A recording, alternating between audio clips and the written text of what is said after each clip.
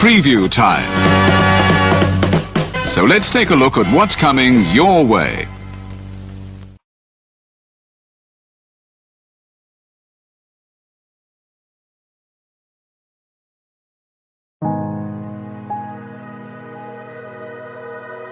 Gary Hebert, the man, the myth, the legend. I was amazed, and I was looking to become a better skater myself, and I wanted to be like Gary. When you look at a guy like this, he's one of the most talented people in his profession. He's been given gifts by God. It can get frustrating at times when you're trying things that, that maybe don't come as quickly to you as other things. And, you never really felt that sense of frustration with Gary. It was always about improvement and positive reinforcement. Was it really the end? Was that head injury really the end? God has called Gary to continue to be a blessing to others and to be a passionate example. My name is Gary Hebert, and this is the World Academy of Hockey, otherwise known as the Inside Edge. I would recommend anybody that have a chance to come to his hockey school. I think it'd be well worth it. It'd be rewarding to all the kids and anyone he coaches, from whether it's an adult, a professional player, to a little kid like a Mike or a Squirt. Gary, from day one, has been instrumental to my hockey career. I started out as a potential Division III player, and Gary brought me single-handedly through high school and into a top Division I prospect. I owe it all to Gary, the biggest legend on and off ice there's ever been. Listen, watch, learn, be confident, and have faith. Those are the answers I was brought to. Yet, I only now am really learning how truly important those 5 things are. Through preparation, through appropriate thoughtfulness and thinking, we can learn to untie the typical knots between our ears that drive us into underachievement and underperformance. And on the whole, we can learn, I think, to fulfill our God-given potential.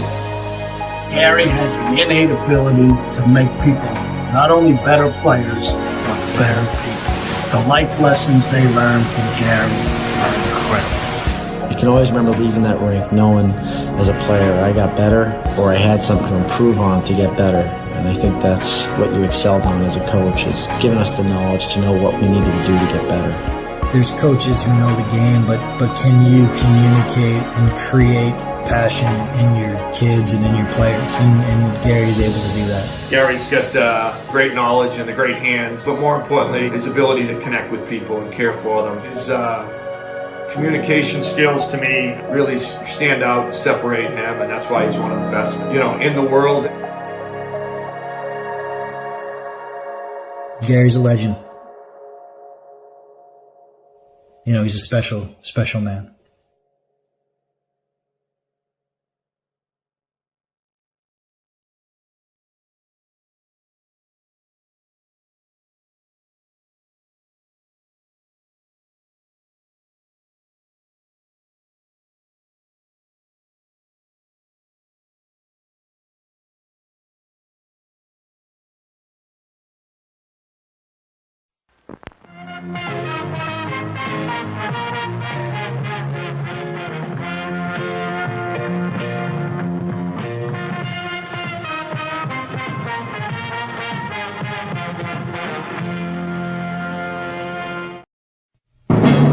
The Jeff Meacham Network's Multiverse of Media. For over 15 years, the recognized symbol of excellence and the standard bearer in coverage of sports and entertainment. Hello, everyone, and a very pleasant Sunday to you, wherever you may be in the wrestling world. Welcome to our coverage of AEW Double or Nothing, the 5th anniversary of All Elite Wrestling here across the Jeff Meacham Network, Multiverse of Media. The voice you hear is the founder himself. That's me, good old JM, joined for the moment by our AEW commentary team par excellence, the Simple Man, Noah Foster, the Heat Man, James Hebert, will be joined momentarily by the currently parking Renegade Wrestling, JJ Williams. And gentlemen, it's almost like it's been a blur, and yet it still feels like it's been that 5 and then some. But 5 years since the official start on screen of All Elite Wrestling.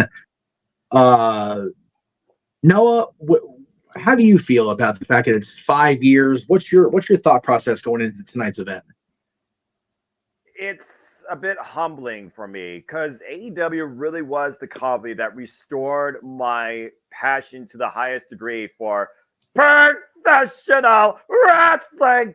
Damn it! With the countless moments, the excitement, the renewed overall just interest in this business. They wanted to change the world. They wanted to bring something different. They wanted to make it fun again. They wanted to create opportunity, and they've done that. Whether I was watching Chris Statlander and Sky Blue, Daniel Garcia, Lee Moriarty, Nyla Rose, Rico, Hikaru Shida, Dr. Baker, DMD, Cody, and Dustin Rhodes, the match that truly started off me in AEW that defined this right here is going to be something that we're going to reflect on and appreciate for a long damn time as it continues to rise. And no matter what you want to look at when it comes to these three letters, this business is better because of AEW's existence, for what it has brought and what I think it still is going to continue to bring forward.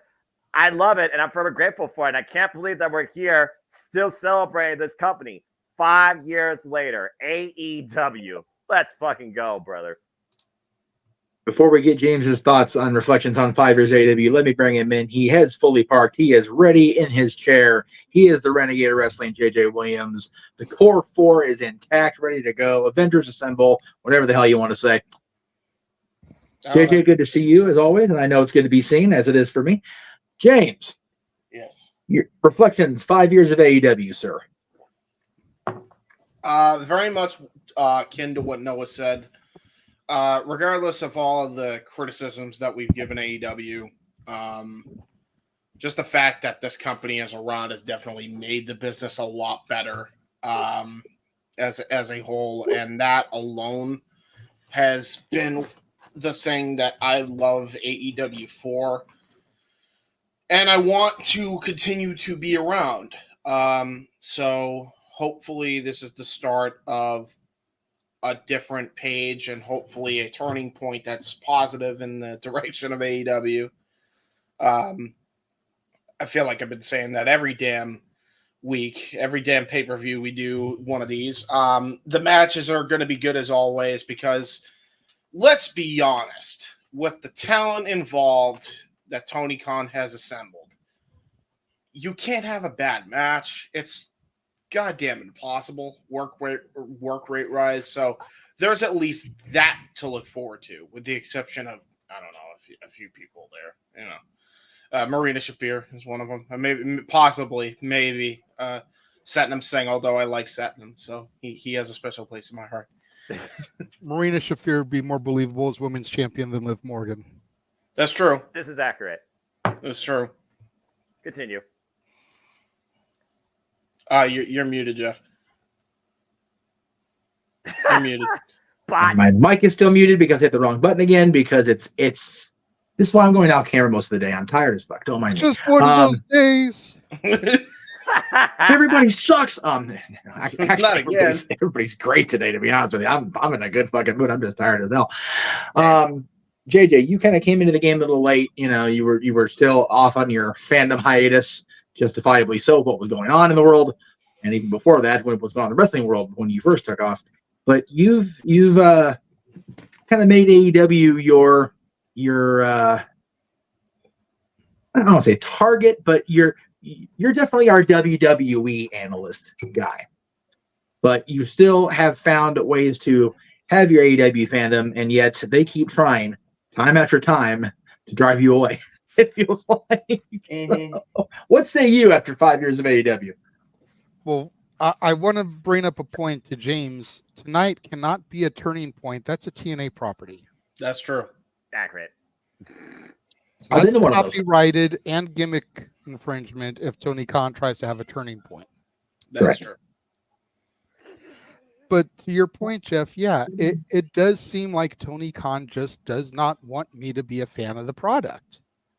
Yeah. You know, first he tries to bring me in. You know, they bring out Bryan Danielson and CM Punk and Jeff Jarrett. And it's like, okay, here's guys that I like. And then here comes Brawl Out, and here comes the Dumb Fucks, and here come all the other stupid shit that they do that seemingly tries to drive me away. Yep. You know, I said it last night. I said it on Simply Predicting, I believe. I've said it 100 times. I want them to live up to their mission statement. Yep. To change the wrestling world. Right now, with a couple of exceptions, I'm not seeing anything different than I can see in my local and deep federation, except on a bigger budget and scale. Yep. So you're not changing the world. You're just presenting the same old shit on a bigger scale. Mm. To James's point, the matches are going to deliver. If there's one thing that Tony Khan does do good, it's deliver matches on pay-per-view that deliver. Yep. Yeah, there's 733 false finishes before we actually get the pinfall. Yeah, a lot of the matches seem to go at least 5 minutes too long. And we end up with an almost 4-hour pay-per-view instead of an almost 3-hour pay-per-view. But I don't want to be the negative Nelly of the channel when it comes to AEW. Yep. I really don't, because there are people in the company that I still love watching. Like, I tune in on a weekly to see what Willow's going to do. Her match with Mercedes is the match I am the most invested in out of all these matches. Yep. And that's only because there's a year-long story behind it that most casual fans don't even realize. Because while they've alluded to it on television, they haven't really gone balls deep in it like WWE would do. Yep. And AEW doesn't have to be WWE, but if you're going to bring elements of a New Japan storyline into your show, you need to give the story. Yep. And not do it the day of. Yep. So we will see what happens here. Today is, to take James's pun, it is a turning point as far as I'm concerned. As to whether I continue watching or not after this show tonight. That's why I rushed to get back here. And it's part of it is what they do as far as Mercedes goes. Part of it is how they handle Anarchy in the arena. Mm. And part of it is a couple of other matches, which, there's 27 of them on the card, including the 17 on the pre-show. So we got to get through all of those. But I mean, Safet, do you have confirmation on that, or are you just throwing out a potential spoiler rumor? No. It's one of those, because we've talked about that before. Well, no. In this case, I threw it up there for a reason, because it always seems to be there's some sort of debut or return on a pay-per-view, rather than doing a time-honored thing of building something up. There was talk about this a lot this week, and I brought that comment up on purpose to not have it come crashing down on him and hurting inside, brother. It was MJF is heavily rumored that whether or not he's in the ring or not competing, he'll be back, because God knows they need him. My goodness.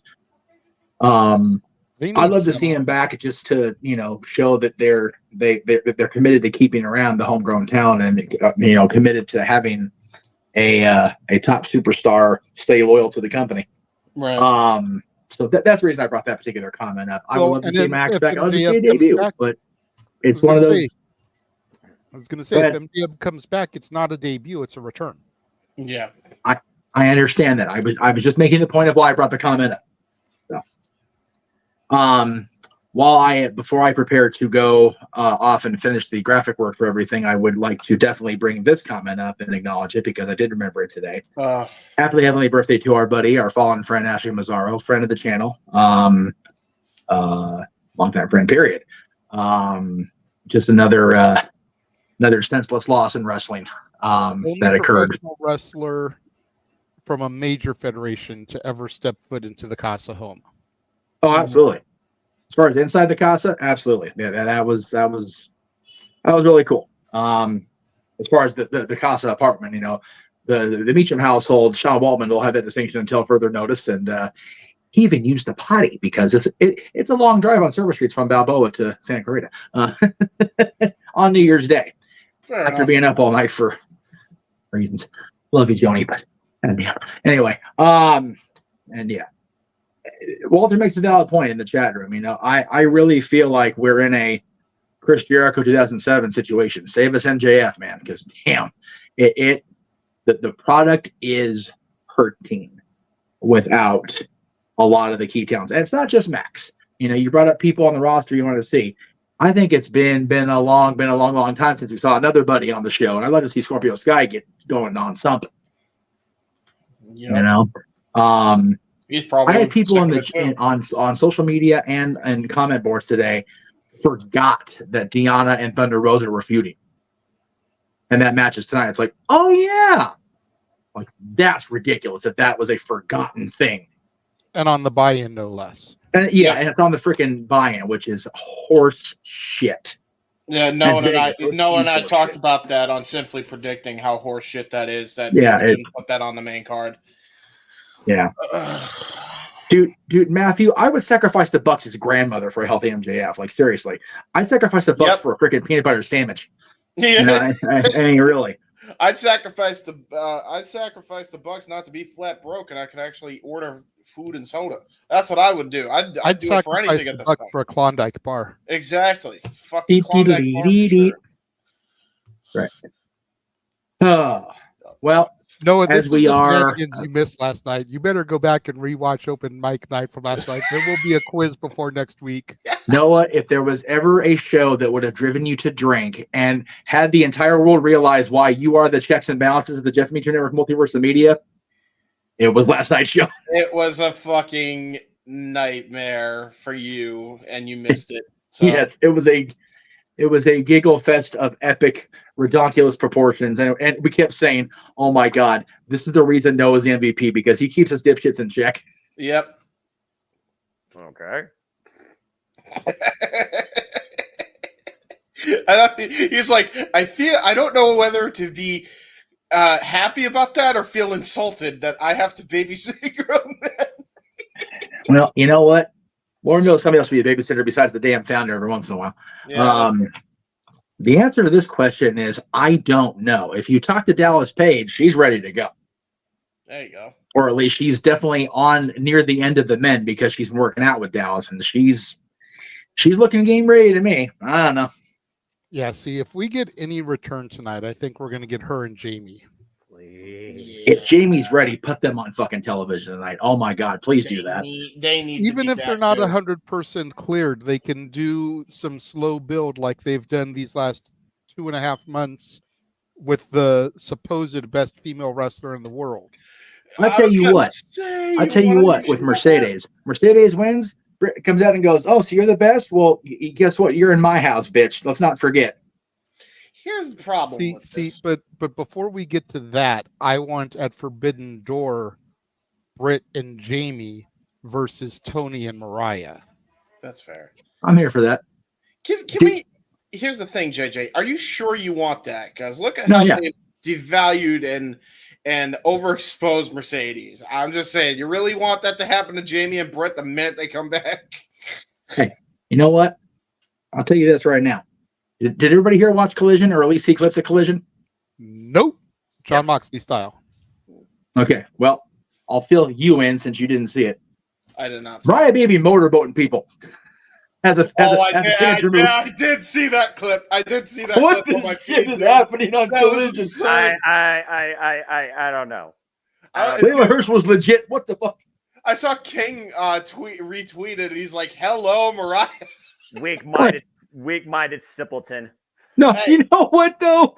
It's so like a step back for like women's wrestling progressing or whatever. But goddamn it was funny. Yes, sir. Sir, you up there? You would be popping if it was the bunny. JJ. No, it's just that wascally play-by-play. You would be hopping around. You're one more bad statement away from pissing me off and unleashing the worst of me. I'm warning you right now. And if you all like to see Noah unleash that wrath prior to the start of the 5 o'clock show, feel free to super chat the Custody Studios and Jeff Mitchell Network. Here come the super tats down the trail. Unleash Noah's bunny rant. Anyway. There we go. Pop is here. Good to see you, Jerry. Jericho's gimmick is joke waving and smiling. Give me a break. Yeah, that's valid. I love it though. Well, again, Chris Jericho's game is ever evolving. That's what Chris Jericho does. But I definitely feel like the character presentation itself kind of feels less than right now. Yeah. But to his own discussions about the character in the past and the people like, Steve Austin, they're not all going to be main event, first fresh at the gate money makers. Sometimes you gotta play your middle of the lineup for a while as far as your game goes. Jericho's not the world champion right now. He's not the A story. He's definitely not even the C story, because there's like 26 stories going on in AEW right now. Tony's all about that alphabet, baby. Jericho's not even in the top stories. And with something like Jericho, with what he's worth and what he's probably getting paid, you got to keep him in the rotation doing something. Yeah. So, I agree with Jerry's assessment, but could definitely use an improvement or two. To me, I just look at Jericho and he's like being that the deluded geriatric guy that thinks everybody loves him and that he's not a bother to a lot of people. Right. That's exactly the gimmick, and that's why I love it so much. I think it's funny. That's actually like one of the few things I'm enjoying about AEW is the Jericho shit, because Jericho once again found a way to reinvent himself. And as you said, he doesn't need to be on the top card with this. No. But it's perfect mid-card shit. This is the shit he was doing in WCW, just changed up. That's what's so brilliant about it. And the thing that people forget is it doesn't matter what form of entertainment, what medium of entertainment you're going with, whether it's film, television, reading, any sort of fiction or even nonfiction. There are only 7 stories ever told in the history of the world. It's just variants on those. Yeah. So it's when you get as much going on as is on AEW television, and you only have 7 basic stories to work with. It's always so many times you can go variable before you go, okay, maybe we need to get less of so and so on television. Just kind of let absence make the heart grow fonder. I think Jericho's definitely getting in that spot at this point. Yeah, probably. But that's just me. But as we now have people on all active outlets watching our watch along coverage of this impending pre-show, I'm going to go off and do my producer graphic art stuff and let you guys carry the rest away as the buy-in is about to begin. I will see you guys throughout the show. There you go. Sounds good. All right. I am going to say here, as we finish our conversation on Jericho, I completely disagree with Cape Rayer here. Aside from the Jericho's WWF debut, Ayatollah of Rock and Rolla, the Nick Bockwinkel gimmick was my favorite that he did, because it was such a throwback to the bygone era. Yeah, man, I agree. Seeing him, in the business suits, using all the big words, half of which he probably had to Google definitions of before he went out there and said them. Like, yeah, man. The reason the fans hated that gimmick is because they had to Google what he was saying to understand what it was he was saying. Hypocrite, exactly. Parasite. Bunch of hypocrites. Oh my gosh, that Jericho. And just the constant scowl on his face. I love No Country for Old Men Jericho. It's my favorite Jericho of all time. No Country for Old Men Jericho. That's what it was. You got the idea from No Country for Old Men. I guess that's fair. Even I understand that reference. There you go. I'm gonna get my water. I'll be right back. That's fine. Well, again, there's definitely is a lot to think about. Sanctimonious sycophants. Yeah. Try saying that 5 times fast, folks, and see if you understand it afterwards. Well, that being said, again, we got a lot to discuss, a lot to look forward to. We're going to see if somebody is humble before the House of Black or gives in to their darkness, maybe takes over the House of Black, brood style, inside a barbed wire steel cage. We're going to see shit hit the fan as we go into full anarchy mode for the 3rd year in a row. We have a triple main event as we'll see if Christian Cage takes over Swerve's house. And we'll see if finally she does more than just talk. She can actually walk out champion and prove her point 1 year ago as Mercedes Monego's 1-1-9 give a TBS championship. Grudge bouts, titles, opportunities at stake here. Again, this is the 5-year anniversary of this company. So put up or shut up time, as I always look at AEW Double Nothing as really a kickoff towards who you really should watch and see maybe do something going forward in AEW. Why Dynamite's anniversary is in the fall, this is really the brand itself. If you don't deliver here, you might as well just, stay backstage or be on Ring of Honor. With all due respect to the Ring of Honor people. Yeah, exactly. Seems like your buddy King A-Train's in the house. Hello, King. Hi, King. Shout out to the ATW family. King, hope you enjoyed the pay-per-view, and I'm sure you had a lot of fun last night with Collision, and I'm sure we'll talk more about that on our ATW View impromptu session coming this Wednesday, as my feed just changed now to a beautiful big neon sign, AEW Nothing buy-in, as we get ready for our WrestleMans and Jeff Jarrett to bring us in here to tonight's pre-show activities. And of course, we got 2 pre-show matches, a trios match, and of course, a grudge match with the Virtuosa, Deonna Purrazzo, and of course, La Mera Thunder Rosa. Should be some good stuff here this evening. Yeah, and I know we're going to talk about all the matches as the pre-show gets underway here. So, again, folks, if you want to be part of the conversation, donate, dictate, super chat, as simple as that. We thank you all for tuning into our alternative commentary coverage here at JMN Multiverse of Media, live watch on that schedule, as we cover all the biggest pay-per-views and PLEs across all the biggest wrestling companies, WWE, NXT, AEW, Ring of Honor, TNA, and sometimes Japan Pro Wrestling. Again, we do not stream it. We do not pirate. You, of course, can purchase this on your own money if you choose via YouTube, Bleacher Report, Triller TV, international outlets like Pay-Per-View, local Dave & Buster's, Main Event Market, and Sky. So that is also how you can watch as the pay-per-view goes live, 8 p.m. Eastern Standard Time. But for now, if you want to engage in AEW for free, along with us, and this also might be your first time, check them out on YouTube as the pre-show is about to get underway. That will buy you in with 2 matches. And, of course, some pre-show hype and match analysis with Renee Paquette, RJ City, and Jeff Jarrett. So, again, thank you all for tuning in out there in the chat. I hope everybody is doing well, as it's Sunday Eve, and you know what that means. We are once again engaging in another pay-per-view courtesy of All Elite Wrestling, because this wrestling industry sometimes doesn't know how to rest. So, and yeah, we don't want a copyright strike. Never the copyright strike. Yeah. Well, I think without further ado, gentlemen, JMN Multiverse of Media, let's get right into it. Oh boy, buckle up.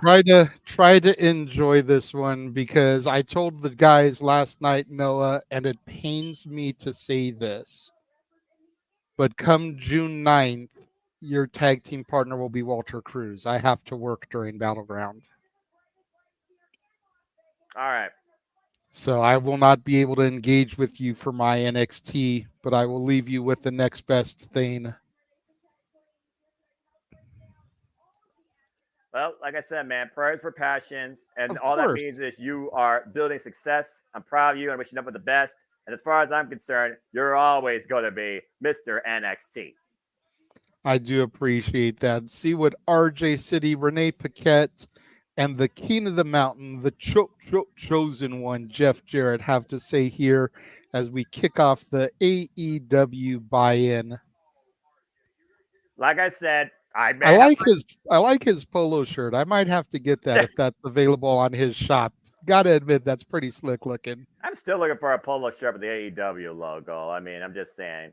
Anyway, of course, we see the MGM Grand finally in. It was back literally May 25th, 2019. For the first time ever, this brand showcased itself in the MGM Grand. We were introduced to Joshi Pro Wrestling, the Best Friends, the Dark Order, Thunderbreaker DMD, Kylie Ray, Nyla Rose, freaking Brandy Rose bringing an awesome Kong. And of course, we had Kenny Omega and Chris Jericho and John Moxley come in with a paradigm shift, as well as the immortal match of Dustin versus Cody Rhodes, as of course they're talking about what's ahead on the buy-in. And I figure it's only fitting that we, of course, talk about what's ahead. We got Deonna Purrazzo versus Thunder Rosa, and the Acclaim versus now the Gates of Agony, since the Logo Embassy is no longer a thing. And that's just on the buy-in. Of course, we know we have a triple main event, TBS Championship.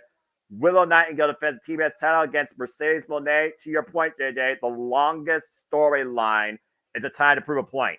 Swerve Strickland defends the AEW World Championship against Christian Cage. Christian, who never forgot what happened last year at AEW All In Wembley Stadium. Everyone loves anarchy, right? Grab your drinks, play some music, and watch shit hit the fan. The Elite take on FTR, Darby Allin, and Bryan Danielson. It's the Elite versus AEW. It is now for the Unified World Trios Championships as the Bang Bang Gang defend the gold against Death Triangle, Penta Zemiel, Ray Phoenix, and Pac. James' favorite thing, the Learning Tree Chris Jericho defends the For the World Championship against Hook and Katsura Shibata under For the Rules triple threat action. Orange Cassidy and Trent Beretta. Trent wanted a pure wrestling match. I expect anything but that, as Orange and Trent look to sell the score once and for all. The AEW Women's World Championship on the line as Timeless Toni Storm and her Timeless Entourage, I'm sure will be in her corner, goes one-on-one against Professor Serena Deeb. In a match named for a title, but a chance, an opportunity, IWGP World Heavyweight Championship eliminator match. John Moxley versus Konosuke Takeshita. The Alpha versus the Death Rider. AEW National Championship. We'll see Will Ospreay, the All Elite Bruv, undefeated streak continues as he takes on Undisputed Kingdom's Roderick Strong for the third time ever in singles action. Barbed wire steel cage match. Who rises out of the darkness in a new shade of black? Adam Coleman versus Malachi Black. TNT Championship. If Malachi Black wins, Adam Coleman must humble the knee before the house. And that is everything that's ahead tonight at AEW Double or Nothing. A hell of a card, guys. Again, Tony never fails to put together a great fucking wrestling card. You can't take that ever away from him. Probably the best in the business at that when it comes to these big, huge cards. Well, so anyway. There is that. Yeah, about to say. Well, we got a video package for Adam Copeland versus Malachi Black. So why don't we go ahead and dissect that match a little more here, because we talk about matches that have a story. This match is a very unique story that really started to build out of AEW Dynasty. As we know, we saw the House of Black and Trios match against Adam Copeland, Eddie Kingston, and Mark Briscoe. It was Malachi Black, though, that was targeting the innocence of the Rated R superstar and the current TNT champion, Adam Copeland, saying he needs to kill him to bring him back to life under what he truly was. And as we saw, Malachi Black faced a brood bath, and he might have finally got what he wanted prior to this match. And if I popped so hard for that, dude. Like, I legit found the clip on Twitter, went into the room and showed the clip to Cece after it just happened. I was like, babe, you have to see what just happened. And started seeing the strobe lights flash and then the bloodbath, and she was like all giddy too. Dude, it's so good, man. This is probably the best story going into this show. I'm going to be honest with you. This is the best built story, I think. As far as story that began in AEW, I will agree. Yeah. I still feel the Mercedes Willow story is the best story in here, which is why it's a main event match. Exactly. Right, still. But as far as something that began within the confines of Tony Khan's All Elite Wrestling promotion, I will agree with you, as we see the barbed wire steel cage ominously hanging above the arena. And I gotta wonder if that'll come into play later on down the road, in not just in this match, but possibly when it comes to Anarchy in the Arena. That's a very fair point. And also, let's keep in mind, guys, in AEW, steel cage matches are only won via pinfall submission inside the ring. There truly is no escape.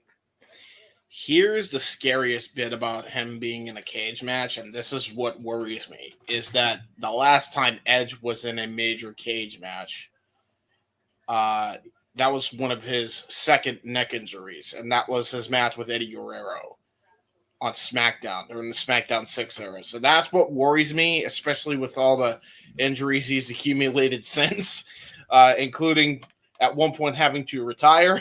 So that's the only worry I got on this, legitimately. But then again, I had the same worry when he was fighting Finn Balor in Hell in a Cell. So there is that.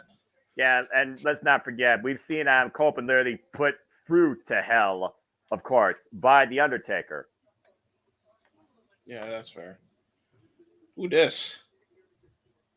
I think this is the guy that constructed the barbed wire steel cage. Who the fuck? 500 feet of barbed wire. What?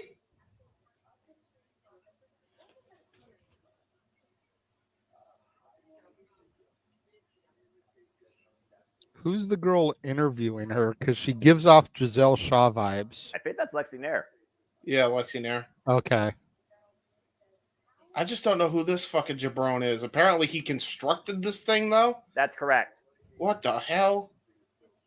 Apparently he's Will Lee, I think. I mean, hey, Las Vegas is full of creativity, so I mean, there you go. What, so he's from Vegas, so they got a Vegas guy to construct a cage? I'm not probably sure. local union, you know. Well, yeah, because again, as you see, JJ, that cage right now is not wrapped in barbed wire. It will be wrapped in barbed wire later tonight. You just learn how much it will be wrapped up in. Yeah. Usually when shows like this happen, there's a local union that's contracted to the building. I know this from my days working staff pro at the Long Beach Convention Center. There was a couple of different unions that had contracts with the building, and depending on what type of show was going on and how many shows were going on would depend on which union came in to set it up. So Las Vegas Union team or MGM Grand Arena, you know, they've probably, each hotel maybe even has its own contractors union. It wouldn't surprise me. So before we move on to talk about another match, I'm just going to ask you all right now. Adam Copeland gave a very unique message last night on Collision about maybe he turns the House of Black into the House of Blood. It almost feels like if Adam Copeland wins, he might be the guy that takes over the House of Black. And I wonder that would go to the strength of Brody King and Buddy Matthews. I got to ask you all straight up, do you think Malachi Black has failed the House of Black? Knowing right now Julia Hart's injured. She lost the TBS championship. They're no longer the Trios championships. They're not involved in the tag team championship picture. And has Malachi Black held up to that status quo as the leader of the House of Black? Do you think that maybe Brody King and Buddy Matthews are figuring about Adam Copeland's leadership involved in this? Is this a judgment day more for Malachi Black than maybe a chance for the TNT championship? I don't know about that, because you don't always have to be in the title picture. You know, it's like you can't always be the dominant force. And you know, not to go down this freaking broken yellow brick road, but especially when you've got talent in EVP positions that are going to book themselves to be the strongest teams on the show. You know, it's just something that comes with the territory. But the House of Black, I don't think that Adam Copeland is going to take it over. I think what we're going to eventually get to, whether it's all in, all out, or full gear, is I think we're going to get to the re-teaming of Edge and Christian, potentially with a short-term contract for David Heath, Gangrel, the Vampire Warrior, right? And we're going to get the Brood versus the House of Black. Which would be fucking amazing if they could pull that off, to be fair. Right? That would be a hell of a way to crescendo that story. Because Cope wanted to bring Gangrel back for his last WrestleMania match, but Vince vetoed it because he said nobody would remember who Gangrel is.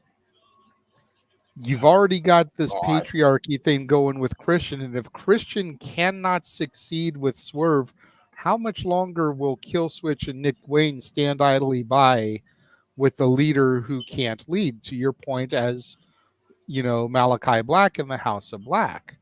I think you've got a lot better chance of those two turning on Christian, leading to the reformation of ENC, as opposed to Buddy and Brody leaving Malachi. Yeah, I agree.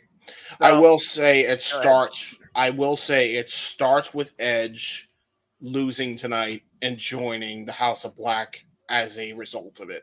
That's what I think happens. Well, I think it would make the House of Black look like $1 million if Malachi gets a win over Edge. The thing is, James, though, the House of Black has been one of the most dominant showcase forces in AEW history, though. And that's also where I also really have two mindsets. Wonder, does Adam Coleman just strengthen the House of Black, or does he turn it into his own image? And again, does he destroy maybe from within to the point that we get the Brood taking over the house, to what JJ said? But simply put, while JJ could be the decider, JJ, he went with Malachi Black. I went with Adam Copeland, so I'm going to ask you straight up, do you have Adam Copeland leaving still the TNT champion? I have Malachi winning, but I don't have Adam Copeland joining the House of Black. So you think that he's going to not bend the knee, he's going to somehow betray him, and this angle is going to escalate further. Okay. Well, as we keep moving forward down here through the Double or Nothing buy-in, talking about the biggest matches going today, whether you are, in reality or in delusion, why don't we go ahead and talk a little bit more about the learning tree, and if we're all learning, or are we waiting to actually be taught by somebody better? As we know, Chris Jericho is now defending what he has christened for the World Championship against Katsura Shibata and Cook after winning an eliminated number one contendership match, both of them tapping out the bounty hunter, Brian Keith. Ever since Chris Jericho knocked Hook's head off with Floyd the Baseball Bat at Dynasty and rechristened this title and has adopted this redwood underneath his learning tree, we're now stuck in this Chris Jericho mid-card vortex, and we're going to see the first ever for the rules for the World Championship match. Now, James, you've been very vocal about Chris Jericho, constant reinventor of his character, to the point now, I feel like Jericho, if he was in a midlife crisis, is what it would look like, but this is the most delusional Jericho I've ever seen, and it honestly might be his most dangerous, because it sounds like here he has no fear. So what's your take on this learning tree setup we got going here tonight? What do you expect? I don't know. I'm sorry. What were we talking about again? I just heard RJ City call the fucking For the Rules match a freaky three-way, and I don't know how to feel about that. I mean, it's wrong. I mean, what happens when an angry New Yorker and a speak and spell wrestler meets a constant reinvention character for a title that's God not damn it by AEW? One of these things just doesn't add up here. Anyway, I think all of them. Let me just bring this point up before James goes on his little diatribe here. Am I the only one that finds it sad that Katsuyori Shibata's talk to text gimmick is more over than anybody else in fucking AEW right now? Yeah, true. Accurate. I do like the Jericho stuff, though, to be honest. I'm like one of the few that actually enjoy it, because I think it's hilarious that he's just become like, just he turned something that was go away heat into essentially a character, and he actually reinvented himself and just decided to go full tilt with it, which you gotta admire it. So I love it. I love this shit. So I'm looking forward to the match itself. Jericho retains, obviously, but I'm just looking forward to whatever the hell they're gonna do with this goddamn shit. Well, I mean, it's a triple threat, so if nothing else we know will be no disqualification. I imagine pinfall submission has to happen inside the ring, but I also do wonder if Hook and Shibata on a collision course to finally go one-on-one with each other, and if Samoa Joe's high rating of Hook, particularly backstage, maybe teaching Hook something that the learning tree isn't. I do wonder if there's going to be some fallout with Hook and Shibata with Samoa Joe's inception in there. Yes. Hey, Jeff. And if you go to Shop AEW right now, you can find your brand new Shibata figure complete with speak and sell accessory. I'm guessing. I'm not gonna lie though, he's right about Samoa Joe. Big men like that should not be wearing flannel. But again, what do I know? I just wear suits. Hey, I am aware of the flannel. I will not have flannel wearing be talk down about. Exactly. And how about hello, Mick Foley? He popularized that shit. That's right. All right, fair enough. All I'm saying is if they release an AEW figure of Shibata with a cell phone accessory, I'm buying that shit. Yes. Mm-hmm. Mm-hmm. Yes. Got to give the people what they want. Oh, Lord. That's what I want, by God. All right. Well, do you want Orange Cassidy to finally shut Trent Beretta up and make him pay for his crimes against the best friends these two been together since day one? Or do you think Trent needs to win this and sever himself from Orange Cassidy and that best friends identity once for all, Jeff? I pose that to you. I want Orange Cassidy to do something different then. Yep. Like, I want the character to evolve fully. I want him to engage this next mode of his career, whatever it's going to be. I feel like he's very much been in, let me do the same shit until people get sick of the same shit. I'm sick of the same shit, Orange. Make it happen, brother. And here's the thing too. I literally have been saying that Orange Cassidy needed to change his character to giving a fuck as opposed to not giving a fuck. Yes. For 2 years now. Yep. No, exactly.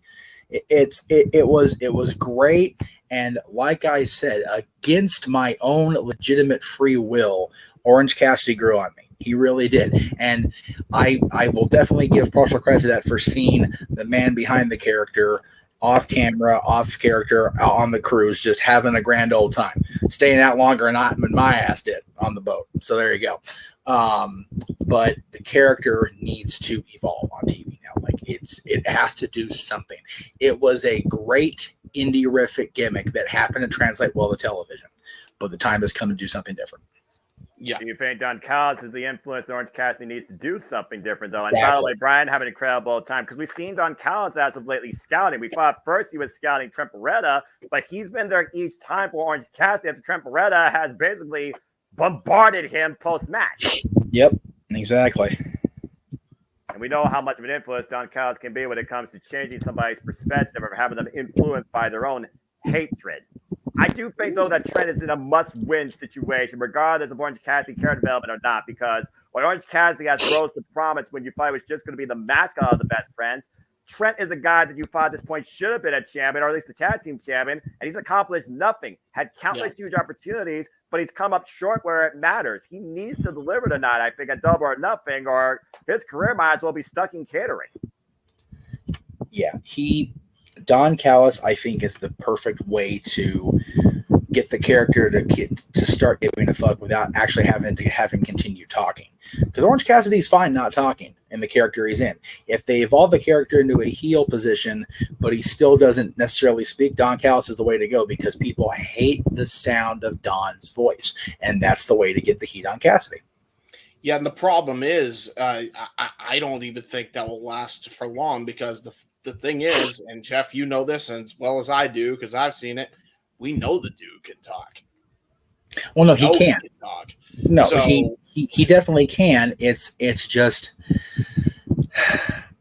and this is just personally me.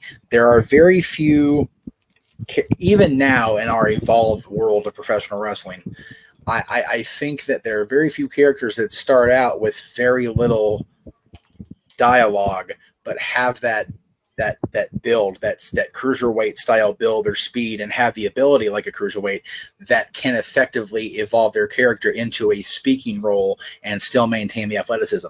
Sean Waltman being one of the rare exceptions to that, because the 1-2-3 Kid, very much a less talk, more action character. But goddamn it, when he flipped that switch, holy balls, did Sean Waltman take off and just get under everybody's skin to the point where X-Pac heat became a legitimate phrase in professional wrestling. So good or bad. Fair. But when it comes to a heel character, I think that if they allow Orange to continue to increase the amount of verbal dialogue on screen, it may be to his benefit. Anyway, happened to see the animal thing and went with it. Whatever. I blame James for this. That's definitely on me. And by the way, while we are acknowledging JJ's animalistic avatar, we will also acknowledge his father, donating $10 as he do. Thank you, Jerry. Appreciate you, Pop, as always. So I think we're all in agreement here, though, that Trent needs to win, but something needs to change going forward for Cassidy, right? No. I disagree. I think Cassidy needs the win in the process of the full heel switch. Absolutely. Wow. I think Orange needs the win here because I like Trent, but I think that it almost feels like him winning as the heel, him winning as the heavy is going to be like, okay, well, that was expected. If Orange wins and flips a switch in the process, then it's gonna be one of those unexpected things that make people, even though it's not a thing anymore in wrestling, you want that water cooler talk tomorrow. Right. Orange Cassidy flipping the switch and being valid will be a water cooler talk. And yes, that was my point here. The 1-2-3 Kid was a great gimmick, but X-Pac, 6-Pac, whatever, was infinitely better, and he could still go in the ring. Bro, I just get an ad on YouTube for the pre-show in the midst of it rolling. Are you shitting me, Tony? You need for Trent Beretta to win this because otherwise, like Noah said, he goes back to catering and is never heard from again. Yeah. Trent Beretta needs the victory. What I would do is I would have Callis trying to talk to Orange and Orange kind of ignoring him, going out there to do it on his own. Have Trent beat his ass and win, and then Orange find Callis and be like, let's talk. Yeah, because Don Callis and has the a lot defeat, the loss to Trent is what sends him to fully committing to the Callis family. Right. Because we've already seen Orange lose Chuck Taylor. He lost Trent. He only has Chris Statlander, who's also tried to play peacekeeper. But we also got to consider that Chris Statlander was the first person Trent went backstage to whisper something in her ear, and we still don't know the outcome of that. We do wonder, will we learn maybe a highlight of that as we get ready for our triple main event? And to your point, JJ, Don Callis family has a huge itinerary tonight, not just with maybe procuring Orange Cassidy, but we know that also the Alpha can also catch Cassidy in action with a huge opportunity. And Will Ospreay has his first chance at AEW championship tonight, as he's currently undefeated in AEW. Before we talk more about the Don Callis family's agenda and their involvement, why don't we switch gears to the AEW Women's World Championship and what you have deemed the best character in AEW. But again, she's not part of the triple main event, and you do wonder right now if she's running out of that level of challenger to elevate the storyline. As we know, Serena Deeb came back after debilitating, life-threatening situations. And again, Serena Deeb, one of the most well-respected, long-time veterans of the business. Shut it, James. You both shut it. Of course, former NWA Women's World Champion. Since Serena Deeb came back, of course, she has been undefeated, but she also said that she's here to win a championship. She, of course, decided to set her sights in the Women's World Championship, and here we stand again at Double or Nothing. Second time now for the professional challenge for this title after 2 years challenging Thunder Rosa, and what was one of our favorite matches that night that we called during that fiesta. That was also great fun. The thing about this, though, that I look at is not so much from the Serena Deeb standpoint, but the Tony Storm standpoint, because I think that these matches and these challengers are starting to really add a lot of stress to her character. To the point, she's becoming a Karen. The last time she was part of a post-Mia scrum, she literally abruptly walked off after reading her statement when somebody mentioned Mariah May.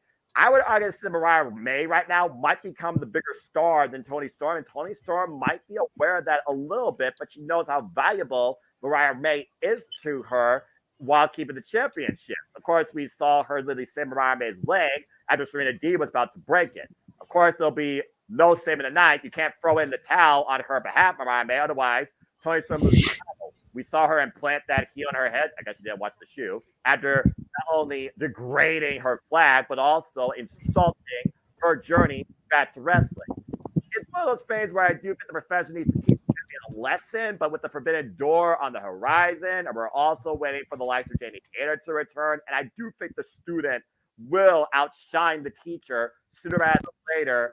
It still feels like it's got to favor Tony Storm retaining her title. So, JJ, what's your take towards this match? Would you want to speak silently or vocally?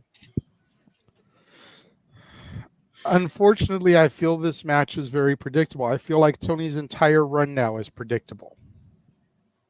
Tony Storm is not going to lose the title until Jamie Hayter comes back. That's what I'm hoping. That's period, point blank. Tony Khan has proven that he is that type of individual that, when he has an end game, he sticks to his end game, come hell or high water, regardless of how many better opportunities present themselves beforehand. If she was going to lose the belt, she would have lost it to Deonna Purrazzo. That would have made the most sense. Yeah. When she didn't lose it there, I knew she was holding it until Jamie Hayter came back. It's very much what he did with Jade Cargill and Chris Statlander. Do you think that Jamie Hayter makes an abrupt return and we immediately get that challenge thrown out, or do we push that challenge out maybe to All In at Wembley Stadium, where again that was her native turf? I do think Jamie Hayter. I think it comes at All In. I do think Jamie Hayter and Toni Storm needs to happen in the UK when those two had roots with each other. And with Alex Windsor being part of the AEW ecosystem, that's also a match that Alex Windsor wants. Alex Windsor said in literal verbatim, one of the matches she's never had that she's always wanted to have was a match with Jamie Hayter. I think you build somehow bridge towards that off of Jamie Hayter reclaiming the title. Let's not forget, Toni Storm beat Jamie Hayter for the championship last year as an outcast. And Jamie Hayter hasn't been seen since. We're literally a little over 1 year to the day, I'm a hater, that we have not had Jamie Hayter deliver some haterade.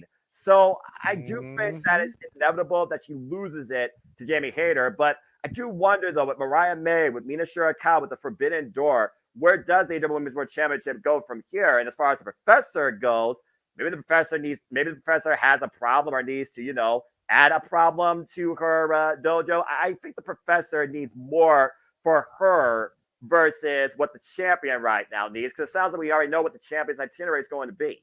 That's why I think they make their return tonight. We get a tag match at Forbidden Door. Yep. And then based off of the results of the tag match, we get Tony versus Jamie at All In. Yep. No, all right. But it's pretty unanimous. And then you could even pull the trigger of having Britt turn on Jamie to go into that program. Whether she costs Jamie from dethroning Tony, or she waits and lets Jamie defeat Tony, and then she just guzzles her after the match so that come All Out, it's Britt versus Jamie. I think it has to happen when she inevitably loses to TBS champion Mercedes. That's when I think the gears will turn in her head to turn, I think. And you can have both those matches at All In. Yep. And Britt Baker previously challenged for the TBS Championship on Collision against Chris Statlander, so there's that history there for challenging for that title. And also, she is literally one of the most notorious AEW Women's World Champions in this company's history. She was the first female signing to All Elite Wrestling, so she has that pedigree to challenge Mercedes Moné. So there's a lot of long-term tails of the tape you could put there, but I think it's safe to say as we get back to full color here momentarily, we all believe Toni Storm is retaining by hook or by crook. Yes. Yes, agreed. I do hope Serena Deeb tries and breaks her leg. All right, let's go ahead and switch gears, get back to full color here, and talk about Roderick Strong, shall we? Today. Roderick Strong, you said yourself like a Revolution, one of the most violent, underrated, pure and ring technicians that we know. The Messiah of a Backbreaker for a reason. Of course, he takes on one of the greatest professional wrestlers this generation, arguably, and Will Ospreay. This is Will Ospreay's first chance in the AEW Championship, and since signing in Jerry, he is undefeated. Of course, his already resume includes not limited to Bryan Danielson. Jesus Christ, what a freaking match. Kyle Fletcher, Powerhouse Hobbs, Katsuyori Shibata, and of course, Konosuke Takeshita, where, James, you lost your shit during that match at Revolution. You arguably called that a match of the year already, and we're not even halfway through the year. Think about that. But the thing we got to consider here is not the Undisputed Kingdom necessarily, but the mentality of Will Ospreay. Ever since that adrenaline rush in the moment, delivering the Storm Driver, Tire Driver 91 to Bryan Danielson, but seeing the way that Bryan almost had a bit of a seizure type thing, and then hitting the Kid and Blade, and then seeing Bryan unable to really get up on his own power, he's hesitated since using that. Even during the first ever Casino Gauntlet when he beat Kyle O'Reilly, we need that match one-on-one. And even when he was taking on Shane Taylor, But I do wonder, as we see the CEO arrive at the MGM Grand looking to hit the jackpot here in the city of Las Vegas, I do wonder, though, is the Storm Driver what Will Ospreay needs to do in order to actually win this title, despite we expect the Undisputed Kingdom's involvement here, too? You and I, James, are kind of parsing on this. You said that Will Ospreay needs to win this. I said Roderick Strong kind of needs to win this because the Undisputed Kingdom right now lacks that power and direction. As long as Adam Cole is not involved yet in ring, and as long as Wardlow's there's the insurance policy, it's almost like the Undisputed Kingdom's gold is preserved. Now, if speculation is to be believed, though, that a certain scumbag is supposed to be in the desert area, then that might throw a monkey wrench into this entire equation. But I do think it's a want to win by Roderick Strong, but it feels more like a must win to prove what Will Ospreay's been saying he's been all along. A wrestler on another level. And the bad blood with Roderick Strong and Will Ospreay goes all the way back to their days fighting out one point at Ring of Honor and also other promotions, including SWE. Reframing what James says, James, I'm kind of with you. I think Will Ospreay might win this. I'm just not sure whether or not he literally does it cleanly. Does Don Callis get involved in his behalf? Does the family help Will Ospreay against the Undisputed Kingdom? But I do think Will Ospreay has a bigger chance of winning here tonight than he does later, even if he doesn't use the Storm Driver. That being said, JJ, I already talked to James for bad about this predicting. What's your thoughts about this match? I think Ospreay takes it. You know, there's no reason for Ospreay to lose. Zero. Kyle Fletcher still has the Ring of Honor, whatever it is, TV title. You get Ospreay this title. You have Takeshita win the Eliminator match against Moxley for a shot at the IWGP title. And you start building the Callis family up for all these potential championships. Yeah. The Undisputed Kingdom has been dead since debut because of Adam Cole's lack of involvement. If Adam Cole is not there tonight, does not get involved, Roddy does not win. Period. The only way Roddy wins is if Cole comes. And if Cole comes, there's your opportunity for our scumbag to come out and try to help Ospreay. But that means he's helping Don Callis, who's even more of a devil than MJF is. Yeah, who's the real devil here? So it's like, you know, this whole big paradox here. And I don't know about that. I don't think we see MJF tonight. I know a lot of people are talking about it, you know, buzzing about it. I don't think we see MJF tonight. Maybe his music plays and that's like a distraction method? Maybe. I don't see MJF until maybe a couple weeks from now. The Forum Dynamite soonest. I don't see him tonight. I think there's too many other stories that need potential returns to start laying groundwork over MJF. That's fair. Jeff, we already talked about Jamie and Britt, and as much as I can't stand this motherfucker either, I could see a Hangman Page return tonight. Oh. Whether he aligns with or goes against his former Elite Brethren. Or he goes after the person that he said he would die before seeing him hold the AEW World Championship. We'll get into our triple main event here shortly after getting Jeff's spots regarding this. So, Jeff, right now, it's pretty much 3 for Will Ospreay. Again, you've also seen the All Elite bruh thing outside of the ring as well. So, again, what's your thoughts on Will Ospreay's mentality here and challenging for his first championship? A title that he could take global as well, which is what he wanted to do before he left New Japan Pro Wrestling, the International Championship. Yeah,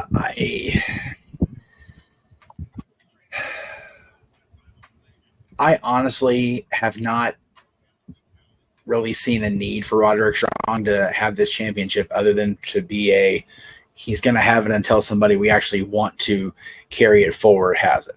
Because that's what Orange Cassidy was. He was the guy to carry that load, right? So I think Ospreay is the guy to do that. And I think Ospreay having a title branded international going into Forbidden Door is exactly what you want to go with. Yeah.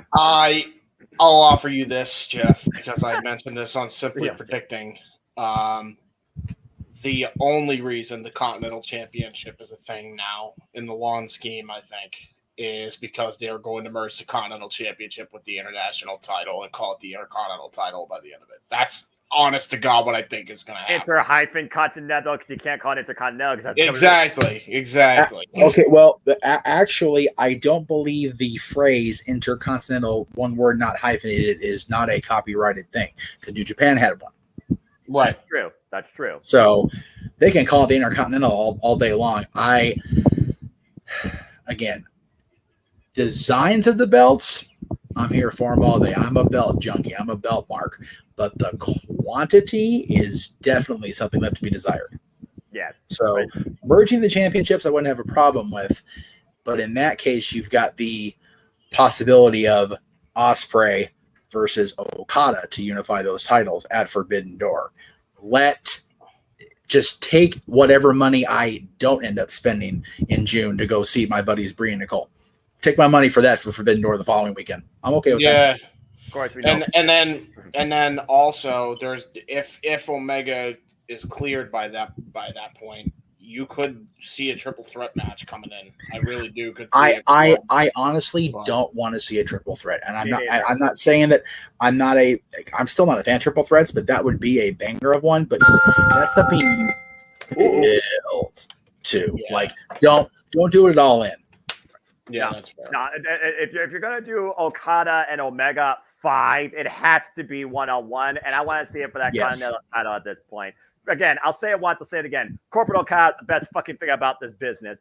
Don't at me. And the first time ever in Okada's career, we're seeing Okada compete in a match of the most extreme proportions. Anarchy in the arena. What does one of the absolute best professional wrestlers of all time do when there are no rules? Yeah. I need to step away real quick. I just got some news I need to share with my mom. Cape Rayer, that question will be much better suited for Friday's episode of Dads. Just throwing that out there. And you all, of course, watch the good JMN Multiverse of Media. And to just point, the next time we cover AEW will be the Forbidden Door virtually from the UBS Arena in Long Island, New York at the end of June. Well, that being said, guys, we've had a lot of great talk. Let's go ahead and really dive into our triple main event here. I mean, let's go ahead and first talk about the elephant in the room. What the hell is about to go down here once again in Las Vegas in the MGM Grand when Anarchy is allowed to run wild? We've seen a man bring gasoline and try to put somebody on fire. We've already seen dives from ladders. We've seen people trapped in freight elevators. We've seen concession stands. We've seen freaking broken glass inserted into a poker trip along with barbed wire. We've seen screwdrivers, leaf blowers. We've seen truck bed pile drivers. Oh my. It's one of those things where how extreme can Darby Allin be in this environment? How violent can Bryan Danielson be? How proficient in an extreme environment can FTR, one of the best tag teams of all time, can be?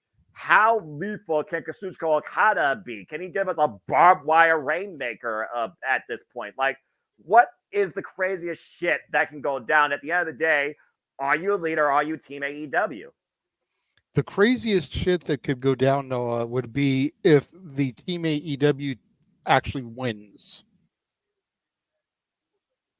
That's the craziest thing that could happen. Because whether we like to admit it or not like to admit it, and I think James will even co-sign with me on this, despite his hatred like mine for the foursome for Team Elite, if Team Elite loses, the story is dead. And this is a story that they are going to try to build probably till at least World's End. So if they lose tonight, there's no point in continuing the story. Period. Oh, that's fair. No, I made my point on the no DQ predictions. I'm not a fan of this match. This is a feud ending match, not a feud starting match. I actually have that clip ready to go if you want to just play that. You know what? Let's go ahead and do that one more time. All right, here we go. JJ, what are your thoughts on this match? You really don't want me to speak on this one, boss. Let's hear it. We're live. This is no DQ. Are you sure? How many F-bombs do we get? Just one? I mean, go ahead. You got at least one. I gotta try and figure out where to place it. Yeah, you gotta be, just like in wrestling, you gotta find the right timing to push the envelope. So this match right here is why AEW will never ever defeat WWE. This should be a feud ending match, not the first match in a series. This is where those putrid fuck Jackson brothers still are booking with their guerrilla mentality instead of trying to book a major league wrestling promotion. They're going to win because they're going to book themselves to win. It's the only way Rod and Todd Flanders will ever be cool. Wow. And they've got Ralph Wiggum on their team. Whoa. And Millhouse. But somehow they're going to be the victors here. Oh, God. There you go. Damn! Yeah, and James chopped that. There's more to that. Yes, Well, I had to chop it for it. Well, to with that actually being go said, through. we'll get more of the Renegade Unleashed, I'm sure, as we'll all be part of Anarchy in the Arena. Before we talk about the other two parts for our double main event, guys, let's go down to ringside and get ready for some in-ring action with a grudge bout that could really stem all the way back to these two's first time ever encounter that I saw live at Summerverse 2021. Time for Thunder Rosa versus the virtuoso Deonna Purrazzo. Ain't no more coming in from behind or trying to get a fight in the audience. These two are looking to begin things tonight with an end to their rivalry. Two of the best pure technicians you will see with a violent nature. I gotta say, I like her Elvis-inspired gear there with the That's cape awesome, and the yeah. little accentuants there on the pants there for the leggings. Yeah. Very, very nice touch. And Walter, I know you know, bruv, but we will get to your super chat after this match. The As virtuosa. here comes the virtuosa, long may she fucking reign. Damn it! Yeah. Of course, Deonna Purrazzo, the virtuosa, came in AEW this year, of course. Challenged for the AEW Women's World Championship at Revolution and made Toni Storm tap out, but unfortunately the Timeless Entourage allowed the Timeless Era to continue. It was Deonna, though, that Thunder Rosa felt like Thunder Rosa went to the front of the line beyond her, challenged that Dynasty. Deonna set up a one-on-one opportunity for her. Thunder Rosa failed to capitalize. These have been at each other's throats since. Obviously, these two won their title shot. That's what it comes down to. It's all about becoming the AEW Women's World Champion. And Thunder Rosa right now, she's intensity. Bell rings are underway. Referee Mike Posey for this opening contest here. We're just over 45 minutes and 30 seconds away from AEW Double or Nothing taking the airways all across the world.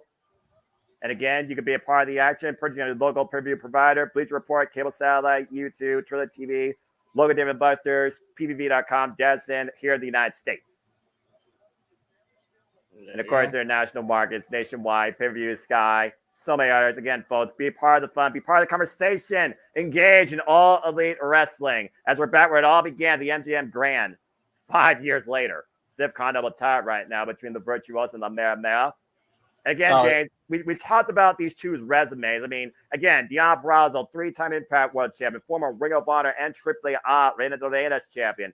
Thunder Rosa, former NWA Warrior Wrestling champion, former AEW Women's World Champion that had to vacate the title due to injury. Real quick before I answer your question, what is your timer on? I'm at 30. I'm at 44:33. Okay. Midsection. So you need to pause it on your end. All right. I'll pause it at 44:25 just so we're aware. Of course, Deonna Purrazzo right now working. I'm at 44:25. 47, 26, 25. Yeah.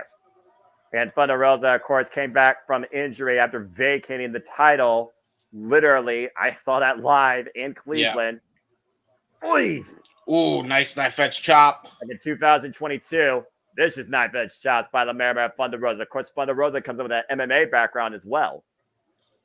Got kicked right in the shoulder with all that around. Take home at Harris. I thought she was going for La Mystica there. Let's not forget the disciplines of these women.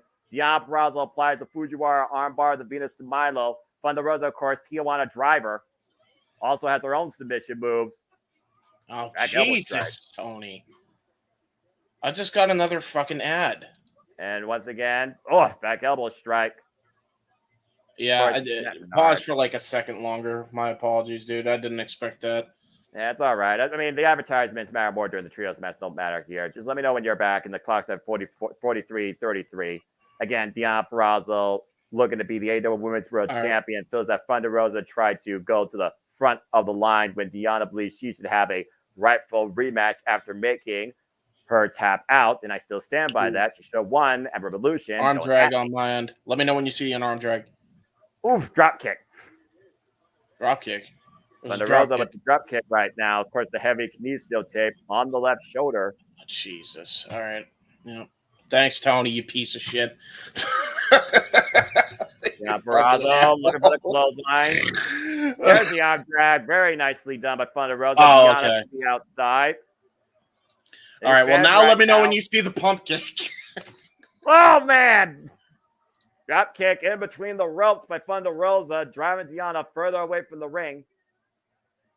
Got her down, but you need to bring her back inside to capitalize.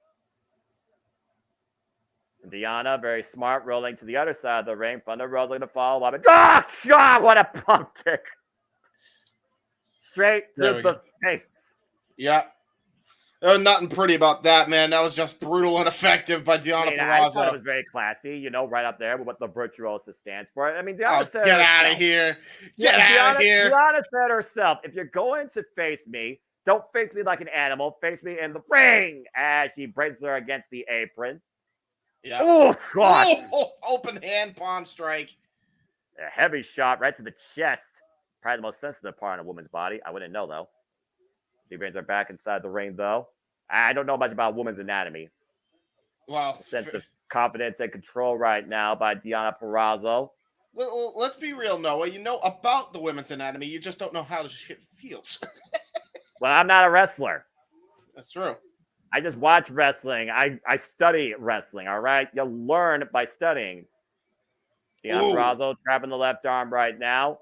Modified hammerlock in between the legs here. Yeah, she went into a key lock of sorts, and now she's got that modified armbar with her legs. Of course, we know she's setting up for the Fujiwara armbar, softening up that left arm that's already damaged, you can see by the heavy kinesio tape.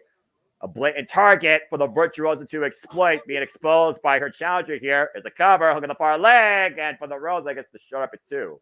Yeah, that was just a brutal arm wringer, man. Just drilled her right into the canvas. And now she's trying to get feeling back in that arm is Thunder Rosa. Again, what Thunder Rosa needs to avoid is the mat game. We saw what happened with these two at Rampage. Thunder Rosa escaped with the win via roll-up. Diana Purrazzo had her dead to rights in that Fujiwara armbar. She just changed the body's momentum to get the 3 count. Cover, Lara press. Thunder Rosa going to kick out again. Of course, we know there. Also technically proficient, will challenge for the AEW Women's World Championship against Timeless Toni Storm. Second time she gets a chance at the title at AEW Double or Nothing. Now she's just doing basic fundamental wrestling holds with that arm. Yes, arm ringers, hyperextending it across the elbows, shoulder. Strikes, trying to set her up for that Venus de Milo. Well, I don't think she's setting up for the Venus de Milo at this point, James. She literally is only focusing on one arm. Notice the way she's constantly trapping the left arm between her and Thunder Rosa. She's never letting it go. They got a wrist lock here, double wrist lock with Thunder Rosa. The bat drop, the shoulders down, 2 count. There's a reversal for that cover. And now, look at this. Nice with the Romero special. Yeah, great Romero special. Rocking back and forth is Thunder Rosa. But the problem is that bad arm. Thunder Rosa right. Oh, and Diana had a good right arm to just clock the Mare in the face. That was a brutal shot, too, from down on the ground as well. That's hard to do. And a cover, hooking the far leg, and a 2 count. As Diana's trying to remind everybody exactly who the Virtuosa is. Nice key lock, hammer lock style here. Good leverage, though, by Thunder Rosa, keeping her body off the mat. But again, Thunder Rosa knows how to get out of these moves. Again, we talked about before the MMA background of La Mera. Deep arm drag escape. Well, not just an MMA background, but she's a former NWA World Champion. Man. Don't forget double collision here in the middle of the ring. Both women down here in our opening contest at the buy-in. Our first dose of in-ring action here before AEW Double or Nothing takes the airways officially, as we're just over 39 minutes away. And I am so glad to see these two competing. And this time the arena is actually full. The arena is still filling up as we speak. Dueling chants right now for Deonna Purrazzo and Thunder Rosa. Of course, Deonna Purrazzo came to her rise to confidence and promise through 2020, being the face of the knockouts of Impact Wrestling. Oh, what a slap! Oh, my! And return to kind. Again, these two Hellcats are not going to leave anything up the table. Big net breaker. They're channeling their inner WrestleMania 19 for the GameCube, hitting him with the women's special slap, both of them. But Deonna Purrazzo is in a very vulnerable spot, and Thunder Rosa is aware of it, going for that drop kick. Oh, God. That was rough. Caught her right in the face with that drop kick. Thunder Rosa with the cover, and Deonna gets the shoulder up at 2. Great kick out by Deonna. Former Impact World Champion, former Ring of Honor World Champion, former AAA Reina Dorena's champion. Deonna Purrazzo comes in here with 10 years of wrestling experience versus Thunder Rosa's 9 years of wrestling experience. They would try to lure her in. High kick, though, by Thunder Rosa. Rocks Deonna. And Thunder right now up the roundhouse, going to the top rope. Deonna, though. Oh, God. Oh, my God. Dude, she fully slapped her like this. Uh-oh, and look at this. Deonna taking a page out of her husband's playbook, tagging it back at a target in the corner, in the crosshairs. Thunder Rosa rocks Deonna with the cover, kick out. Wow, man. Wow. Deonna Purrazzo surprised by that, a little bit upset that Thunder Rosa is still alive in this match. Yeah, shout out to Steve Macklin, her husband, as you pointed out, Noah, with that tag and bag finisher. Now trying to go for a pile driver, Gotch style. Wait a minute. Thunder Rosa right now trying to take the Virtuosa down and transitioning now into a sleeper hold. Yeah, almost looks like she's trying to go for a cross-check and chicken wing of sorts. Deonna Purrazzo carrying Thunder Rosa's body, pushing her towards the corner. Deep arm drag. Great separation. Deonna once again in Thunder Rosa. Oh, got caught with a discus elbow. Oh, my God. I think she might have legitimately knocked her out. Two, no! Wow, dude. How is she even conscious? I swear to God. That almost looked like it was over. Yeah, no doubt about it, James. But again, doesn't get close to that about the bell ringing. And that Thunder Rosa might be looking for the Tijuana driver. As we're just 36 minutes away from Double or Nothing. Can she hook her up? Deonna, though, trying to the left arm, bring her down the canvas. Oh, no, Venus de Milo. Firmly in place. Oh, my God. Thunder Rosa in serious trouble. Look at the torque on that arm. But again, Deonna versus the pressure. The shoulders down. And forces Deonna to relinquish the hold. Selena has a backstabber. Great backstabber by Thunder Rosa. Now she's trying to get feeling back in that shoulder, letting adrenaline take over. Gonna go for that crossface again. The thing is, though, she's trying to play Deonna's game right now, and I don't think that's wise. Yeah, but again, as we mentioned, Noah, she is a former NWA Women's World Champion, so she knows the graps. Driving forward, though, and again, Deonna looking for the ropes. Thunder Rosa changed position. Oh. Shoulders down, got her, Deonna wins! She had her hand on the bottom rope. She did for leverage, but it's outside the ref's vision. Deonna got the better of Thunder Rosa this time, caught in a submission. Oh, boy. Outsmarts Thunder Rosa here tonight at the Double or Nothing buy-in. And Thunder Rosa is incensed. Long may she fucking reign. Damn right! Hey, I think it's bullshit. She was cheated. She was cheated! Again, James, though, Thunder Rosa has a legitimate gripe. You're right, but the ref didn't see it. At the end of the day, all the Virtuosa cared about was showing the world exactly who the Virtuosa is. She out-wrestled and outsmart Thunder Rosa. That's fair. Game match right there. Great match with those two. I was right. All right. Well, that being said, hope everyone enjoyed this. And you got to consider, again, that win is going to go a long way towards the Virtuosa challenging for the AEW Women's World Championship again. She just pinned a former AEW Women's World Champion. Keep that in mind. That's fair. Well, as of course, we just saw that banner. Allow me, guys, to give you some promotion real quick here. As again, we're here at JMN Multiverse of Media, live watch event schedule 2024. Hashtag we're going to die, but I'm going to survive. The next time we're back here in Las Vegas, particularly, it'll be, of course, in the building that defines fighting. The UFC Apex, we'll be here covering NXT Battleground. That will be Sunday, July 9th here. It'll be me and Walter Cruz the cause. We represent proudly JJ's NXT. So please stay tuned more for that and Cindy Dipping and other coverage and activities to come here. The JMN Multiverse of Media as the 2024 schedule continues.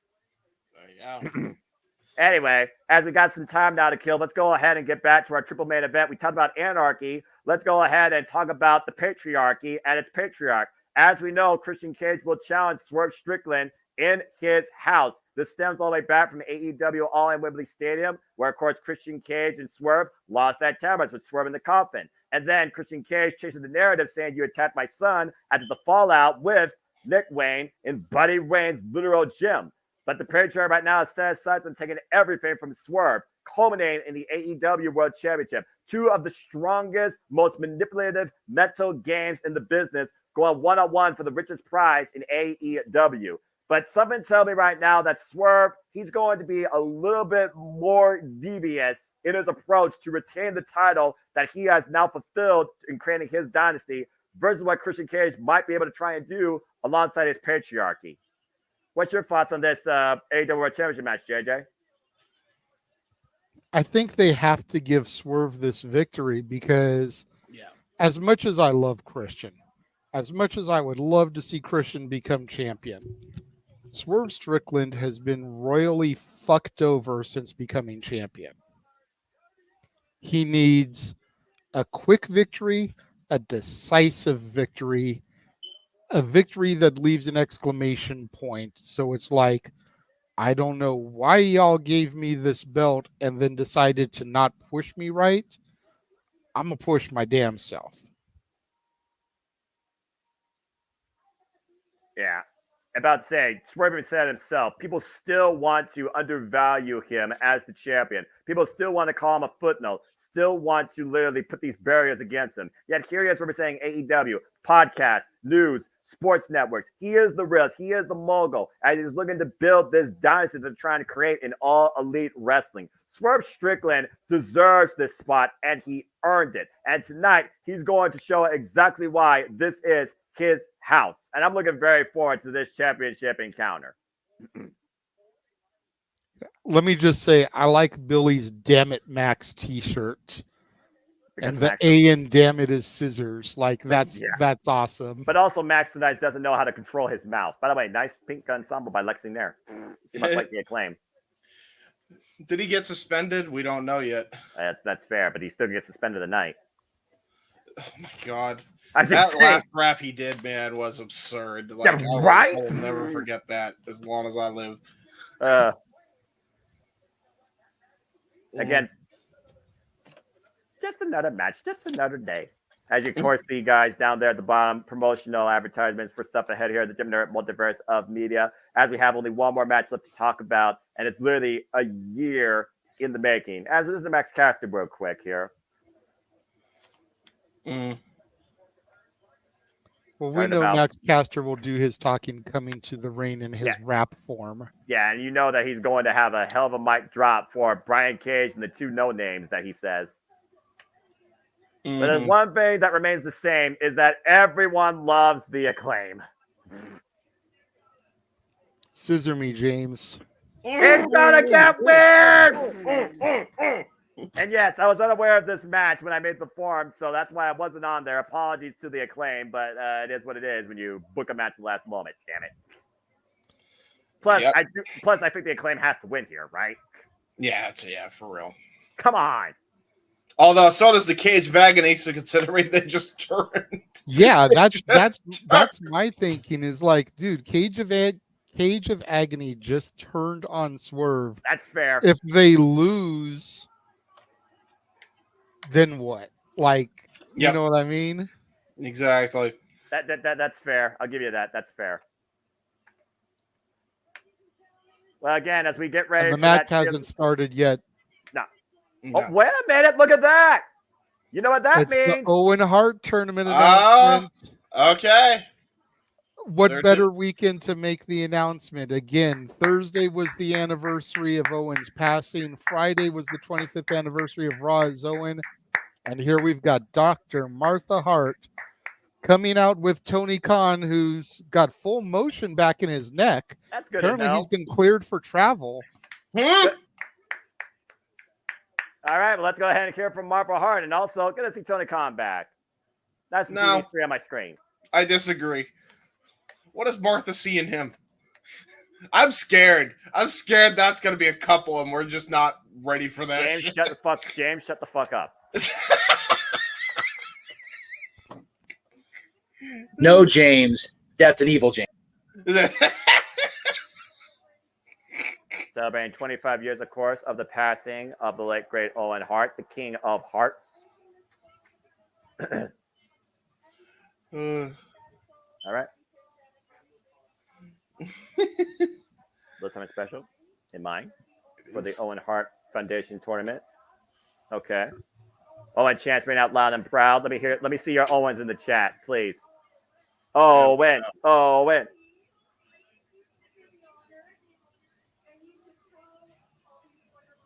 Ooh. What's this? Hello, Tony. Oh, Jesus. Hi, Dr. Nick. All right, so what we got planned? Third year collaboration.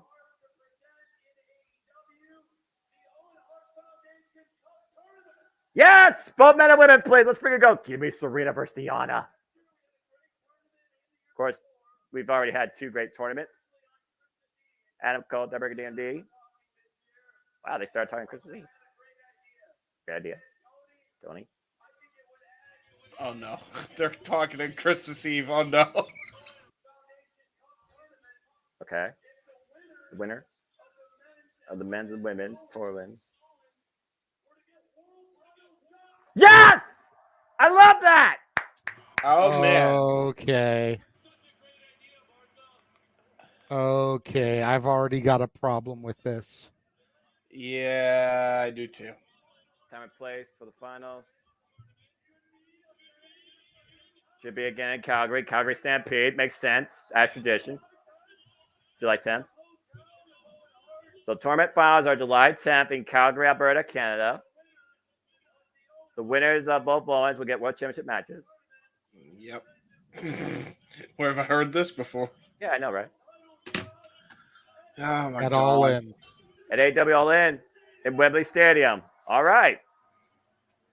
So now we know what the summer plan is.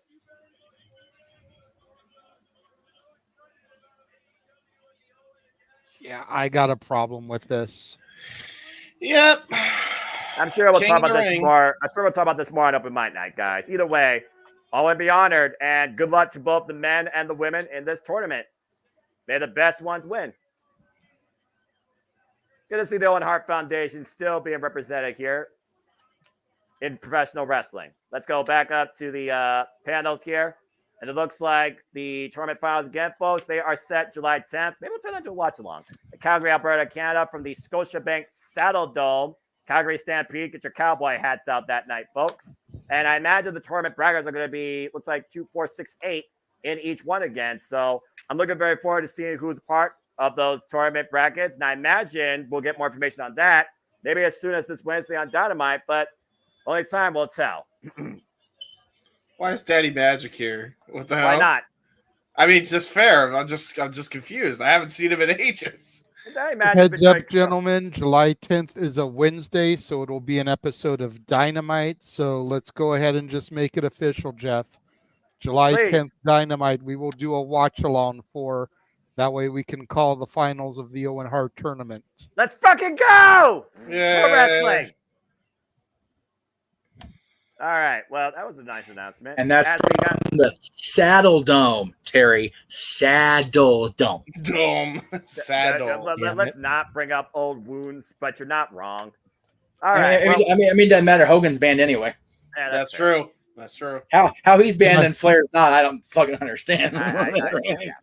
I saw the Vegas Golden Knight mascot running around the ringside area there. That's hilarious. Okay. The reptile, whatever the fuck his name is. Britt, Tyler, Blakely, turn away for a minute. Fuck that little Gila monster chance. Fuck that guy. Damn. Tell us how you really feel, Jeff. No, you don't want him to.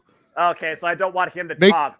people super chat. If you would like to hear Jeff go off about how he feels about the Vegas Golden Knights and their Gila Monster mascot, send a $20 super chat to the Jeff Meacham Network YouTube channel. Make them pay for it, Noah, just like Arlene paid for me to go off on Liv Morgan last night. Mm-hmm. Yes, because the that Morgan why- wasn't is that- riddled is with that the free why- stuff. Is that why you want me to go back and watch Open Mic Night that I was literally passed out to be part of? Yes. Part of it. Do it. By the way, I might go back and listen to it at some point this week if work is quiet. We'll see.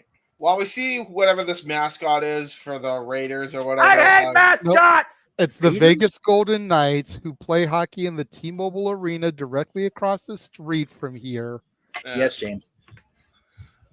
Anyway, and he's going to be in the arena as the Cage of Agony come out. Oh, Jesus Christ! Brian Cage already messed this boy up once. Someone tell me that mascot's not going to have a nice day. Brian Cage is going to wreck this little boy's life just like he did the last time they were in Vegas, and it was a glorious thing. With all respect to my friends, and you know what? At the end of the day, Chance legitimately appeared at my little friend's birthday party, so I can't hate on the guy too much. But they're not there. Fuck him. So is Brian Cage versus Chance turning into the new Kane and Pete Rose? Yes. Yeah. I would be against that, but I will say, I think what I'd like better, and I think even Noah would give a pop for this, considering how much he hates mascots, is if Jeff Jarrett was out there and cracked him with a guitar shot. Yeah, Are you trying to actually give me a reason to like Jeff Jarrett? What the fuck? Give the Gila monster a guitar necklace. You know what? Go back to Raw's Owen the watch along, Jeff, and listen to Noah talk about how I was 100% right about how they fucked up in not booking Jeff Jarrett as a baby face after that shit. Before they do that, listen. Okay, so now the match is on. Yes. Did they not have Brian Cage mess up Chance? No. Not yet. I'm sad. It needs to happen. Oh, Jesus. He is still at the ringside area, though, so he could end up getting involved in the match or something. But let him just represent the Acclaimed and just make it that much better when he does get nailed. That would be good. Okay, Acclaimed and nailed in the same sense. I need to bow out again. Okay. Everybody loves the Acclaim. What's your name? And yes, it's really Chance is standing behind them, just kind of like doing this whole thing. Hockey gods, if you're there, you already took out my Kings.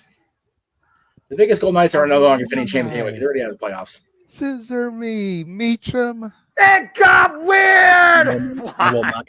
Why is this group? Why does this work? Why does this gimmick work so damn well? Come on, Noah. Damn it, JJ. Bye. All right, put your scissors Jeff in the is a chat, poppy folks. pooper. Yep. Put your scissors in the chat, folks. Trios action underway here. A little over 20 minutes away from AEW nothing going officially on the airways. And after this, we'll talk about the last match, the match that matters the most, the biggest story. Riddle Niagara versus Day. Oh, fuck me. Oh, Lord. Small penis syndrome, courtesy of Max Caster's mic drop. Bell Reigns were underway. James, I don't know if you're muted or not. I figured I am muted. What Sorry. were you saying a moment ago? I was just saying, I can talk about that last match real quick right now for everybody in here. Swerve wins the end. I was talking about Mercedes Monet and freaking Willow, you botcher. My bad. Okay, well that one will actually require more of a discussion. Anyway, we'll get back to that later. 19 minutes and 38 seconds away from the show. Anyways, I love AEW. I love professional wrestling in AEW, part of it. And we got Bishop Khan of Ring of Honor, of course, now tied up.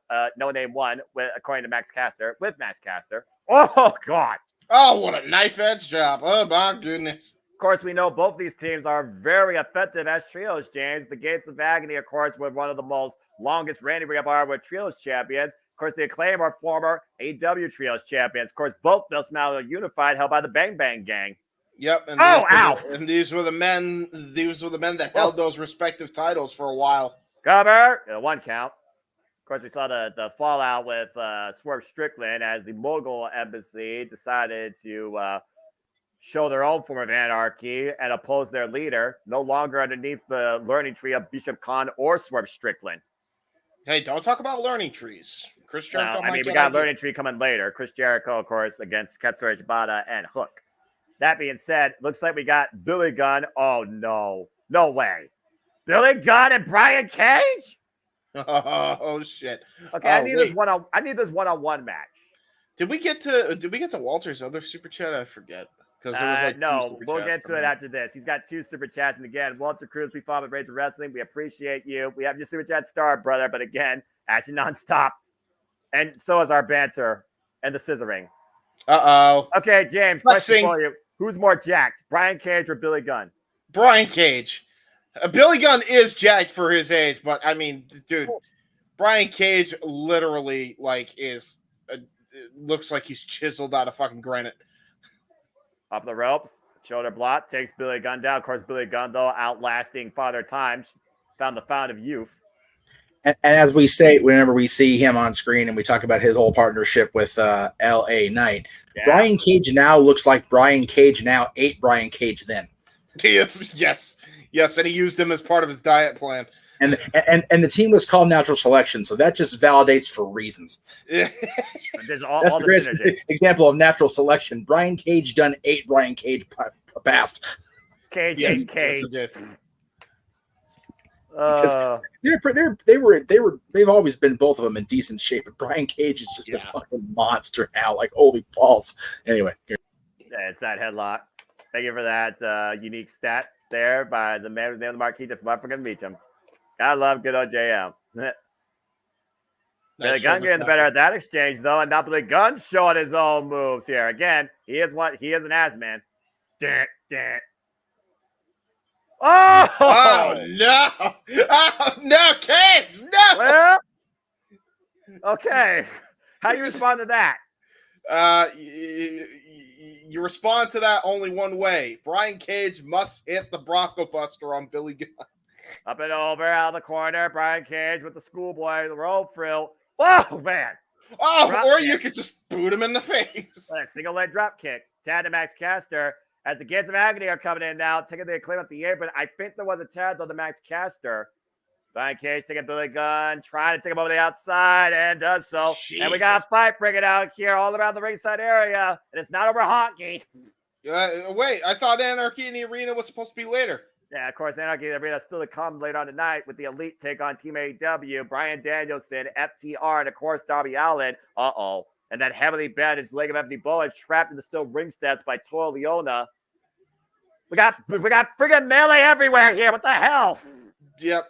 I will say, I'm just going to say this. This is my Anarchy in the Arena because I'm not going to see any other Anarchy in the Arena. So there is that. Enough. Oh, no. Oh, no. Oh, no.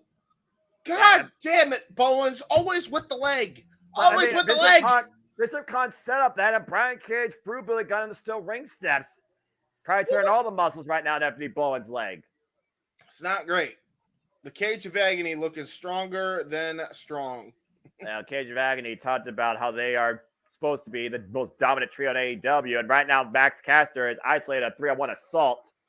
Bishop Khan running after Toleona, and Brian Cage running with the uppercut. There's a tab made of Bishop Khan. We talked about it earlier, James, the reason why they were effective. Ring of Honor 6-man World Tag Team Champions. Yep, true that. Bishop Khan hoists the Matt's cast out of the corner here. Might be looking for a sidewalk slam. Oh, across the top turnbuckle. Ooh, that's not fun. That tag, and Nito has a senton placed across the apron. Yeah, his back is getting punished, and now, oh no, Brian Cage's gonna go for a stalling superplex from the apron to the turnbuckle. Deadlift German.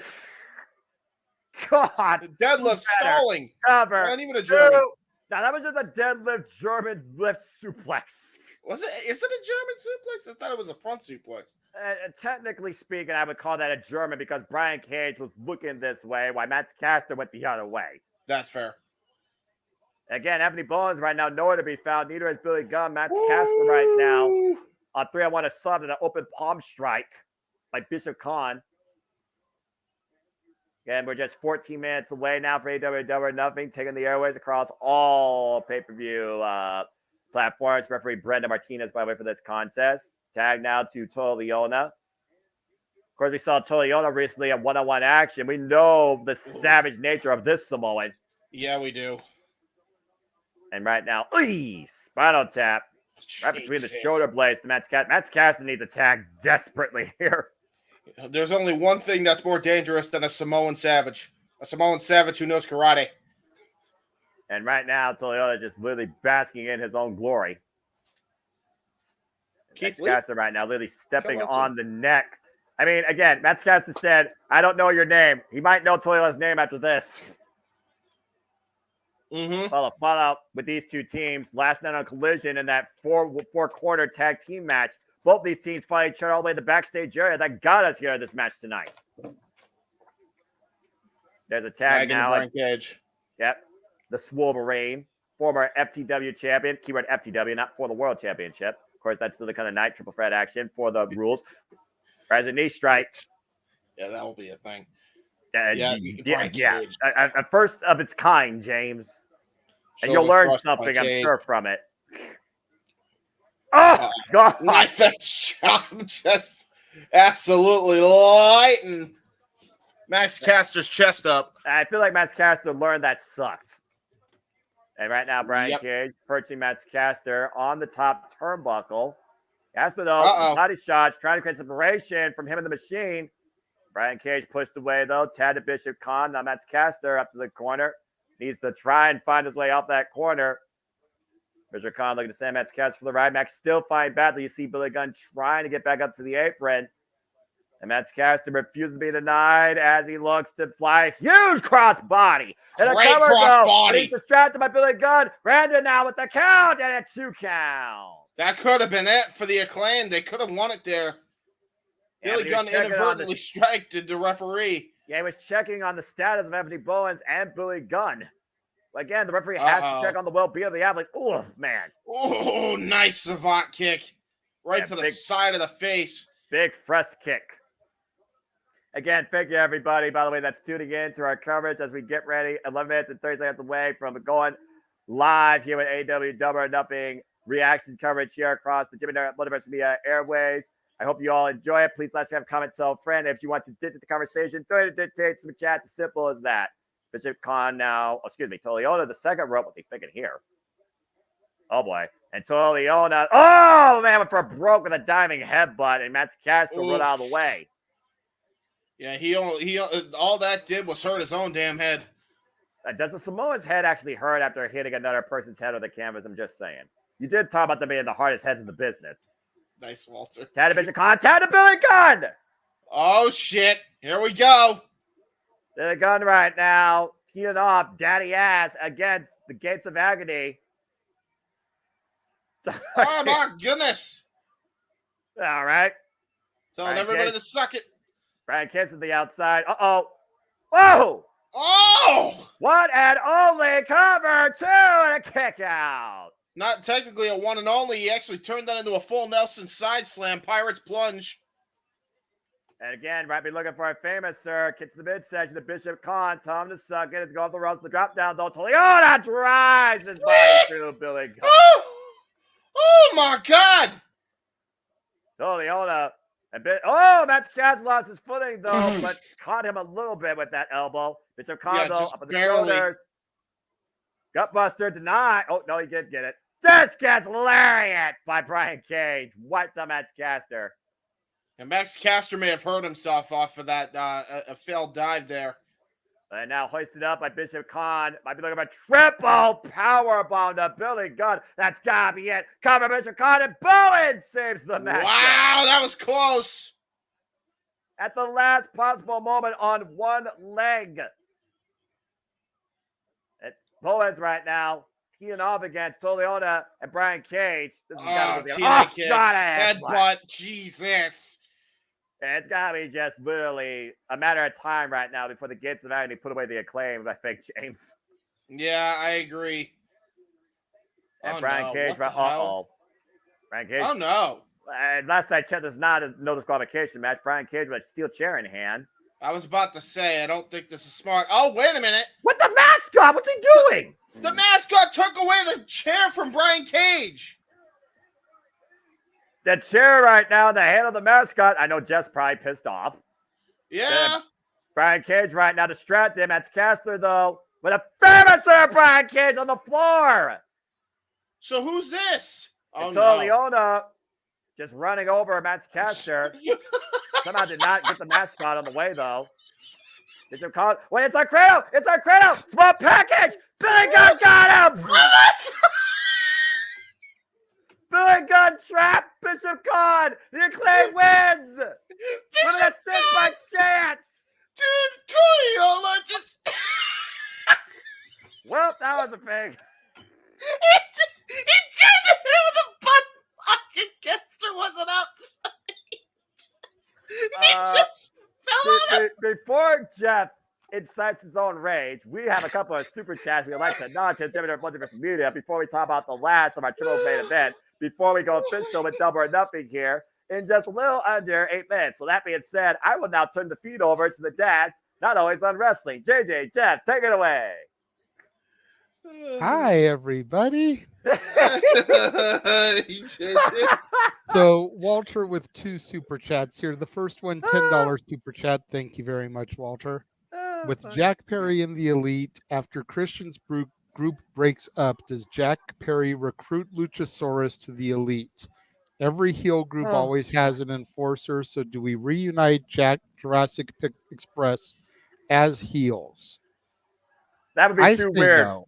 Yeah, about to say that's weirder than this 4-way scissoring I'm seeing. Personally, I say no. I think for Jack Perry to be taken seriously, which he's already having a hard time, he needs to get as far away from Luchasaurus as possible. Mm-hmm. No more boy and his dinosaur. I think the best way to use Luchasaurus is to have him go out there right now and eat the Gila monster. I Brian Cage didn't do it. Fucking Brian Cage, you let me down again, you big bastard. I'm sorry. Couldn't even pounce his ass like he did last time. I can't stop laughing. Everyone loves the Acclaim, but Jeff hates Chance the mascot. Bro, oh, God. Toleona just falls on Max Caster. Just fucking How about literally tripping over your own 2 bare feet? Anyway, so do we have another super? I'm sorry. Yes. I'm trying to work on that. right? So my super chat, Walter says, 25 years later, AEW can correct the WWE wrongdoing. Make Jeff Jarrett win that Owen Hart tournament. I hope this puts you over the threshold. It probably did. Thank you, Walter. And that means Jeff Jarrett gets the world title shot at All In. As much as I personally would love to do the Wii Woo in London and have him win the world title, it ain't going to happen. No, unfortunately, as much as I'd love to see that, we all know it's going to be Will Ospreay versus Swerve Strickland at All In London, bruv. Do we truly know that, bruv? I do. We do know that, bruv. I believe it. I believe, no. That's 2 more bruvs, by the way, for the count. Ding, ding. Actually, that's 3 more, and I've got it. So, we're already at 6 today. I'm ready to start the main show yet. So, do we want to talk about the main event or what? Yeah, let's go ahead and talk about the main event, shall we? The one with the most story. And JJ, why don't you go ahead and talk about the tale of the tape here and the story, because it's the match you're most invested in. I'm looking forward to you being part of the call with us. It's Mercedes Moné and Willow Nightingale for the TBS Championship. It's Mercedes Moné versus Willow Nightingale 2. Was there just simply an ashes? Was it all meant to be for Willow in the end? Is Moné just talk, or can she actually walk? out with the championship and prove that last year was truly just a fluke. Okay, so I'm going to try to not Liv Morgan this. Please don't. I'm really going to try because it's a great 1 year story arc. Almost 1 year ago to the day, Long Beach, California, the Walter Pyramid, New Japan Resurgence, tournament to crown the first ever New Japan Strong Women's Champion. These two women in the finals. It was supposed to be Mercedes' shining moment. And she botches a maneuver and injures herself because she's the greatest women's wrestler of all time. That's right. Willow Nightingale ends up getting the victory, makes her career, goes from jobber to superstar overnight. Don't add me in the chat room. It's the truth. Yep. As a result of that victory, Willow Nightingale wins the Owen tournament for the women. Yeah. Goes on this whole run with Stat, culminates with becoming champion 1 month ago. We knew Mercedes was in the company because she debuted at Big Business back in March. We knew she was going to face the winner of Willow versus Julia last month going into Dynasty. We knew this match was going to come.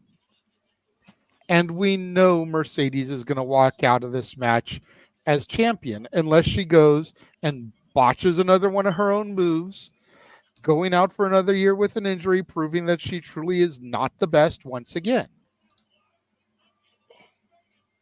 It's sad that Willow Nightingale is nothing more than a transitional champion. She deserves more than this. One of the ways AEW can keep me around is let Willow retain. Build up some more stakes here. Even if it's just a disqualification victory. Let Willow retain here, because if you look at the Magic 8 Ball, is Willow Nightingale retaining? Right. All signs show fuck no, she's not. I've never seen an 8 ball have the F word in it. This is my Magic 8 Ball. Fair enough. Damn it, this is the Renegades 8 Ball. There is no ball shaming on this network. Unless you're Mike's caster. That's good. That's good. Continue. As we see here on the pre-show, the GIF that I created that got Mercedes to reply to me, and Willow power bombing Mercedes through the table.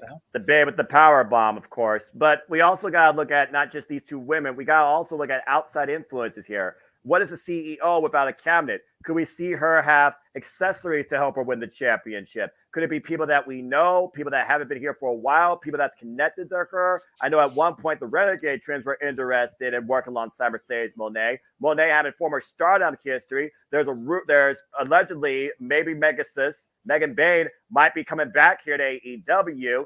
Maybe Camille is part of AEW, and she might be literally the insurance policy for Mercedes Moné. Is Chris Statlander and Stokely Hathaway leading Willow to the gallows unexpectedly? Is this somebody what Trent maybe spoke to Chris Statler about? Is Stokely going to betray Chris and go alongside the CEO? A match that James believe is made in manager and client heaven. It's so up in the air where it feels like it's too obvious to be simply, oh, Moné beats well, there you go, the point pro, I do like the fact you brought up disqualification because it does breathe suspension of disbelief that, okay, I wasn't able to beat you when you were at 100% last year. Well, you weren't able to beat me fair and square this year to the point you were desperate. Where you couldn't get the championship, you at least could have the moment. At the end of the day, does Moné want the championship or does she want the moment? Because for Willow, it is more about that championship because that TBS championship has no damn asterisks. And as we go live, I personally do hope that Willow wins, but I hope that both prove a point of what it means to be the face of TBS. As we officially go to the live feed and we officially get ready to take the airways, I have AEW copyright one on my screen. Again, folks, we do not copyright this. If you do, you'll get 5 years in prison and a fine of $250,000. I love that new clean AEW logo. Jeff, Mercedes is selfish. She wants both. Jeff, she whatever wants you the moment and the title. Right. Jeff, whatever you're doing, by the way, the Twitter logo is like on and only the Twitter logo. I know. Just patience, James. I got this. It's okay. Okay. Pyro! I'm trying to bring up a point of talking about this match. Please do. Before I do my usual intro stick and begin our first match, go ahead, Jeff. Ooh. I'm trying. It's loading like a snail's pace here. It says place your bets. Camille, Camille! Can I please do my own goddamn thing? Seriously. Sorry. Jesus Christ. Camille put this out earlier today. Now, if you believe PW Insider Elite, it doesn't mean anything. What is going on? But we all know, of course, how the dirt sheets work. I would love if Camille was involved in this match between Mercedes and Willow Nightingale somehow, some way, because her on screen in the national spotlight situation, Camille, is long overdue. So anyway, Noah, do your thing, brother. Oh, I am absolutely ready to elevate this thing because, ladies and gentlemen, it's Sunday! You know what that means! We're back where it all began, the MGM Grand, and this is AEW Double or Nothing, and we're kicking things off with the AEW International Championship. Welcome to the show. Hello, everybody, and welcome once again to JMN Multiverse of Media. You know what this is, for I am the Simple Man, the Simple Brand, the voice of the JMN, forever fucking great for professional wrestling. Damn it. And my name is Noah Foster. With me, as always, is James Hebert and Jeff Meacham and the Renegade of Wrestling, JJ Williams. Guys, are you ready to go tonight? I'm ready. Ready as we're going to be. This is going to be a hot match to kick the show off. Yeah, what an incredible match it's going to be. Will Ospreay earned this opportunity. That was a weird warning. Okay, get out, get back in. There we go. Will Ospreay earned this opportunity, of course, winning the first ever Casino Gauntlet. After outlasting a field included but not limited to Commander, Dante Martin, Lance Archer, and Kyle O'Reilly. This is Will Ospreay's first chance at an AEW championship since signing in January, and he comes in here undefeated. He's doing the crowns up and then doing the foot stomp in the ring. Let me know when you see that. Will do.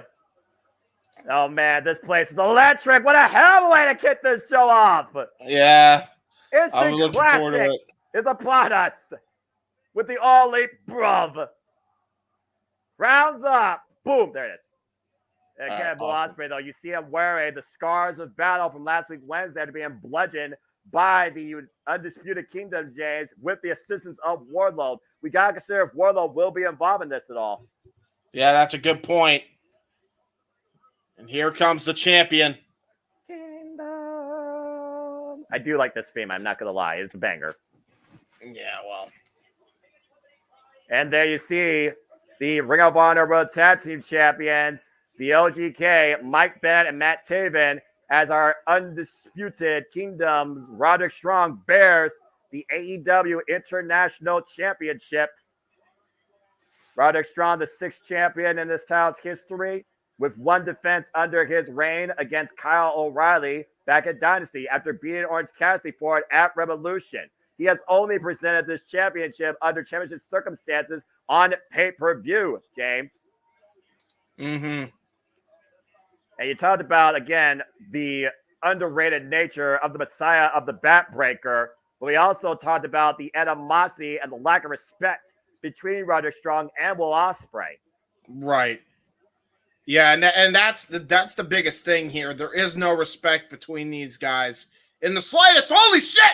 Will Ospreay trying to go for the hidden blade, and we're already starting things off! Jesus Christ! I think the match has just started! And then, Bryce Remsburg rings the bell. The Kingdom are still in the ring. That's the bell has run, so that means this time match is official. The eliminated title change hands. It's been a pinfall submission.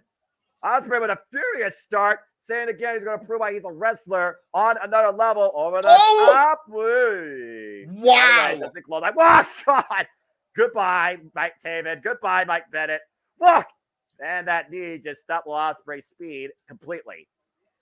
And now what the hell is he planning? Oh my You know God. exactly what he's planning here. Backdrop super counter by Will Ospreay looking for the background across the barricade. Oh, this match is going to be way too fast for us to call. Yeah. Whoa! Ow!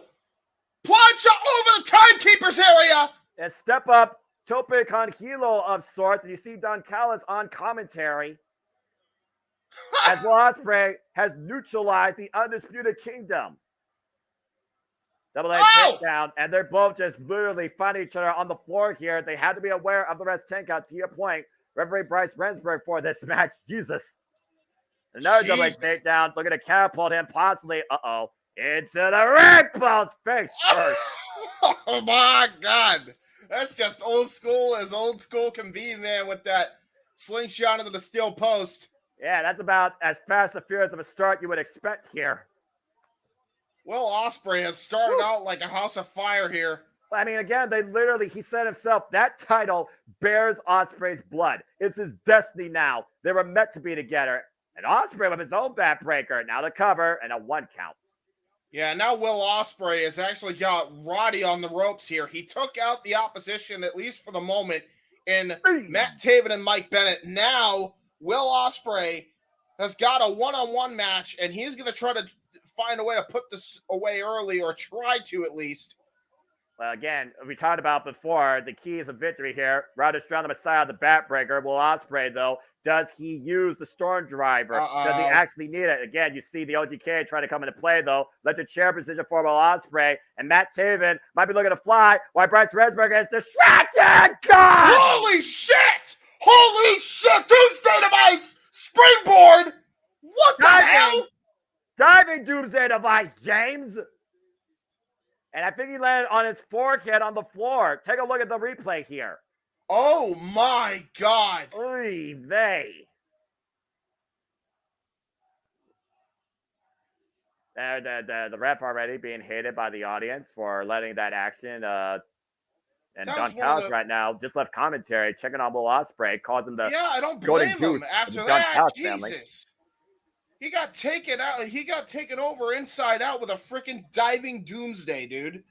And Roderick Strong looking to exploit that wound, taking the bandages off and literally teeing off against that open mark on his forehead. Of course, cut open by the AEW National Championship this past Wednesday. Again, Undisputed Kingdom, gang mentality. They play by the numbers. Again, take a look at this. Dear God. Dude, that is absurd. Holy shit.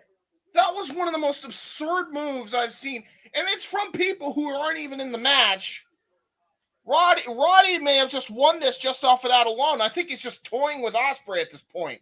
Well, I mean, at this point, he's in complete control as he has a camel clutch applied. Yeah, modified camel clutch by Roddy now, and he's got full control. It started out like very 100 miles an hour, and now we've slowed down into a school zone at this point. Yeah, and this favors Roderick Strong. Yeah, it favors Roderick Strong, especially. If you can neutralize Will Ospreay's speed, then you can definitely try and get the match to your advantage. Oh, knee right to the back of the head by Roderick Strong. Yeah, right between the shoulder blades right now. You see Will Ospreay grabbing his left shoulder. You hear the fans right now trying to will Ospreay back into this. Will Ospreay will continue to fight. Again, Will Ospreay comes into this undefeated so far in AEW. Big forearm strikes up against the Messiah of the backbreaker. The Irish whip off the ropes. And Will Ospreay trying to catch him in the ground octopus. Grand domino stretch. Oh, man. What a hip toss. Lateral press. Float over. 2 count. Yeah, that's going with his wife and the training of MMA there with that judo toss. That's exactly where Roddy got that from. Yeah, I would say Will Ospreay's got a bit of a problem right now in this position with Roderick Strong. That's all the pressure's being applied on that left shoulder against the side of the head. And again, folks, thank you for tuning in to our alternative commentary coverage here of the AEW Double or Nothing pay-per-view here at the JMN Multiverse of Media. Hope you enjoy the reactions and the energy and the intensity. Please like, subscribe, comment, and tell a friend if you want to dictate the conversation with questions, topic or on topic. Super chat, it is truly as simple as that. For I do not see the chat, I only see the monitor in front of me. But between matches, we'll get some words, I'm sure, from the producers regarding anything you may say or any warnings. Oh, man, big forearm strike here with a knife-edge chop exchange now with Ospreay and Roderick Strong. And happy to be here once again with James Hebert on the call as we celebrate 5 years of All Elite Wrestling back when it all began at the MGM Grand. And Roderick Strong's keying off against Ospreay in the corner. God. Man. Yeah, this is why Roddy is one of the most, he is the MVP of the Undisputed Kingdom. This is why, because he is one of the most violent individuals on the planet. Backbreaker by Roddy. That first backbreaker of the match, believe it or not, lateral press, face wash, and a 2 count. First by Roddy. Yeah, exactly. First one by Roddy. Well, again, we're talking about the Messiah of the backbreaker, so. Yeah. It took 8 backbreakers, I counted, against Orange Cassidy from various positions to relinquish him of the International Championship. Oof. Oh. Wait a minute. Nope. Ospreay cut the boot. A big knife-edge chop. Elbow Ospreay trying to light up the champion in the corner, build some offense. These two have not met one-on-one since 2015. And pulling and rip. Oh, my gosh. Whoa. Oh, trying to go for another backbreaker. Yeah, Ospreay with his counter, though. Meanwhile, handspring, corkscrew kick. Great corkscrew kick by Will Ospreay, and that's probably the opening that man needed. Again, folks, you can be part of the conversation using hashtag AEWDON on the Twix or being here at JMN Multiverse of Media. Engage with your fellow wrestling fans here in the chat as we keep you in tune with all the action to unfold here on this insane 10-match card. And here's match 1. Did he just do a 450 kick up? No, I think it was straight kick up, and that was just a straight boot to face. A running kick in the corner, but you got to watch for the Kingdom. Bryce Remsburg has to regain some control in this match. Oh, my Lord. Get them the hell out of here, Bryce. Again, though, this is giving Roderick Strong huge time to go. Hey, wait a minute! There's Wardlow! Damn it! Oh, come on! Was not going to be too far away. And Bryce, wait a minute. Oh, no. Oh, no. Busted. You heard about that. Bryce Remsburg said you get out of the ring or he loses the belt. Good job on the referee stopping that attempted powerbomb there. And Will Ospreay catching Roderick Strong, setting him up. Uh-oh. Cheeky Nando's connects.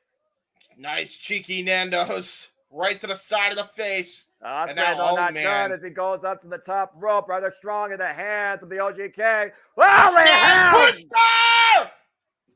Sky Twister dive wipes out the Undisputed Kingdom on the outside with the exception of Wardlow.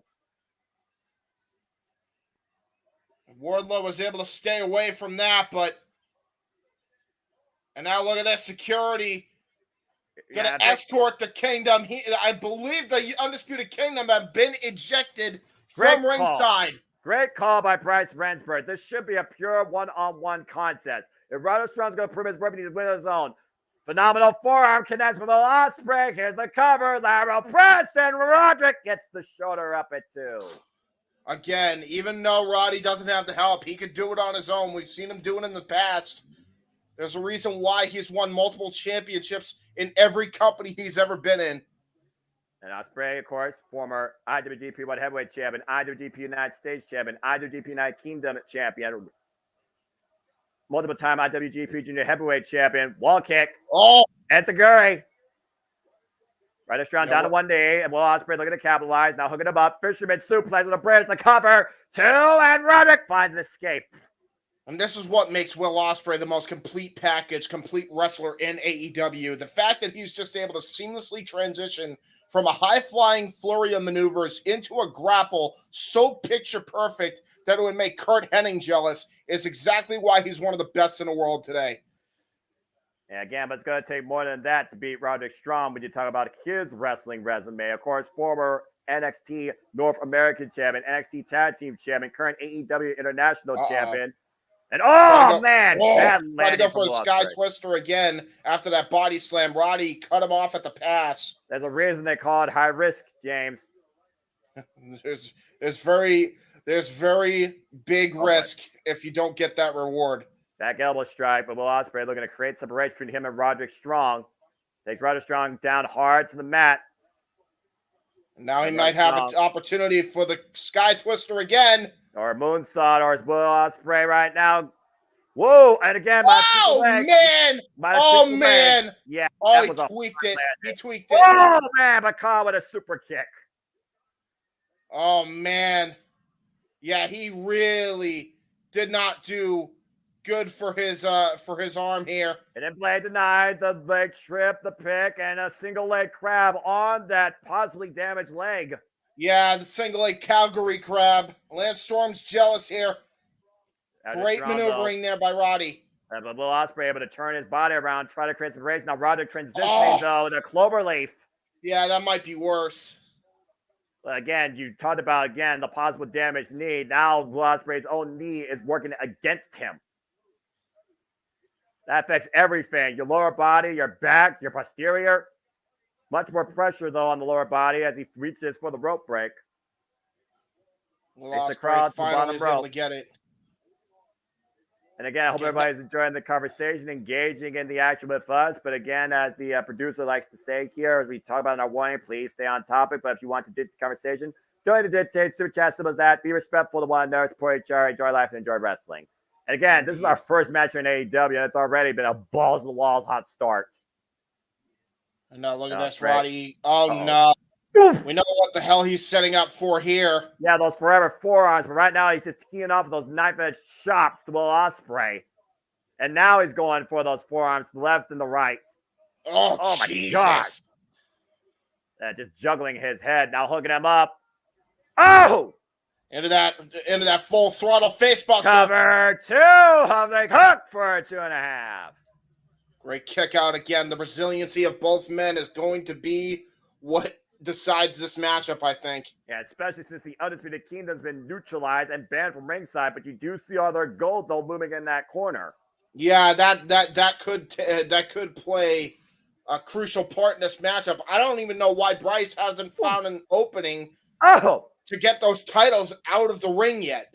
That big enzuigiri though by Roderick Strong, perching Will Ospreay on the top turnbuckle. Now Roderick going up to the high-risk district as well. Hooking up Will Ospreay. Oh, boy. This is going to be bad. Superplex! Oh, my God. And now, oh, no. Going to go for a torture rack. Ospreay right now. Dead to rights. Backbreaker! Drop across the knees. Cover, hook the near leg. And Ospreay finds a way to kick out. Oh, that was brutal. That's super tough resistance for Will Ospreay to survive that. Think about this. Double impact to the back. The superplex float over into the backbreaker over the knees from the military press position. Follow-up gutbuster now. Roderick Strong. Oh, looking shit. to follow up here again. Might be looking for that sick knee. Ospreay catch him, though. Still power bomb. How did he catch him in that short of a range? Intercepted in midair off the high boot attempt. Because Will Ospreay's not human. Watch this. High boot denied, catching him midair. Sit out powerbomb by Will Ospreay. That was so damn fast by Ospreay. Oh my God. Well, again, blink of an eye. Will Ospreay can change the tide of a match. This is what we've come to know about the All Elite Bruv. I call that the autistic matrix. Well, considering that's what that is. Well, considering that you and him are both autistic, along with my best friend. God bless you all three of you. Exactly. Mental Health Awareness Month. Roderick Strong, Will Ospreay teeing off against each other. But again, this is what Will Ospreay lives off of, feeds off of. Both men eye to eye, forehead to forehead in the middle of the ring, trading bombs here. Teeing off. Match. Ospreay's asking for more personally for Roderick Strong. Oh my God! Any of these could knock out a normal man. Back elbow strike. Oh, the hook kick. Question mark kick by Ospreay. And trying to go for a hidden blade of sorts. Rip cord, kick to the knee. Yeah, great maneuvering there by Roddy. And Ospreay might tweak, looking for end up heartache. Ospreay able to skip out the back door. Now full Nelson, snapdragon attempt. Hook kick denied. Ducks underneath the shot. Half Nelson applied. Up and around. Will Ospreay able to catch with a strong roll up. Two. Transitioning. Looked at him up. And Styles clash denied. Yeah, Roddy's been putting that maneuver before from the man who invented it. Broke his neck. Oscar! Roll over and get the cover. Ospreay clutching that knee, though, so to capitalize finally, and the cover is enough, you know. Just in the nick of time. He literally just lifted gingerly his shoulder up from the canvas And Bryce Remsburg checking on the condition right now of Roderick Strong, creating a separation What? so he can actually continue. Did he really concuss him? Did he really knock him out with the Oz Cutter? Looks like it. Again, Ospreay right now doesn't know what to do. I mean, at the end of the day, the referee is doing his job. But also, think about this, James. This was this very moment of concern that cost Will Ospreay almost that Dynasty. Don Callis trying to reinforce Will Ospreay to say, to hell with well-being. And, oh, man, here we go. This is exactly the problem that I was fearing when it comes to Don and Will in their relationship here. That's the mentality. Give in to the hatred. Do anything to win. Oh, my God. What the hell? Well, Ospreay right just now, changed gears. He doesn't know what to do at this point. And Bryce Remsburg thrown up to the side. It looks like he actually might go for it. Hooking him up. Double hook. If he has to go to hit, the Storm Driver 90 with the Storm Driver, Tire Driver 91. Will he give in? Will he do it? Oh my God. Running strong. Hooked up. Ospreay Do it. He can't do it. He can't do it. He can't do it. He can't. And there's, oh, man. What? Olympic slam. Oh, no. Up on the shoulders. Gutbuster! Again, Roderick Strong looking for that high boot. He got it. Oh, man, no. It's enough here. Hook on the far leg. No. Oh! Kicked out! That hesitation on that Tiger Driver almost cost Will Ospreay everything. What a kick out, though. Oh, and God. the thing is, too, I don't think Roddy was even knocked out from that Oz Cutter. I think he was playing possum that entire time, and he capitalized on Ospreay's weakness, and he knows his weakness at this point. And a heartache denied with a takeover to Harris. Will Ospreay hook up a single leg and a 2.5. Only had 1 foot hook, though. Jumping knee strike, though, by Roderick Strong. Yeah, I counted the Harlem sidekick. Did Roderick Strong now going for the end of heartache? Nope. Oh! Ospreay count. Hit a blade! Hit a blade! Hit a blade to the face! Oh shit! I think he's done now. I don't think he's playing these games anymore. On the shoulder, Starbreaker! Oh! In the cover. Will Ospreay has done it. Will Ospreay won it, man. Mentality challenge aside, he didn't win with the Storm Driver. He won with the Stormbreaker. Will Ospreay beats Roderick Strong and is the new AEW International Champion. What a match. That's tremendous.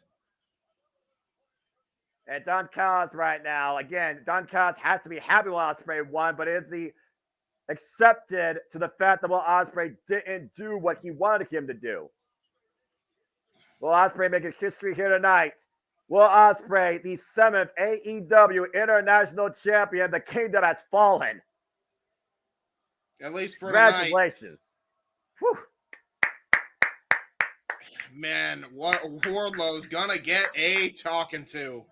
The whole Undisputed Kingdom's gonna get a talking to. I don't know if Jeff is anywhere near, but that was incredible. What a damn match. What a kickoff to the 5-year celebration of AEW, where the best wrestle. You saw 2 of the best over tonight's show, and we already have a title chance. Congratulations to the All Elite Bruv, the new AEW International Champion. But mad respect to Roderick Strong and the effort he put forward, not only preying on Will Ospreay's mentality, but trying to exploit a physical weakness in that knee. Will Ospreay overcoming not only the Undisputed Kingdom, but himself, and remains undefeated in All Elite Wrestling. Congratulations. Absolutely. Very happy for Will Ospreay. Awesome. Oh, man. Unreal, man. I'll forever be a fan of Roderick Strong, but good on Will, man. That's awesome. Yeah, but again, Don Callis, you do got to wonder if Don Callis is still going to exchange words with Will Ospreay backstage. He got the job done, but he didn't get the job done the way Don Callis wanted. Yeah, well. Whoa, wait, what? Oh, hey, Q's in the crowd. You were talking about the devil earlier, James. Oh, shit. Adam Cole's in the building, baby. Yeah, that ain't great. Oh, boy. I don't think Adam Cole is in a good mood after what just happened. No, he's not. Shit's about to go south quick. Adam Cole, of course, who has not been seen inside an AEW ring since his betrayal to MJF last year at AEW World's End. Oh boy! I'm going to ask this on air since it's going to take too long to try to do it in code or whatever. Yeah. James, on the matches you are not willing to call, which is fine. I need you to, if possible, log out of the Triller. That way, JJ can log in and call matches. I have it streaming on the Discord, so he's able to see it anyway. He's actually on the Discord. Okay. The reason I'm asking for that is because whenever people are in the Discord, JJ's ability to not have like this goes butt fucky on his end. Oh no! Okay. So if I may, if I can have both of you guys watch it on the Discord stream, that way we're still using the one stream, and that way the other user stream can be JJ watching on television. Does that make sense? That makes sense. Yeah, no, that means you have to watch it on Discord, dude. Hopefully, will that be? I just want to make sure that's okay with everybody. That way we can get everybody that wants to be able to be a part of the commentary. Because I'm not going to be on screen at all during commentary, so I'm not worried about it. I can watch the shit tomorrow. It's already ordered. So just while we're between matches, that way we can make sure we get it done and get everybody that wants to be on. I mean, as long as Discord doesn't fuck me over, that should be fine. And so far, it has. It's just abused it. And that's what I explained. It was like, you paid for this. So the last thing I want is for Discord to screw you up because you're the one to pay for this at the end of the day. So at the moment I have a screw up, you'll know firsthand. Oh, yes. And please let us know when you do. That way we can immediately fix. So all right. In the meantime, let's hear what Adam Cole has to say here. Yes, Short definitely. Time. One of the greatest pro wrestlers finally back in an AEW ring, 100% cleared. There you go. With the devil mask. Uh-oh. There's a little devil inside all of us. Accurate.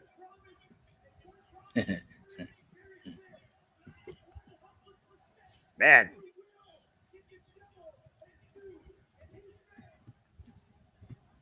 We will get the devil his due, and his name is...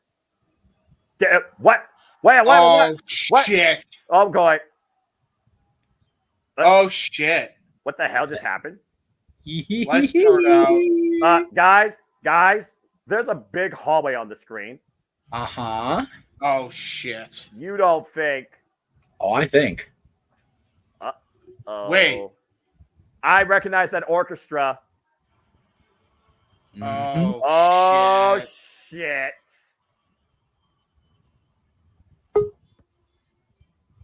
Oh, shit.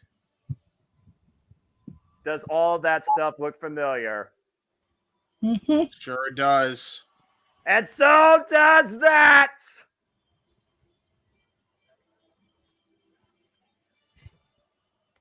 He has not forgotten.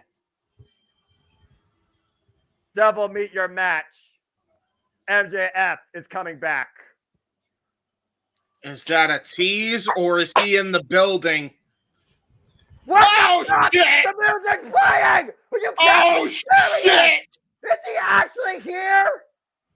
What? Do. No way! No fucking way! Oh my God! MJF is back! Maxwell Jacob Friedman! Oh shit, and he's got the double leather denim combo going.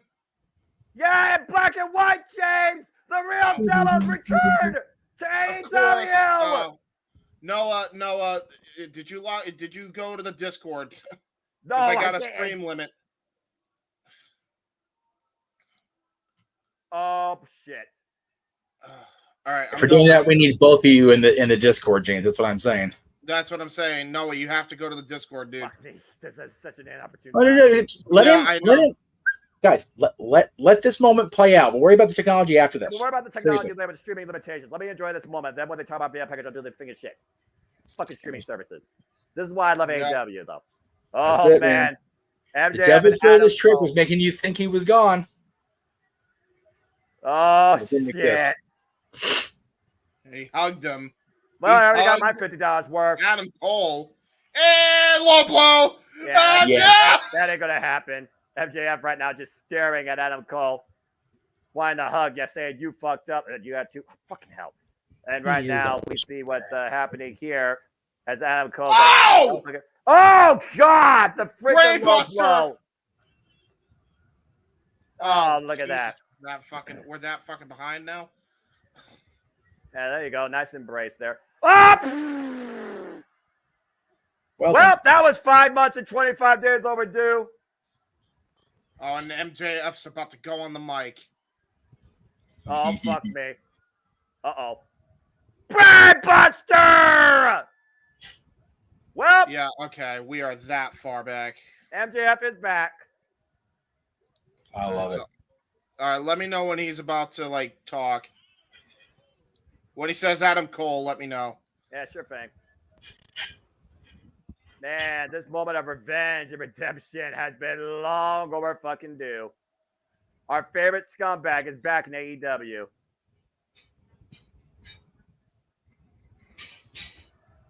I dig the leather look. Adam Cole.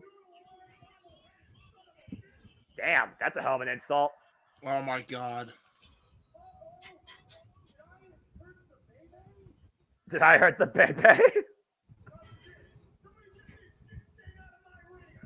All right. Well, MJF already taking command. This is the guy AEW needed to come back. Yep.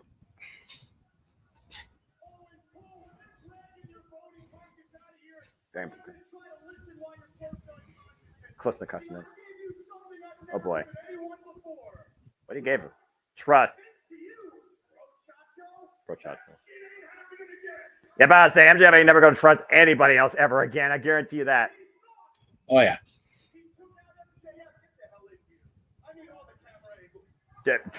Get every camera in this building on that man. The face of AEW is returned once again. Yes. What?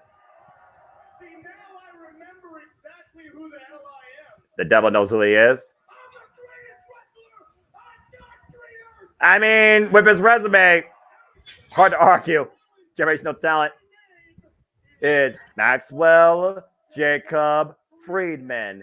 And he's better than you, and we know it. Jeff, I'm just going to say this one time. I fucking miss this comeback. Oh, he's not done. If I say. Like I'm Cole.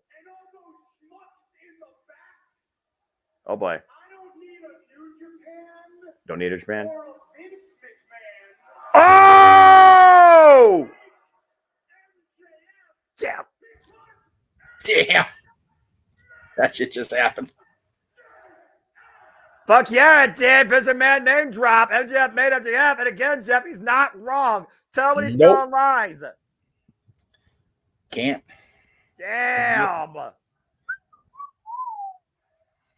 Fire on the mic.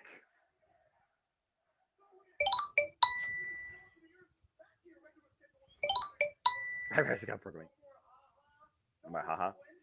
No more friendship. No more camerature. No more bullshit. Hey, I'm full of no more bullshit. I rather enjoy the lack of bullshit. I agree.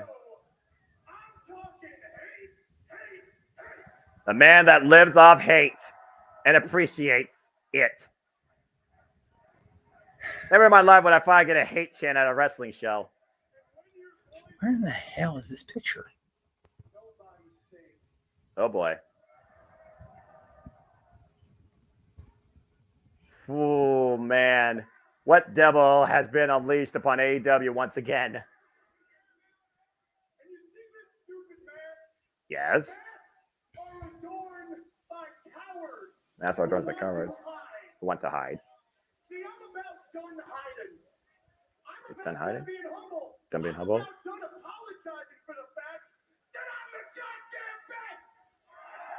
He's as best as he is, and he knows it. Wow. No much more complete than me.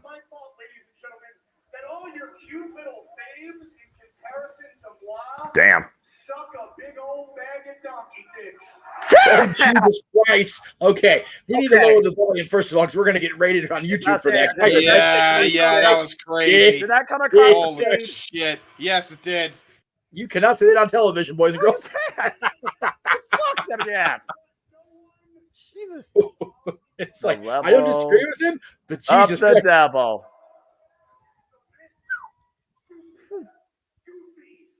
Goofy. Oh, my Lord. Yeah, about to say. This dumb mask. Everything symbolizes?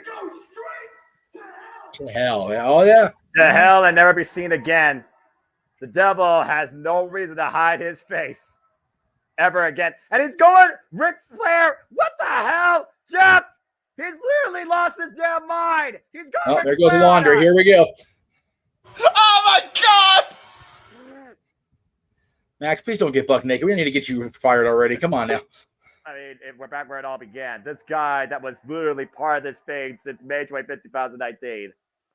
Holy shit. The game has changed.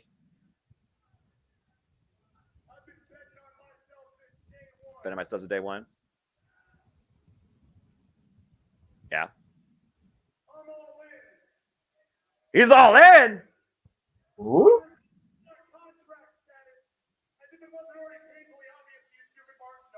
No offense, stupid marks. You know who you are.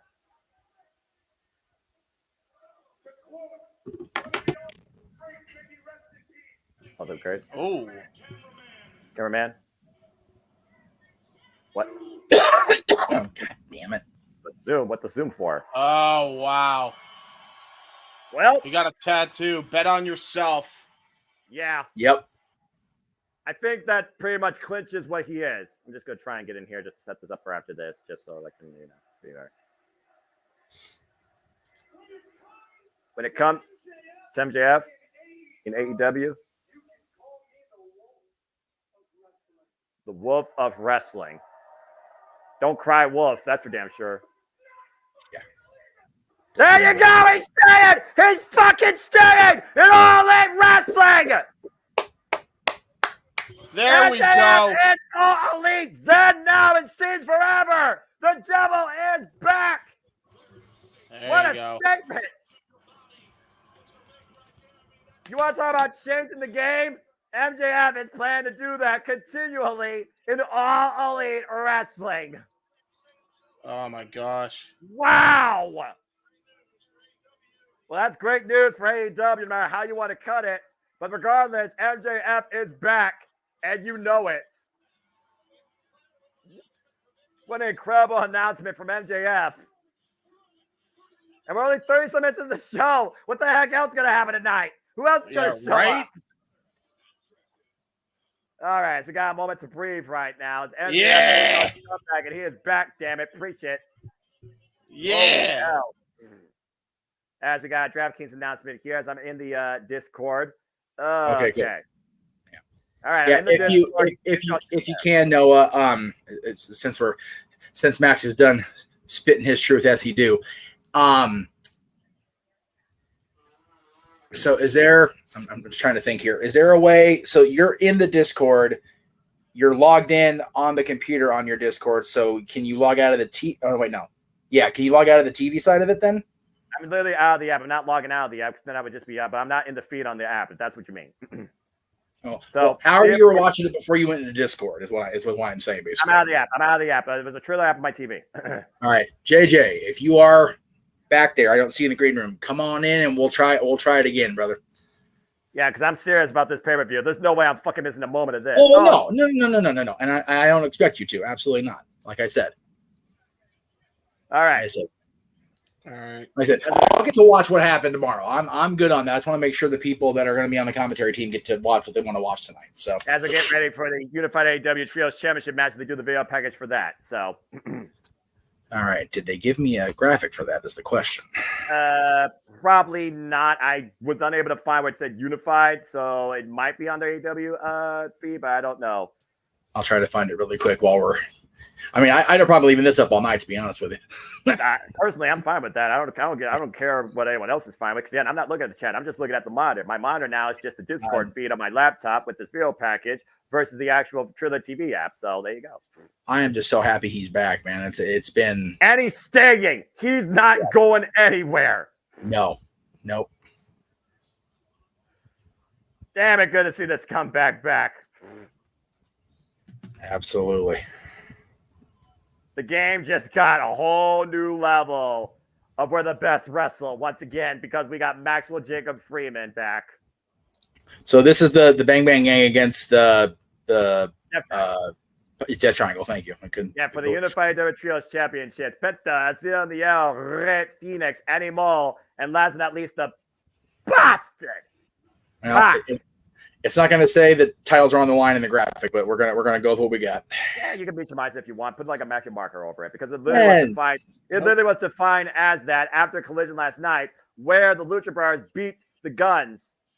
I've missed that Death Triangle Titantron. Of course, Death Triangle, former AEW Trios champions, before losing them to Kenny Omega and the Bucks back in that Best of 7 series that concluded in the Fabulous Forum, literally in January. Freaking last year. Was it last year? Yeah, it was last year. I think it was last year. Yeah. It's crazy. You know, I'm having these time flies moment more and more as I get older, and like I said, it doesn't feel like 5 years, but it feels like it's also been longer than 5 years. It's just both. Yeah, sort of like that. Yeah, it's just bonkers when you think about where we stand right now in AEW at its 5-year anniversary when they'll start at Double or Nothing, and while they're defining a dynasty, we just got the most wanted man in the business claiming he is staying in All Elite Wrestling. That's big for AEW. It really is because yes, it was almost the worst kept secret that he had signed after Double or Nothing a couple years ago. Like, I mean, it was pretty much like we all knew, but we didn't know, we didn't acknowledge it or whatever. But to hear him come out here and say it at this show on this night, after all the speculation, all the gaga, whatever you want to call it, it's fucking huge for the company as well as for him. Right, exactly. And Somehow, of course we got Guns Up. Okay, so no, I think you have to straight up log out. You have to log out of Triller because I just got the 2 limit on streaming again. Oh, fuck me. These stupid streaming services. Yeah, I hear you, brother. I fucking hear you. Just okay. Let's figure this out because this match let's figure this shit out. Yeah, let's just do it really quick. So since James is logged in and using your account, as long as you can see the match clearly through the Discord, that's what I'm concerned about for you, Noah. I want you to make sure you see the show. You're my lead guy. Yeah, I get that. All right. So once we're in the Discord for sure and you're logged out completely on your end, let me know and we'll see if we can get James back situated here. All right. Yeah. Log out of this on the TV, completely log out of the Triller app. Okay, I'm completely logged out. We'll fix everything, I promise. Okay. Stand by, everybody. All right. Yeah, put a friggin' Oh, wait, hold on. Hold on. I'm going to read this. Refresh just so that feed. Refresh the damn feed on the Discord. Yeah, James. Yeah. Okay, yeah, we're good. I'm not going to lie. Okay, so James, you're good. You're refreshed. I am refreshed now. Yep. Okay, Noah, can you see the show? I can. You cannot. I can. Oh, you can. Okay, good. JJ in the green room, are you good on the television? Correct. Can't see your thumb, brother, with you. Okay, cool. Do you want to come in then? All right. Drop down. Very good. All right. So JJ is doing the show on his phone because we want to make sure we get everything squared away. So that's awesome. Okay. Very good. All right. Gentlemen, enjoy the call. This is, as was stated, and guns up, this is for the unified AEW and Ring of Honor Trios 6-man, whatever the hell they're calling it, tag team championships. Enjoy it, folks. The Unified Trios Championships, the official title. AEW Unified Trios Championships. Yep. All right, everyone good now. We all cooled down. We're all calm. We got our feet straight. Fuck technology. We're all good. Just back, blah, blah, blah. Can we get back to the show? Yes. I think so. I'm sorry, guys. Not your fault. This fucking fuck Triller and fuck Netflix, more importantly, for this Fuck stupid streaming rule. services in general. God damn it, Lord forgive me. Seriously, like it's like this is why, man. Like we'll rant it's- about it on open mic night, but It's one of those, and we will eventually one day for sure. But my whole point is, the whole point of them limiting it, so they say, is to make sure that people aren't stealing. If we're offering it ourselves, fuck all the way off and let us do it. Yep. Anyway. Thank you. Big swing blade by Penta Silmiero as we get back to in-ring action here right now. Blind Chad and Ray Phoenix. Ooh. Catching Austin Gunn. And of course, the former AEW Tag Team Champions now back in play. Cazadora. Oh! And Ray Phoenix planted on top of, I believe that's Austin Gunn, one half of the Golden Guns, as we call it. So JJ, are you synced up with us? Not that we shouldn't even try it, but are you synced up, you think? I'm not, but it's fine right now. We can worry about it after the match. Call the action. Enziguri, big forearm smash, and right now Death Triangle literally teeing off against Colton Gunn in the corner. TNA kick by Pac. Again, we talked Multiple about kicks. how incredibly effective the Death Triangle are, but triple drop kick, the Colton Gunn. Woo! Triangulo de la Muerte, baby. We be in, of course, Death Triangle previously was involved at AEW Double or Nothing 2 years ago against the House of Black, and that's when Julia Hart arrived and the House won. Well, nice reverse fireman's carry there. Oh my God! From all the way across the ring like this. Big what's up with the boots. Oh no! Golly, that'll rearrange your posterior. Got kicked right in the ass, right in the posterior. And right now, Penta Miero looking to pick up speed and fly on the top.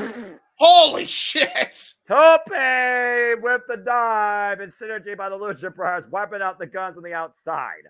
Oh no, and we're not done yet. Pac looking to take the disguise. Oh Lord, and this is the man that gravity once forgot. A Jay White might be looking to play right. Whoa, good counter. Waistlock exchange. Back elbow strike. And the ankle got tripped kick. up. Oh, God. Pac got spiked. Yeah, big time. Good God. And we finally slow down the action. Jay White, the legal man with the cover, hugging the far leg. Again, rearranging his body, trying to keep his body on the shoulders. Pac immediately grabbing his head. You talked about that debilitating DDT that Okada delivered on Pac at Dynasty, James. You wonder if Pac ever recovered from that. Yeah, that's a good point. And right now, Jay White has slowed this match down completely in favor of the Bang Bang Gang. Bang Bang Gang, of course, unified these Trios Championships back at the kickoff on Dynasty against the Acclaim. Big net breaker to Pac. And Jay White right now took up both legs. Tag. Walter, DM me after the show. We'll talk about it more. And right That now, might be Colton something we Gunn should in do. control. And again, that was a brutal landing. The awkward positioning of Pac's head and neck. The stinger effect probably was feeling in those fingers you saw shaking. Yeah. But He they all- definitely suffered a stinger after that DDT. He spiked him. Jay White did. Yeah, you saw Rick Knotts again checking on the well-being of Pac, making sure he can't continue here for the Unified Trios Championships. Face first, driven the top turnbuckle. There's a tag made. Tag here to Austin Gunn, and now Austin Gunn just toying with Pac here, and now just shoving him down to the ground. Simple but effective. Yeah, propaganda machine, of course, I like to say about the Bang Bang Gang. Loudest mouth, despite Jay White being the catalyst. Of course, we talked about Jay White being the ultimate counterpuncher here in the business. Big knife edge chop, vicious. Jay White, again, Jay White, the cunning former Grand Slam NJPW champion. Big knife edge chop. I heard his hand in the process. Lateral press, forearm in the side of the face. Pac able to find the bottom rope, though. Yeah, again, that's just that veteran ring awareness.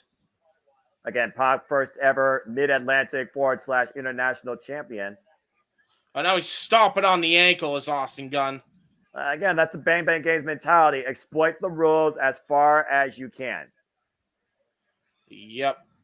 Underneath the most manipulative counter puncher in the business, Switchblade Jay White.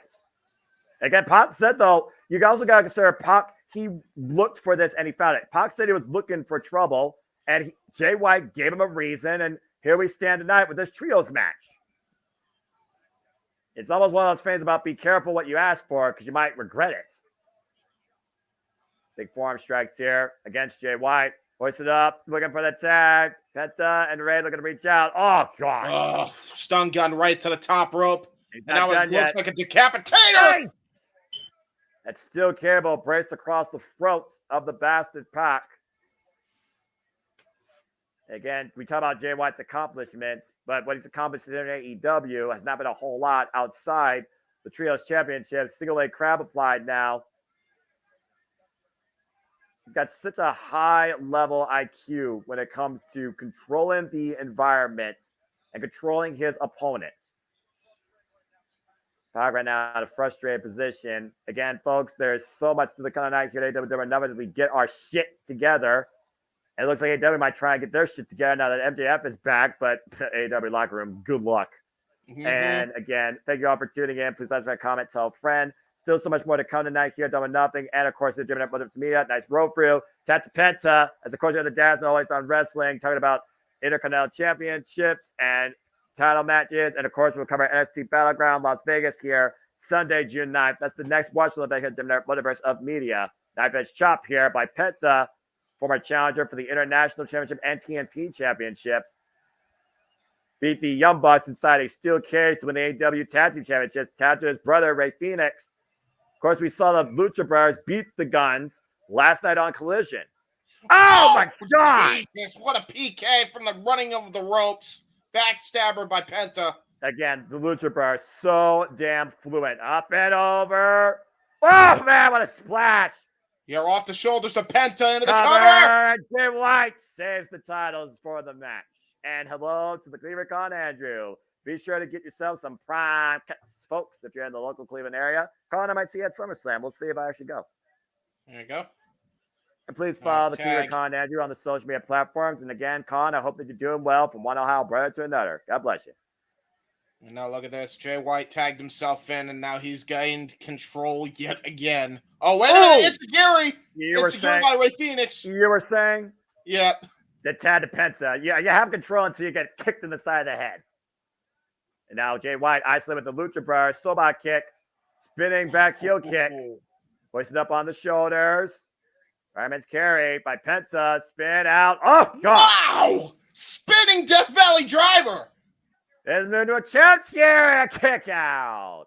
I don't know if I've ever seen Penta pull that move out. Not like that. A modification on the typical Death Valley driver. Extra revolution on the impact. And right now, everyone's getting up on Jay White. Uh-oh. Oh, my gosh. Look at Pac's chest from those chops. Yeah, you see right now, Pac and Jay White, forehead to forehead. Oh, boy. And again, Pac asking Jay White to bring his best, and Jay White literally instigating it. Might regret it. Those kicks are lethal. New Japan Strong versus Dragon Gate Pride. Yeah, I'm about to say the knife edge chop, arm drag release. Again, rebound, German suplex release by Pac. Two of the best to ever come out of the British Styles, but a clothesline from hell by Austin Gunn. Canadian Destroyer by Penta. Colton Gunn. Oh, what the hell was that by Colton Gunn? I think it was supposed to be a sling blade, but he didn't get all of it. Meanwhile, Ray Phoenix with the drop kicks. God, that Nagi spiked him. That twist in that Uranagi for added impact. And now we're back to PWG. As all 6 men are down. Here for the AEW Unified Trios Championships. Good Lord. Hoo-wee. And finally got a moment to breathe. I didn't think that was going to happen. I'm about to say, we're only fucking not even an hour in this pay-per-view yet, James. It's already surpassed my expectations. Well, considering we got MJF back, what a boot by Pac. He just leveled Jay White. Jay White ran into it. He went running into that boot. Yeah, he did. And he may be in the drop zone. Maybe Black Arrow time here. Looking gun though. Maybe coming in for Sabre Jay White. He's trying to go for a stinger turnbuckle. splash, German suplex. A German suplex, the equalizer for Pac. And another Austin gets one. Rebound off the ropes. Using his opponent's momentum against him. Now triple team maneuver here from the Death Triangle. Running leaping kick. Flying kick, the clothesline by Penta, and Pop falls in with the running uppercut. Isolating again, Jay White, who is legal. Stuffed package, Fear Factor pile driver. And now double suicide dive. Oh, shit. That's my God. Robinson. It's Robinson. Robinson. I told you he was going to be the X Factor. Everyone's distracted. Blade Runner by Jay White. You got to be fucking kidding me. Shoots the half. Hooks the far leg. Bang game of chains. I told you he was going to come back. You were right. Juice Robinson. Conan Goss and Gum were dead to rights on the outside. And Juice Robinson returned saves between Jay White. The Bang Bang game is back to full capacity. Yeah, it is. And Juice Robinson, I'm sure, is going to take the place of Jay White in the trios division. You literally were talking about this on City Predicting. I called it. What a match, though. What a return, man. We had 2 returns tonight. MJF and Juice Robinson. We're not done. I don't think we're done, folks. I think there's more to come. Yeah, but I was saying, do we got more returns? Do we got debuts to come here? Again, we're back where it all began at the MGM Grand, and we're already adding to the environment. Congratulations on the Bang Bang game. Still AEW Unified Trios Champions. And welcome back, Rock Hard, Juice Robinson. Man, Pac looks beside himself, man. Well, as we move forward, the Professor, Serena Deeb, looks to create history here. Second chance at AEW Double or Nothing. Serena Deeb challenges Timeless Toni Storm, AEW Women's World Championship. All right.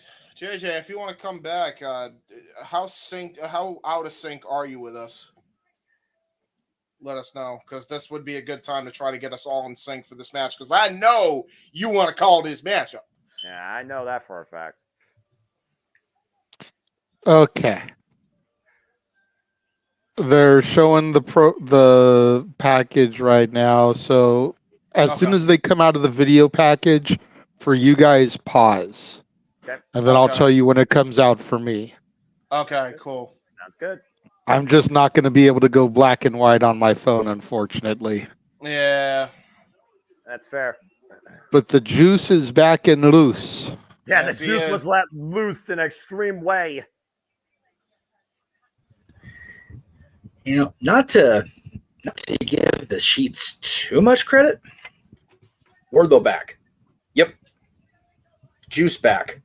Yep. MJF back. Apparently. Cole back.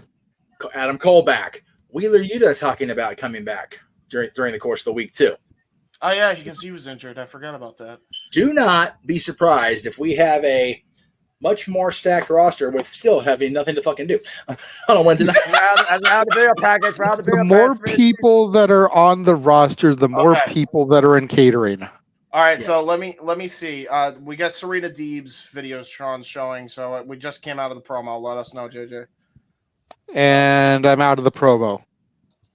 And now it's time for our timeless presentation as the Professor looks to keep Toni Storm and Deeb's JoJo broken. It's Deeb or nothing here tonight, a double or nothing for the AEW Women's World Championship. Professor Serena Deeb on a 10-match winning streak since her return from injury and restoring her mentality. Look at this whole presentation, man. I'm loving this. There's a reason why she's called the Professor, the woman of 1,000 holds, adorned by Dean Malenko with that title, James. I love this getup she's got going on, man. I really do. A time-tested veteran, respected in the business, as we have Naja McGuinness on commentary here for reasons. Alongside Excalibur and Tony Schiavone, as I have JJ here for reasons. Alongside James here, as we get ready, folks, for our AEW Women's World Championship match. We know Serena Deeb set her sights on this title and almost broke Mariah May's leg until Toni Storm threw in the towel. There's no throwing in the towel tonight. If Toni Storm's going to survive the Professor, she has to out-wrestle her, not outshine her. Oh, God, fuck me. Here we go. And here we go. The greatest character to come out of AEW. And a timeless charlatan that should have lost the title to both Deonna Purrazzo and Thunder Rosa, literally escaping thanks to her student Mariah May and the butler Luther. But yes, our current AEW Women's World Champion, timeless Toni Storm, who of course has held this title now for 191 days, going into her 5th defense, now a 3-time AEW Women's World Champion. You know, where's my boy Keen A Train at? Show some support with me. Exactly, man. I'm gonna roast both your asses. Hey, man, I'm not only a timeless Tony fan. I'm a fan of what Mariah May is wearing, dude. How are you gonna wear something like that after you just had somebody motorboat you? Like, come on. Ay. This timeless charlatan trying to be the Marilyn Monroe of 2024. So she's the Marilyn Monroe. What does that make Mariah May? I have no idea. I don't watch movies. That's fair. Well, AEW Women's World Championship on the line, held up by Paul Turner. Graphics still black and white. Fuck me. Of course, 2 years ago, Toni Storm won this title when she was an outcast against Jamie Hayter. You know Jamie Hayter has not forgotten about that. With the fact there's been a stream of returns, it is not too far-fetched to see if Toni Storm's enemy returns tonight with some Hayter raid waiting for her. Oh, my God. Well, we've had 2 matches and 2 returns so far, more than 2 returns. And see if we keep the series going here, gentlemen. Yeah, caught on top here with 2. Let's also look at the wrestling here, guys. 2 pure great technicians. Again, we talked about Toni Storm's resume, the Stardom resume she held, SWA World of Stardom champion. Of course, Serena Deeb is a former NWA Women's World Champion. Held that for 228 days. Yeah, these women are gonna absolutely kill it here. Like, this is gonna be a sleeper match, I think. They call it up top again here with Toni Storm and Serena Deeb, but you gotta be aware of the numbers game on the outside with the butler, Luther, Mariah May. What are you? Why is the whole thing we're gonna motorboat everybody? Why? Trying to insult Serena Deeb is what that is. Taking her story and taking her wrestling lightly, and she's gonna pay for it. Yeah, for sure. No, you know it's bad when I'm asking that question. And Serena Deeb might be looking to tie up Toni Storm, but Lana Clutch AT approved. Paradise Lock. Oh, Jesus. There you go. I mean, and then she just sits on her. She's just sitting on her throne without her crown at this point. Oh, no. And she's got a chance to win a crown with the Owen tournament as well as a title shot at All In Wembley Stadium. Drop kick to the kick to the ass. That's the key. That's how you unlock it. The arm rigger now. Serena Deeb. Have you guys not watched Sonata and New Japan Pro Wrestling? Of course, we'll be covering the Forbidden Door at the end of June from the UBS Arena, June 30th. Ooh, great kick. Great matrix out of that. But got forearm troubles. Oh, no. Storm lights, camera action. Oh, God, that hip attack. Hit her shoulder hard on the way down. Yeah, she did. Yeah, I'm going to just make this complaint now, and we're never going to bring it up again after this. So Triller TV is what I'm watching on computer. Apparently on PC. As we see a Dragon Screw leg whip, by the way. Damn, that move has to suck. By Serena Deeb onto Toni Storm, and she gets knocked off the apron. I'm seeing fucking emojis on my screen. Yeah, that's the chat engagement there. What the fuck? Look at the dice net breaker on the floor. By Serena Deeb onto Toni Storm. She has a twist and shout by the NWA president, Hiroshi Tanahashi, who, of course, showed up last night in Collision. And Serena Deeb, hook on the both legs, gets a 2 count. Do you see the 2 count now, JJ, or no? No, I'm good with you guys. Awesome. Yay! We don't need to keep asking the question. I'm good. Awesome. But again, JJ, we talked about, though, you talked about the character dynamic of Toni Storm, but how strong is her wrestling when it comes to Professor Serena Deeb? Again, she's been more show and pizzazz, okay? A lot of lights, camera, action. And yeah, she's a pretty capable wrestler, but we're talking about Serena Deeb here, a time-tested veteran, 18 years in the game. Again, former NWA Women's World Champion, as an advocate of the National Wrestling Alliance. You can't argue that Serena Deeb is clearly the better wrestler here. Well, that's all debatable. I mean, on the surface, absolutely. I'm not going to take anything away from Serena Deeb, but Toni Storm is very underrated in her in-ring capabilities.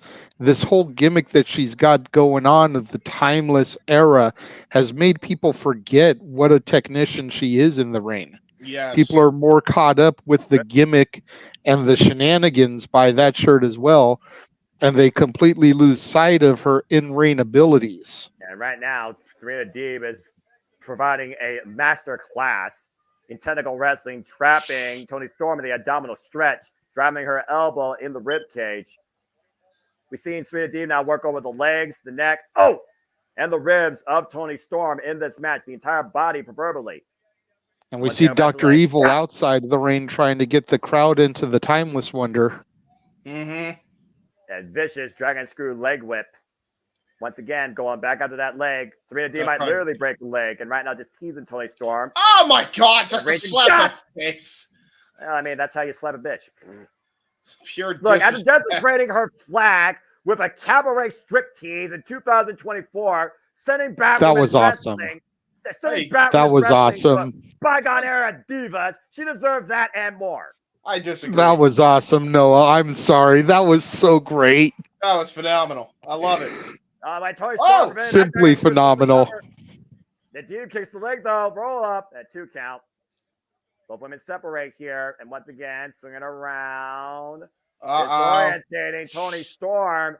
Throwing up her equilibrium. Schoolgirl spin. No doubt about it. Fly cover by Deeb. 2 count again.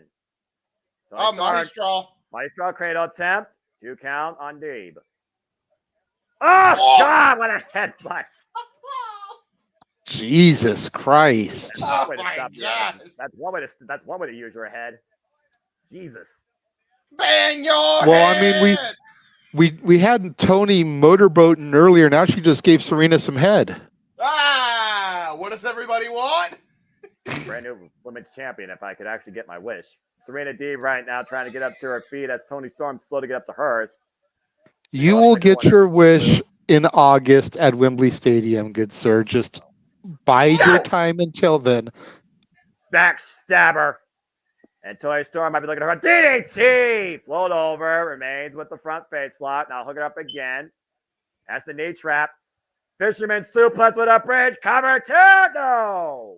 And again, this is exactly what JJ was talking about, Noah. You always are so caught up with the Toni Storm shenanigans. You forget how capable she is in the ring. She could go toe-to-toe with Serena Deeb when it comes to the grapple. And right now, looking to hook her up. Perfect plex was a perfect... Trying to get the armbar in, cross arm breaker. Look, like I said, I'm all about, showcasing what you can do in that ring more than what you can showcase on the silver screen. And that's basically what Toni Storm's been more to me, especially when she hasn't won a match on her own since winning this title. That's fair. And right now, again, you see the way Serena Deeb still has the arm trap. Deadlift! Powerbomb. Now, going for the clover leaf, it looks like. Cloverleaf. Yep.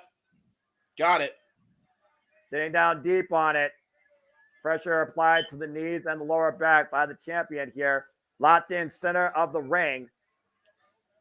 But if anyone knows what does that say for the doubters? If Toni Storm can defeat the Woman of 1,000 Holds with a submission here. I mean, the last time Serena Deeb lost via submission was against Mercedes Martinez in Ring of Honor for the Ring of Honor Women's World Championship. So it would absolutely shock me beyond belief to see Toni Storm submit her as Deeb makes her way to the rope.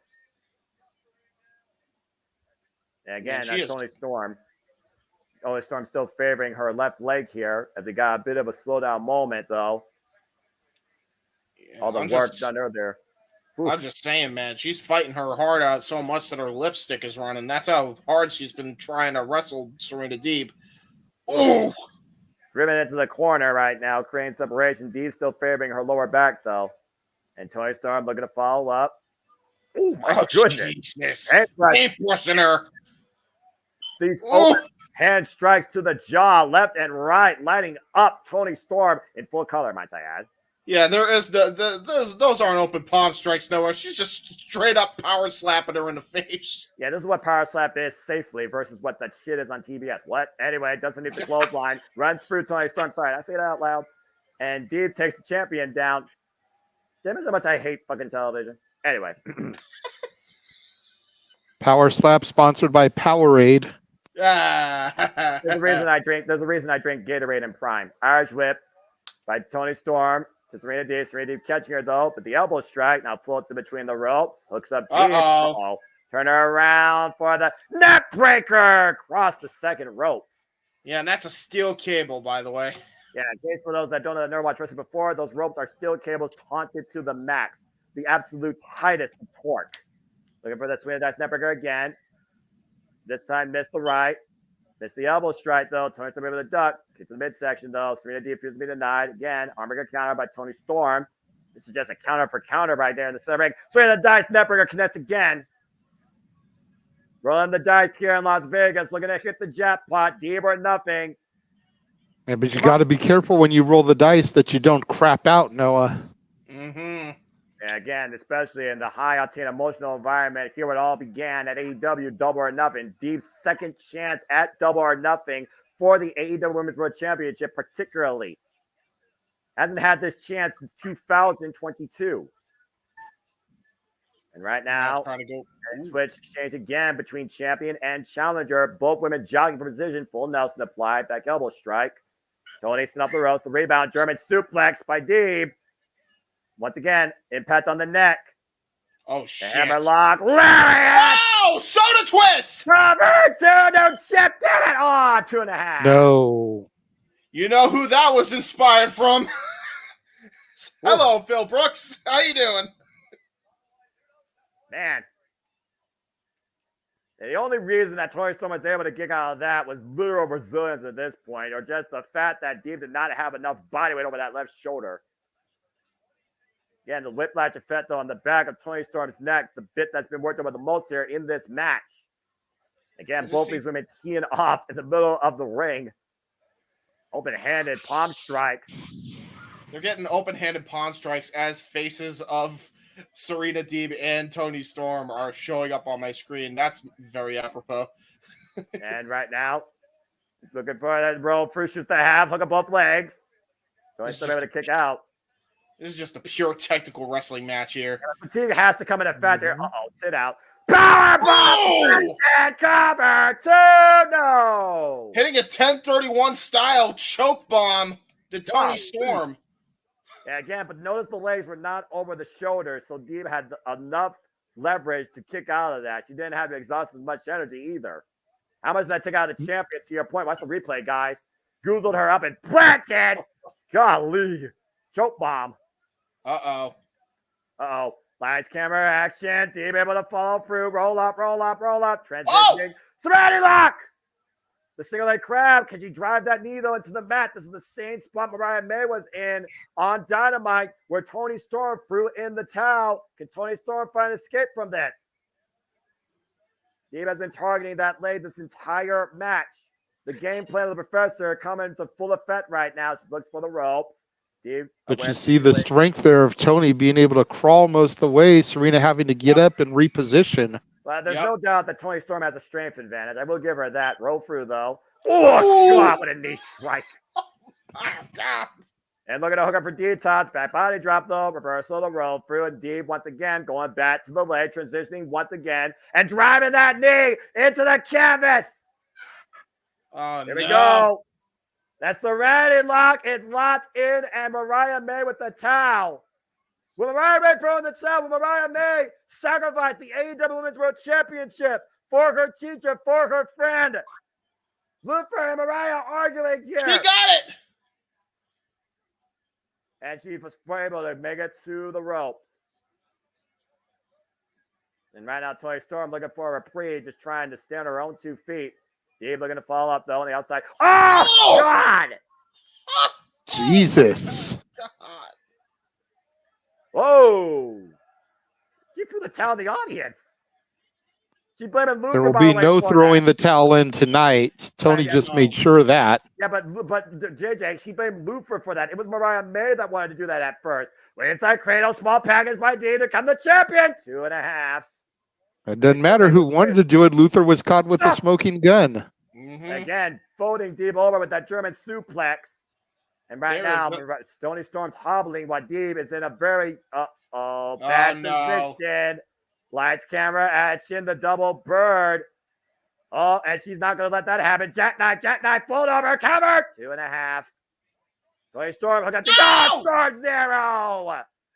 Hook of the far leg, no. Wow, Serena kicked out. Wow. You got to wonder if the fact that her legs have been compromised, she didn't have the stability to really drive Storm Zero in there, gentlemen. That was more of a desperation move than anything else. Definitely not the full effect to your point as both women here on the apron. Tony Storm's toughest challenge to date in her reign as AEW Women's World Champion. Now looking for the Storms on the apron, but again, the leg giving out. And Dee rolling back inside. And once again, Dragon through leg whip again. Merciless, relentless assault on the leg. Perpetual dragon screws.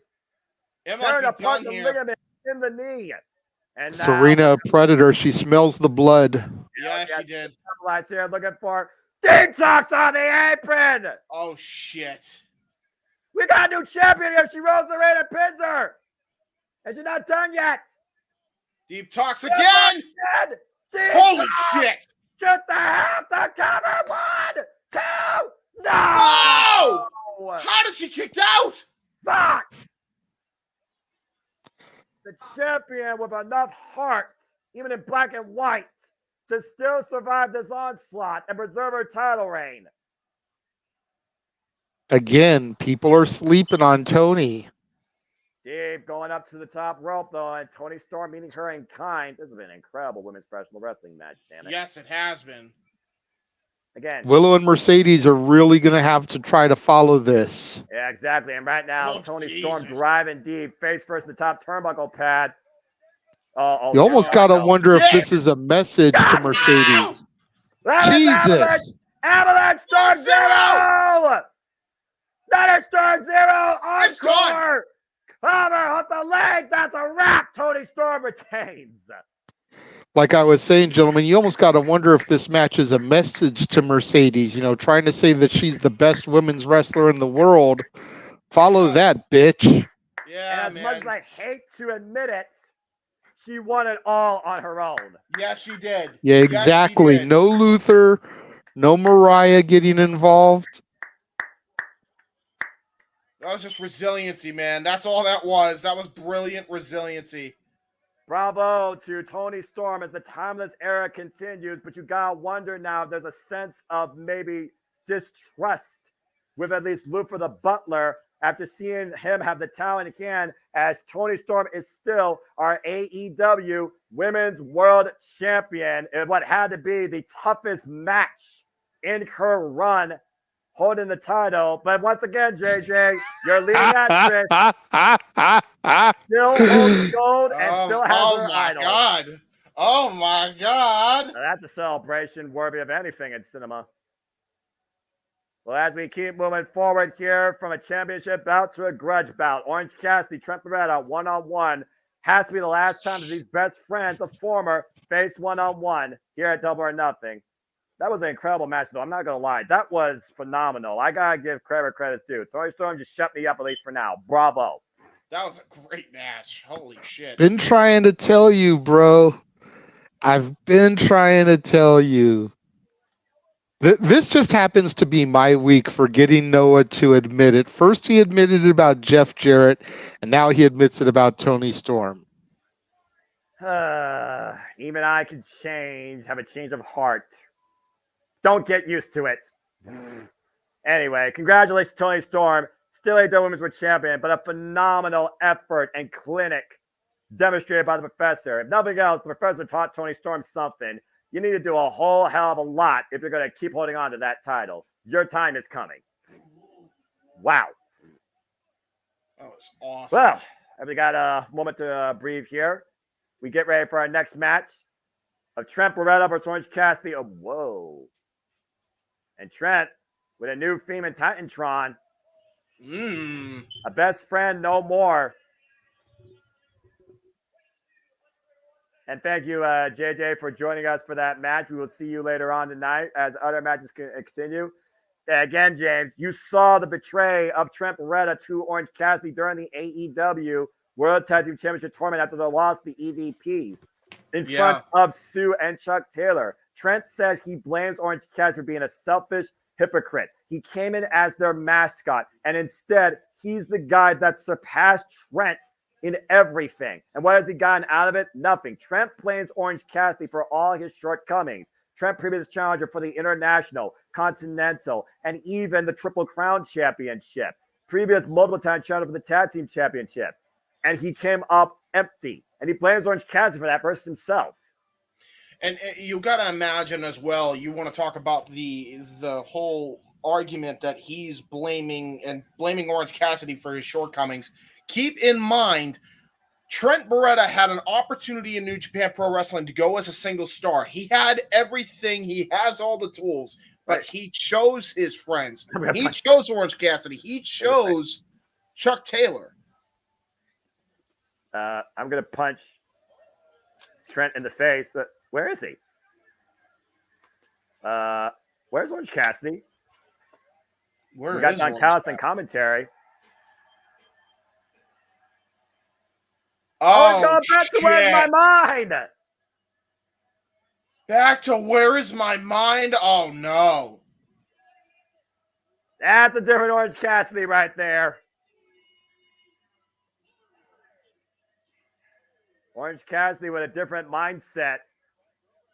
A throwback here. I think this is mind games, full on. This is mind games. Well, I mean, think about this. How long has it been since we've heard that theme? And honestly, where is Orange Cassidy's mind? Again, Orange Cassidy's mind's been warped by Don Callis, the loss of Chuck Taylor, and the betrayal of Trent Beretta as Don Callis has rejoined the commentary here. And you do wonder, again, does Don Callis have more of an interest in Orange Cassidy or Trent Beretta?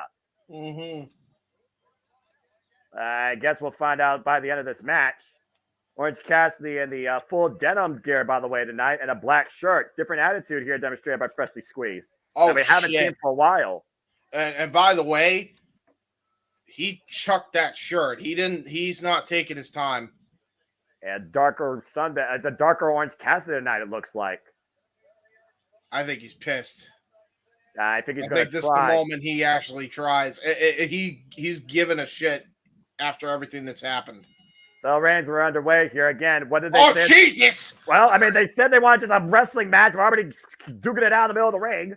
Yeah, there is no wrestling here, folks. This is just a full-on hockey fight right now in the middle of the ring. They are not giving an inch to each other here. Whipping Orange punch early. Doesn't hit the clothesline. Orange Cassidy again. And Trent collide in the middle of the ring. Again, these two have been here since day one, James. Oh Jesus. Both men almost floored. Yeah, Orange Cassidy, two-time AEW National Champion, arguably the most effective champion in this company's history across both those reigns. Oof, Jesus. Big forearm smash by Trent, followed up by Orange Cassidy here. Again, no Chuck Taylor, no Rocker Mill, no Chris Statlander, nobody in either man's corner. And both of these men right now just literally lining each other up here in the city of neon lights. The fight capital of the world getting a fight as personal as the beginning of AEW. Yeah. Oh, the throat thrust by Trent. Drops Orange Cassidy to his knees. Yeah, double throat thrust there by Trent Beretta. And now Trent has got that very angry look in his eye. Again, you talked about the mocking of Trent Beretta with the T-shirts as of late. Let's not forget, since he's turned heel, he's also been applying a submission hold, a sleeper hold of sorts to his opponents, including Orange Cassidy. Beretta sent face first top turnbuckle and sent up to the opposite corner. And Cassidy sends Trent again. Back and forth. Yeah, back and forth with the turnbuckle shots. We've seen Orange Cassidy do this more than once. Oof. Looks like he's going to go to the top rope, going for that crossbody, perhaps. And Orange Cassidy flies and catches Trent with the full crossbody, perfectly hit. Doesn't need to close on again. Comes up and around for the DDT. Satellite DDT by Orange Cassidy and a nip up. Wow. Again, right now, it's so hard to catch Orange Cassidy off guard once he gets going as he drives Trent with the tope suicida into the barricade. Now he sees Don Callis. I think he notices Don Callis on commentary. I don't even think he realized he joined in the show or joined in on the commentary booth until now, rolls out of the ring and breaks up the 10 count, goes back on the attack on Trent on the outside. We see Don Callis now as he's right by the announce table, and I do wonder, did Don Callis talk with Orange Cassidy at all prior to this match? Since Wednesday when Orange Cassidy was laid out by Trent. Oh, shit. And now here we go. Orange Cassidy up with Trent against the barricade again. Thank you everybody for tuning in. I will give a shout out now as I look at the chat real quick. Darren, Safety, Sandy, Realist Evil, AMC, Matthew, Joey, Jeff, me, Jim, of course, but he's already here. Walter, Colin, everybody that's been here. Wesley, thank you all for tuning in. We appreciate all of you. You make this possible. Thank you for your viewership and support and engagement. We love all of you. Hope you're enjoying our coverage of AEW Double or Nothing. Please like, subscribe, comment, and tell a friend as we do this for all the biggest pay-per-views and shows in and out of all things professional wrestling. Damn it. And real quick, to the Resident Evil AMC and all other potential new viewers, don't just subscribe for you, and I don't know who you is in this case, but also subscribe to the Cassidy 18 Studios, the Jeff Beecham Network, Simple Man's brand, Jay Hebert Studios, and the Greg Cherry brand, where we will broadcast all across the Jeff Beecham Network Multiverse of Media. Oh, and also give a follow to Datilla's Twitch while you're at it, Rangers of Wrestling. Go sub to her. There you go. And I love what I do. It's not about me. It's about wrestling, and it's truly about all of you, but I thank you all for it. There's a reason why I just stare at the monitor, but it's one of those things where a voice tells the story, and that's what's always drove me to this business. And God bless JR. May he get better soon. My little JR fell off my laptop again. Right now, Orange Cassidy recovering after that ridiculous move by Trent. That was brutal. And right now, Orange Cassidy grabbing the back of his head. You've seen, again, Trent Beretta been working about Orange Cassidy's net. Let's not forget, James, their other one-on-one encounter, Orange won, but Trent still drove Orange Cassidy on the steel step pile driver. Yeah, he did. And now he's just taking full control here. Trent Beretta is. And right now, Trent just literally ironed the crowd saying, who sucks now? Still you. I don't know, man. This is where the whole page may have been complicated because, again, is there insecurities for Trent? Absolutely.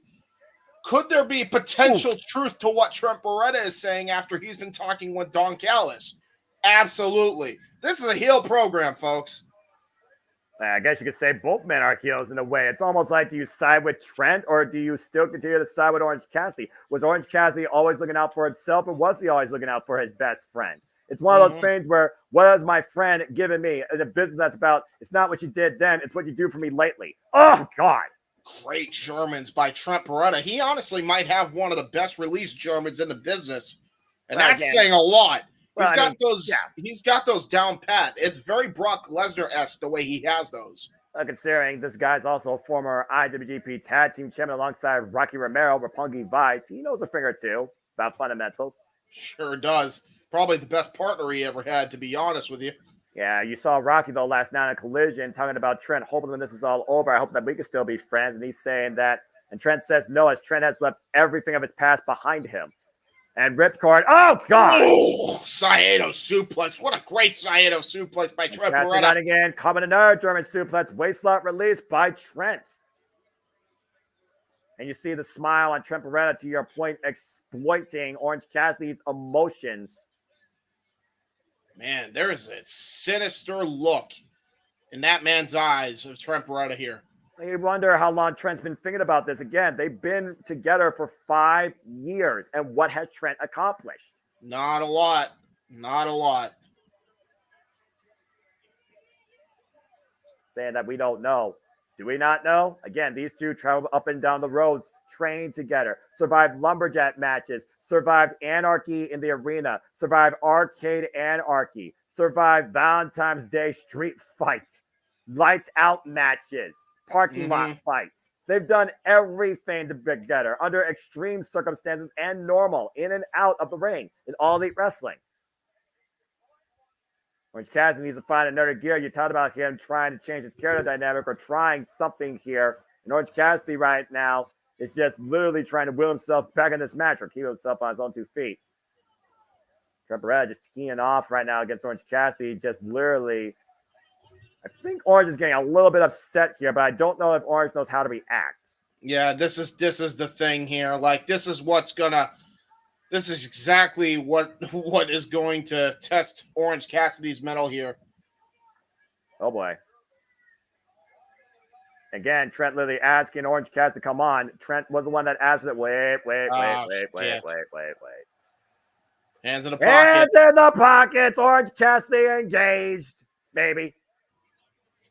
I guess Orange Cassidy is just literally going to take what Trent wants to throw at him. He's not going to try and give in to Trent's game. Again, he's still saying, I'm Orange Cassidy. You talked about, again, character dynamic. Orange refuses to be anything different than he already is. And that's what Trent hates about him, it seems. Whoop. Oh, nice roll through, though. Drop kick! And the kip up, the shotgun drop kick, fall up again. Running drop kick in the corner while the hands are in the pockets, by the way. Might I add the entire time. Of course. I would just bet anything less from Orange Cassidy. Orange Cassidy right now. Oh, the most lethal kicks in the corner to Trent. Just driving his sneaker and picking up speed now. Excuse me. Cassidy. Right now, you see the physical toll. Maybe waking up. He's pissed. Whoa, man. Mad. He almost ran over Bryce Rensburg. That's how pissed off he is. Yeah, I think Orange Cassidy just found his second gear. That's Orange Cassidy once again going up to the corner. It's Orange Cassidy and Trent goes to the outside of the apron. Oh, no. Oh, no. Orange Cassidy doesn't usually do something like this. Wait a minute. What the hell is this? Oh, got countered. He got caught. Oh, no. Oh, no. Looking for the power drum in the apron. Orange Cassidy hooking up Trent, though. Beach break, possibly. Both men right now, job position. I think Trent, though. Shit. Bump handle. Pile driver on the apron. Pile driver! Golly. Oh, my God, on the apron. And Orange Cassidy's neck may have just been taken out of place. Take a look at this in the replay. Shit. Watch this. And look at the way Trent transitions. Yeah, Stop, there was spike, pile driver. Look at the way his head lands here. Yeah, gut style. Oh, my God. Oh, my God. And wait a minute. Trent right now, this is not a no disqualification match. Bringing the still steps into play. Woof. Oh, boy. Here we go again. This is what happened post-match. Yes, it did. One-on-one. Oh, no. Wait, Orange Cassidy. Oh, my God. Oh, shit. Yeah, about to say, you saw that, right? The corner. Beach break. Yeah, I saw the corners, and I think he may have just opened them up in the back. Oh, that was rough to watch.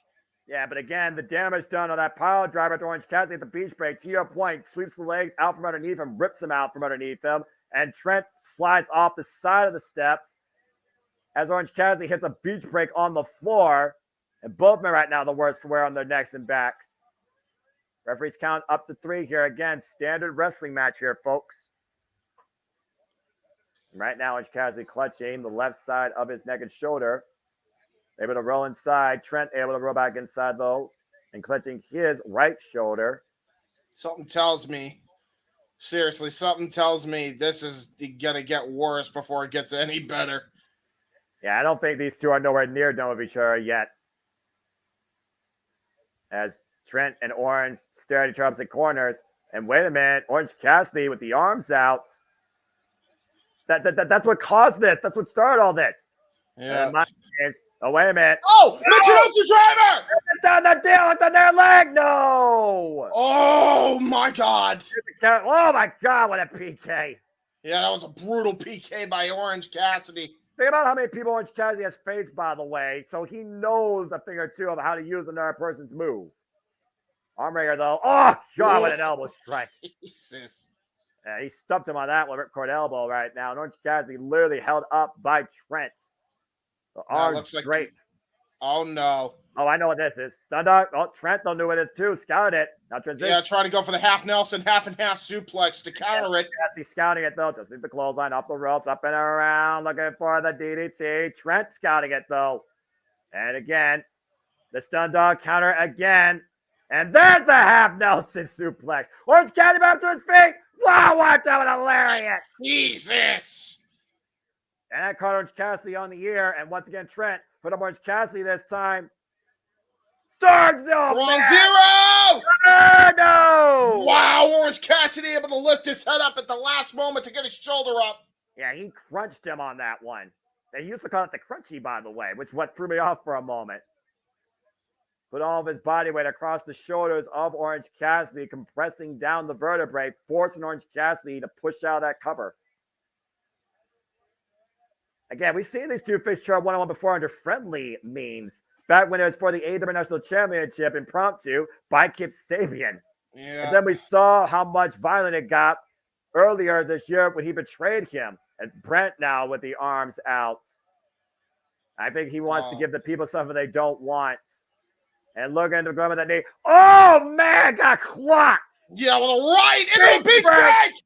Cover out the leg. No. Oh, that was close.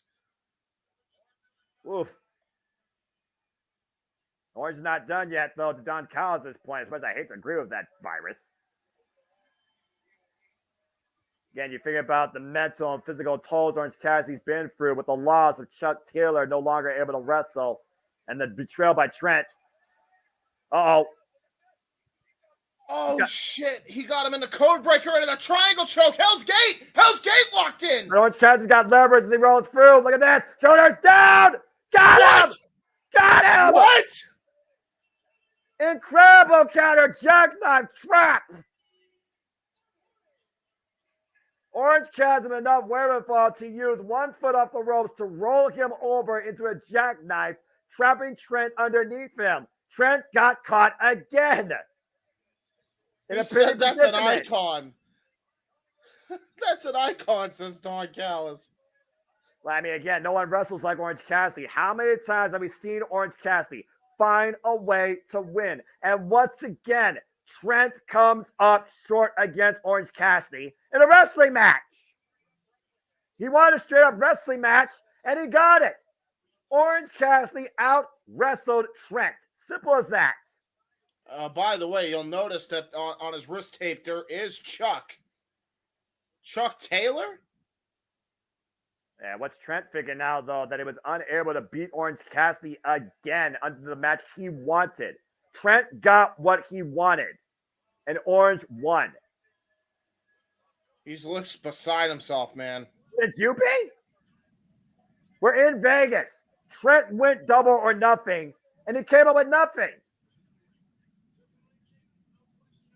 And again, Orange Cassidy shows why we have supported this guy since being part of AEW. And this time, Trent's just literally walking away, not even looking back.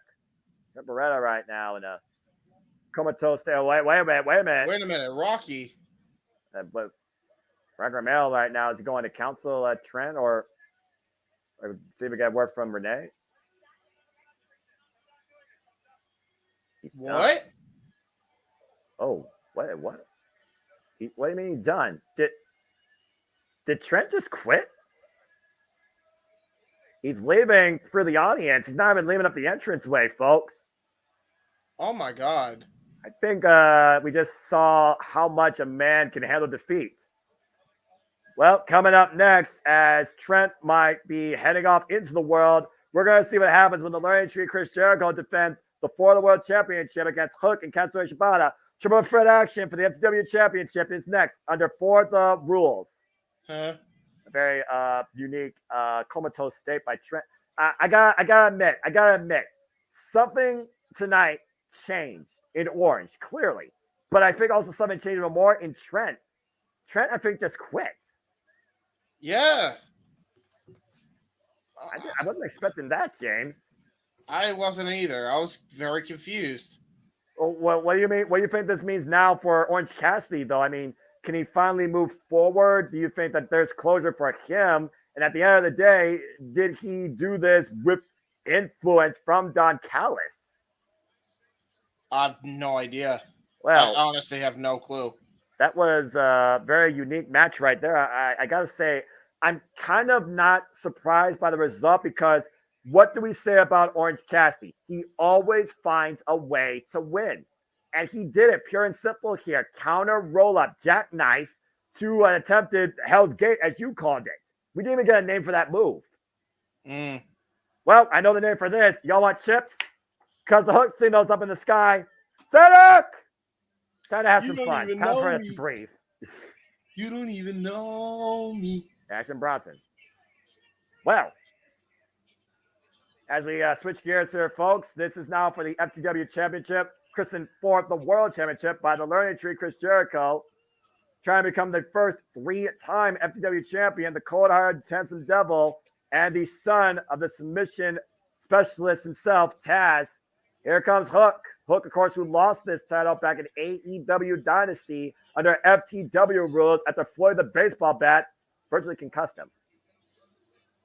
So I just answered one of their questions. If Hook wins the title, how many times would he win the title? I answered on Triller 3. And here comes the wrestler looking for his first. Oh, we're actually getting the full entrance this time. I approve. When you talk professional wrestling, it doesn't become more legit than the wrestler Katsuyori Shibata. Mm-hmm. 5 wins in his past 6 matches, of course. Tremendous respect for Hook, also previous challenger for the FTW Championship against Chris Jericho in Canada. And the most dangerous man with a trash can on his head, as we learned. I'm about to say, is this technically Shibata's second ever street fight? Something like that. I'm so confused. And now we come forward to the Learning Tree under the Chris Jericho Midcard Vortex, who has been the For the World Champion now for 36 days. I got 100 points for you, Jeff, by the way. I got 100 points, whatever that means. Chris Jericho, the Learning Tree, the constant reinvention of character, the FTW champion, the first ever For the World champion, James. Look at this goof. I love James this. Is broken. James is broken, folks. James is broken. He's waving. He's smiling. Look at this man. Look at him. He's happy. Always happy. Oh, God. I think he's broken. Oh, my God. Shouts Tara, the alternate knockout. Man, I missed that knockout. Anyway, Chris Jericho, of course, again, as I said, I don't even know how to talk about this match. I know how to talk about it. It's for the rules, whatever that means. What is for the rules? I don't know. We'll find out. Are we? As Aubrey Edwards, the official for this match. Oh, God. Here we go. Man, he's just waving. He likes to wave. He enjoys the camaraderie of the people. But I imagine this is still a triple threat match, which means there is no disqualifications. Only way to win this is via pinfall submission inside the ring. For a title that's technically not recognized, but will it be recognized with Jericho there? Well, with the Learning Tree is going to teach us something, I'm sure. Bell reigns were underway. Dude, this is so crazy. Stop waving! What are you doing? And Chris Jericho, the first ever AEW World Champion, by the way. Oh, shit. Also been here since day one. Well, that smile just went away. So what is for the rules? We still don't know yet. Well, it's for the title, so I imagine it's for the triple threat rule dynamic. Uh-oh. Fuck, gosh! Yeah, but here's the problem. This is Jericho's match stipulation. There's some caveat. Nice suplex by Hook, man. And again, right now, taking a page straight out of his father. Again, it was those suplexes back at Revolution where Jericho earned the respect of Hook. And then we saw these two try to become a tag team for a little bit, and then the fallout there, later Dynasty, after Jericho was on a suplex clinic on the other end of Hook, and Hook bringing out the tables. Okay, so I guess it's just FTW rules as they would be, just under a different name. FTW is for the world. This title is for the world championship. So just call it what it is. What do you mean? It's for the world, quote unquote. Yeah, but it's also FTW. That's the initials for it. Yeah, so exactly. It's still the FTW. Jericho rechristened it for the world. It's for the world. And right now, this title might be for Jericho because shit! Whoa, pump kick! Whoa, man! Both men dodged the table. Yeah, that was quick by quick reflexes by both Jericho and Hook. Oh God! PK by Shibata. And of course, Katsuyori Shibata, Hook qualified for this match after beating Rocky Romero. Of course, in his qualifier, Hook the Irish Whip, Katsuyori Shibata, driven into the barricade. Ribs first, by the way. Jericho, though, kicks the midsection of Hook. And snap German on the floor. Yeah, snap suplex, Shades of Dynamite Kid. And Jericho again waving on to the mass crowd here at the MGM Grand.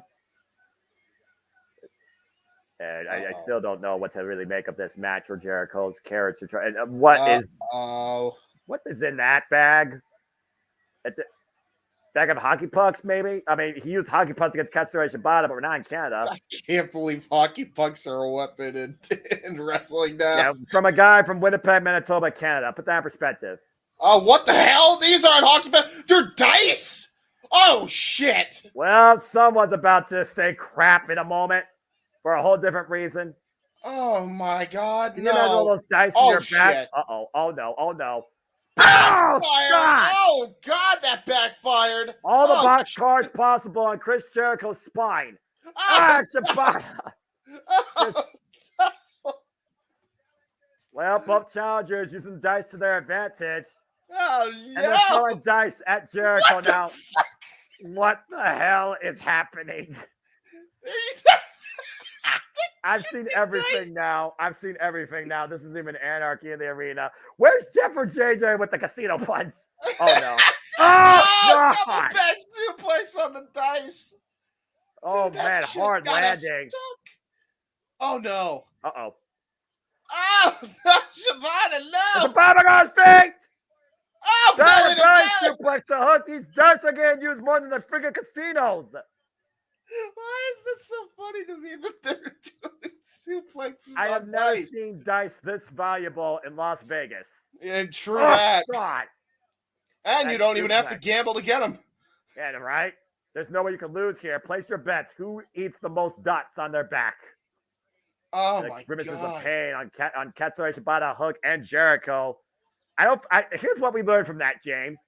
Do you know that 7? Here's a fact for you, folks. I'm going to teach you something. Did you know that 7 is the most common number you can roll on a pair of dice? What's the most common number you can roll on 200 dice? I'll wait. Oh, shit. Well, right now we got one kendo stick versus 2.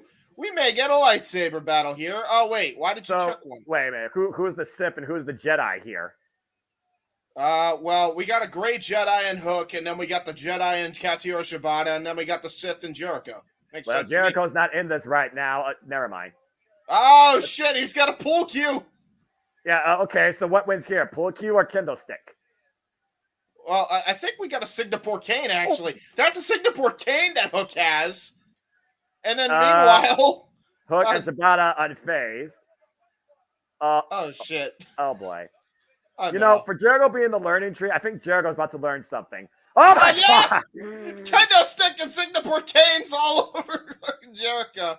This match is too damn fun. They used all 3 sticks. They used the pull cue, the Singapore cane, and the kendo stick. I don't think I've ever seen that. So which one leaves the best wealth? What are we going to learn here tonight? We're going to have a lot of educations. Okite? Okite. And here I thought I was done learning after college. That's underneath the clothesline. Oh, God! He fixed the midsection. Oh! Shibata STO to Hook, by the way. All those dice in the middle of the ring, by the way.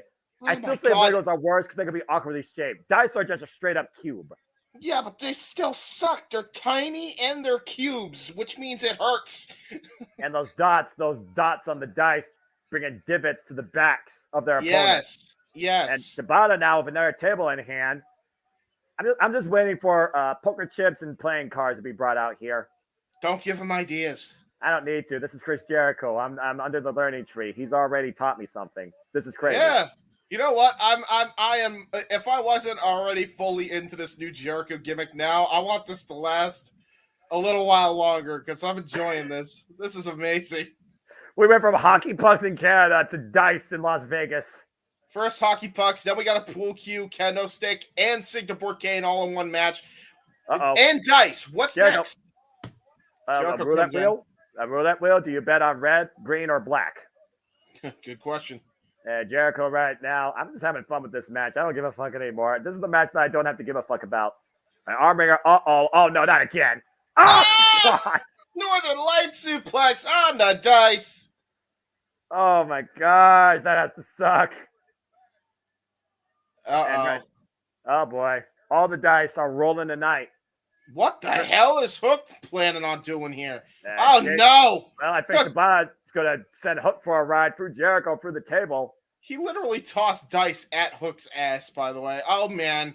From the top or in the middle turnbuckle. No. What the hell is this? Shibata hooking up Hook for a ride, about to find out what happens here. Oh, dear God. This is not going to be good for anybody. What? Oh, Jesus! Oh, man! Oh, my God! Death Valley driver off the top rope through Jericho through the table, and the table doesn't break. Hook into Jericho as the table collapses under the weights. Awkward landing by all three. Take a look at this, James. Watch the way they land. Yeah. Hook lands on Jericho. Jericho falls off the side of the table. The table warps. And Hook grabbing the back of his head. The cover! Woo! By Shibata on Hook. Almost won the FTW title. Yeah, he did. Imagine Shibata winning the FTW title. Jesus. Yeah, what would he rechristen it as? The never open weight title. Man, Jericho stepped for the table. He'll rename it the drop kick by Shibata. Sorry about that. The AEW never open weight title. Oh, excuse me. And a kick out by Jericho at 2. Sorry, I was choked up a little bit there. I am losing my shit. The Kensler Shibata nearly pinning Chris Jericho as Hook right now is trying to roll out of the dice. Yeah, man. Like, this sucks, man. There's no good way to freaking get out of this predicament. And right now, I mean, again, and FTW title on the line. This is for the world for the rules. Double A takedown in the dice by Shibata to Jericho. Looking to turn him over for a full Boston Crab. And oh, shit. Positioning now. Trapping legs. Might be going for a Muda lock. And Hook right now getting back up to his feet. And Shibata catching Hook's ankle. What? Ankle lock. Ankle Muda lock combination. What the hell? I mean, again, Wednesday, right? And Hook with the up kicks right now. Separating some of Shibata. Shibata drops back. Oh, no! Yet the legs of Jericho wrenched with Shibata falling backwards into the dice, courtesy of Hook. And the knees, of course, buckling on Jericho. Now, Hook, I think Hook's still a bit disoriented after that weird Death Valley driver spot. Now Hook has Shibata. Gosh! And again, those dice in the back of Shibata. Those dice are everywhere. Codebreaker! Oh, my God. That might be it here. Cover at the far leg. 2 count. Jericho might have taken the brunt of that, though, only because there's dice in the ring. Aubrey doesn't need to gamble now. Trying to go for the Judas back. Red drum counter. Yeah, again, trying to keep him towards center, though. Aubrey watching Jericho, seeing if he taps or if he falls. Jericho falls down. Oh, shit. He's got a grapevine here. Is Hook going to win the title back? For the rules. Look at the hand. Look at the hand. Look at the hand. Oh, no. W. Morrissey! Oh, man, what an elbow drop. Big Bill here. But again, it's for the rules. Anything goes. Raining down shots on Hook. The Redwood saving the learning tree. W. Morrissey, the first and only student underneath Jericho's learning tree. Big Bill just told the crowd to fuck off straight up on the air. Well, I mean, this is a New Yorker. I'm just saying. True that. Running shots to the back of Hook. Oh, no. Big smile on the face. Oh, no. Boy. And they're both on the apron. Oh, no. Whoa, hoist them up. Oh, shit. And Hook find back. James, there's a table looming on the outside. Oh, my God. Oh, dear God. Oh, gosh! Oh, exploded through the table, and I think that piece of metal man just impaled Big Bill right in the side. And geez, that was super close. W. Morrissey is down and out. Oh, my God. Take a look at this again, to your point. What a suplex off the apron through that table. Shibata now in the ring with Jericho. Jericho going to come Shibata. And the walls are applied. In the dice. Shibata. Jericho. And the problem is, where does Shibata go? Because the ring is surrounded by dice, and he's trying to get to the bottom rope. And there's no rope break. Remember, it's FTW. There's no rope break. Oh, that's a fair point. Went the rope through by Shibata. What? Into the figure 4 leg lock. Can he get it? He's got it. Holy shit. Shabazz got locked in, but a hook coming back in. Oh! And now the rev applied. Jericho trapped. This is what happened with Brian Keith for both of them to advance. Oh, wait. Look at that. Who the fuck's that? Hook and Shibata getting brained by a mystery assailant with a trash can. What the? Oh, no. Wait a damn minute. What the hell? Oh, Senton! it's Senton. Who is that? That's Brian Keith. That's Brian Keith. Wait. You're right. Holy shit. Bounty Hunter Brian Keith just joined the learning tree. Oh, Hook just teed off with a friggin' kendo stick. And Jericho's up. Oh, no. Shoot us facts.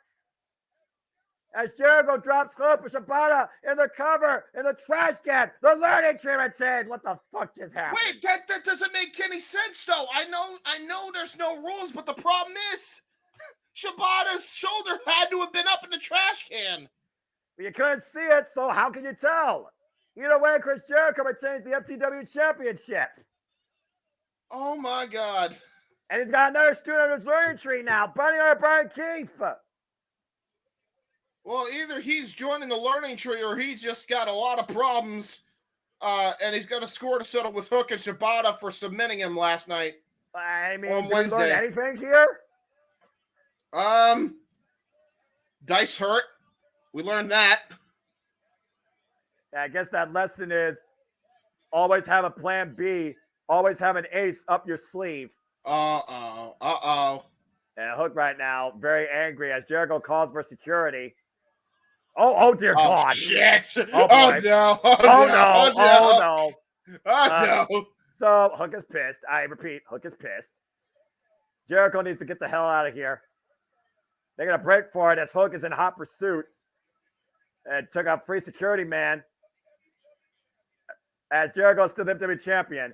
Well, coming up next as we change gears, Jon Moxley goes one-on-one with Kazuchika Takeshita. IWGP World Heavyweight Championship Eliminator match. Can someone from DDT Pro beat the best holding the IWW Gold? Damn it. There goes my whole idea of a cowboy shit stable. Damn it. No. I mean, I saw the confrontation last night on Collision where Jericho and Brian Keith were face-to-face. And Brian Keith says, I may have lost Wednesday, but I'm not done. I'll be back. Well, I guess he came back tonight with a vengeance. Well, fair enough. Maybe he's not joining the learning tree. Maybe he's just wanting that freaking title. I think Brian Keith just wants to freaking come ahead in AEW, and maybe underneath Jericho's learning tree, he thinks he has a chance. I don't know if it's necessarily with the learning tree. I want him with Hangman Adam Page and freaking other cowboy people and Silas Young. That's what I want. Jeff, you were this close to having the walk-in. I want to him be with Hangman Page. I want Brian Keith to team with Hangman Page. I don't know what to say about what I just watched, the FTW title, but Jericho was saying. So. I got a fever for cowboy shit, and the only cure is more Brian Keith. I need more cowbells. What I need now. First off, don't super chat me to bring Blue Oyster Cult. It's not fucking happening. Secondly, before we get into this match, Jeff, did you learn anything from that? I have learned that dice are a more expensive torture than Legos.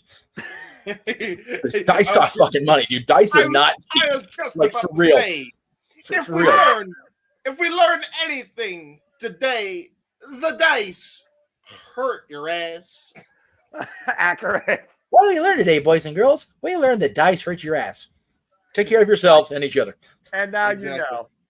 Oh my gosh. Protect your Noah. We learned that today. Protect your mentality and protect your ass. Protect your mentality, protect your ass, and protect your dice. And remember, 7 is the number you want to go with the most. No, the answer is always 42. What the fuck is Don Callis wearing on his feet? Moving on. As we Don Callis is a hidden hobbit. He's got sparkly fucking girl slippers on, bro. It's Vegas, baby. All I know is probably Las Vegas, the cheapest place you could get dice because there's more dice in that city than anywhere else in the world. As Jon Moxley, who started Paradigm Shift in 2019, comes in holding the freaking IWGP World Heavyweight Champion. The Death Rider has arrived once again in All Elite Wrestling. Oh my gosh, is he banded up? What happened? Well, last night on Collision, Don Callis lured John Moxley to Foster Security, saying that you and I are a lot alike. It was a sneak attack though by Konosuke Takeshita that assaulted John Moxley with a steel chair, including trapping his steel chair, his left arm in a steel chair and stomping on it.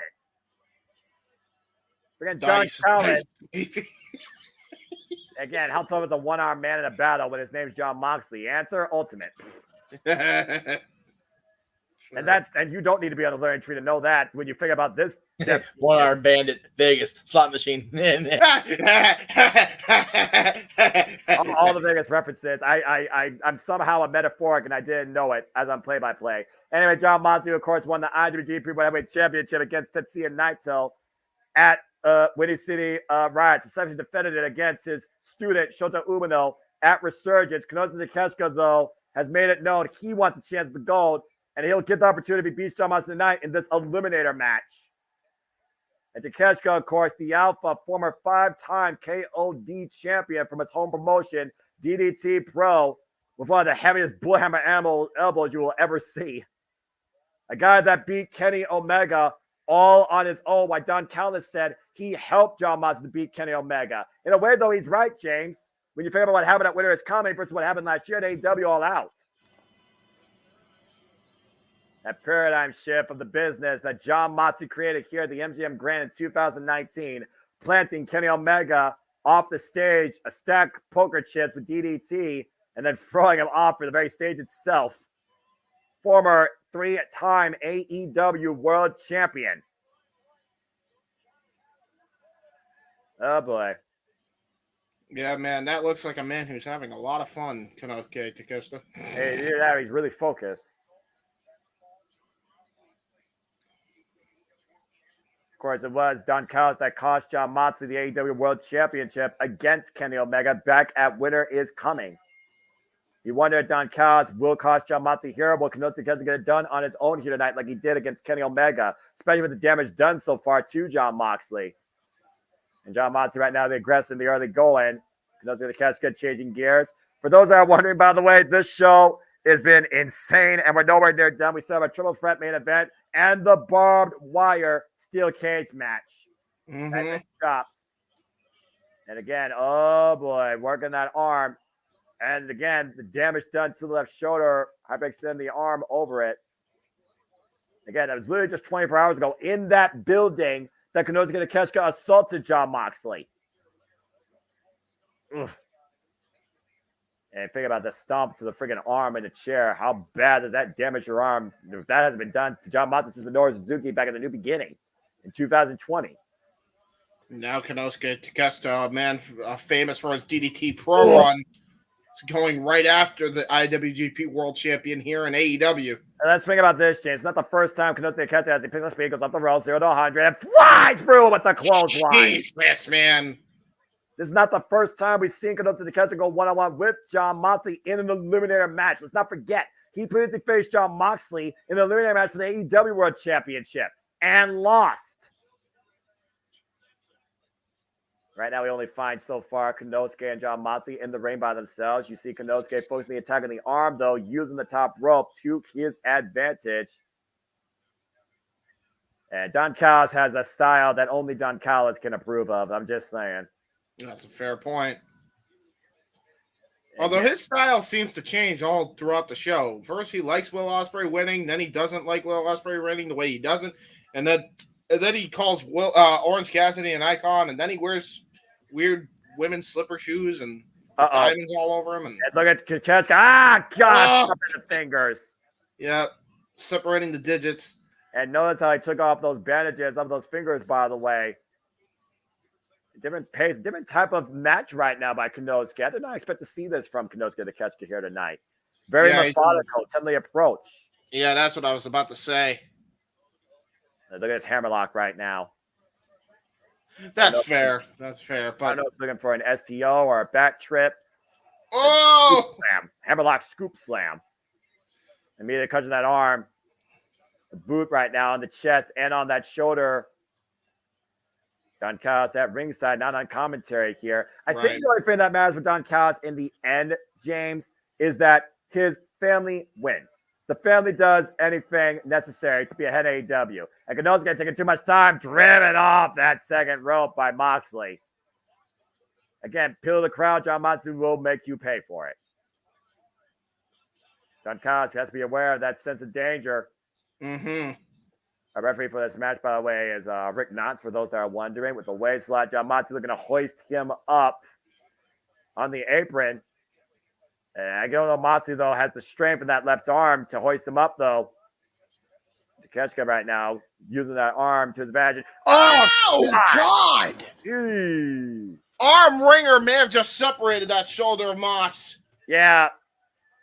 Look at the way John Matsu right now is just awkwardly laying on the apron. Take a look at this, to your point. Watch the way the arm lands and John Matsu's position. That arm wringer, that shoulder. Oh, Jesus. God, on the apron. That was rough. That was a rough landing, man. Takeshita trying to remove that protective bandage now from the shoulder and the elbow and the arm. John Matsu right now just trying to find some sort of reprieve. Oh, now the bandage. Oh, no, he's choking him with his own bandage. And again, Rick Knox sees it, but Takeshita knows what he needs to do to win this.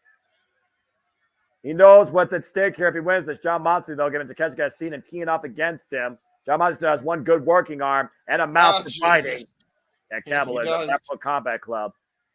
I'm not sure what's next match, by the way, when I look at this card. Oh, God. Oh, my God. I have to imagine at this point, all that's left is the barbed wire steel cage match in our triple main event, I think. I think we've covered everything else. It's been a hell of a show so far, though. Forearm smashes by Kanosuke. Kanosuke taking upon John Moxley and raking in the eyes in the process. It's similar approach, though, here. I got to admit, it's a similar strategy. Oh, and the arm again braced in that chair, and Kanosuke pushing it up against the barricade. Oh, and again. And again, once again, between the boot and the steel, the arm goes. It's a very smart, sound strategy by Kanosuke Takeshita. For those that are wondering what we've seen so far tonight, we saw, let me see if I get this right. The Abrazo beat Thunder Rosa. Oh! The Acclaim and some sort of hockey mascot beat the Cage of Agony. Yep. We saw Will Ospreay beat Roderick Strong for the AEW International Championship.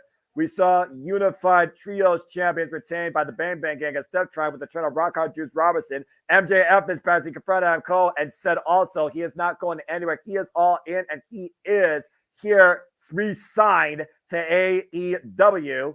We also saw Trent Beretta probably quit as Orange Cassidy got the better of him in a straight-up wrestling match. Was also a very violent fight encounter, being perfectly honest here. We saw a timeless clinic. What a bullhammer elbow. That was a brutal bullhammer. By Serena Deeb as Timeless Toni Storm retained the AEW Women's World Championship all on her own, which I will give her credit for once in her damn career. And we also just saw the FTW title for the World Championship for the rules retained by Chris Jericho, the Learning Tree, against Katsuyori Ibata and Hook, as Brian Keefe caused both men there. Oh man! Jesus! Bulldog on the run on the damaged arm. Grabbing that shoulder again into the canvas, and all that arm is exposed now with the removal of those bandages.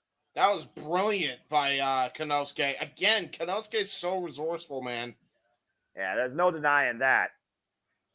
At this point, there's only 4 matches left. We got the barbed wire steel cage match for the TNT Championship and our triple main event, folks. Hope you've been enjoying the ride, enjoying our coverage and conversation and reactions and commentary, and enjoying All Elite Wrestling celebrating its 5th anniversary where it all began. Double or nothing, the MGM Grand. Hoist it up. Big German suplex. I think that was a brain buster. And again, Kanosuke right now sees John Moxley out and trapping the arm. Takeshita again, very slow approach. As the fans are trying to wheel John Moxley back into this. You see it on Kyle's ringside as well. Cheering on his alpha. John Moxley again creating separation from the eye. Kanosuke, though.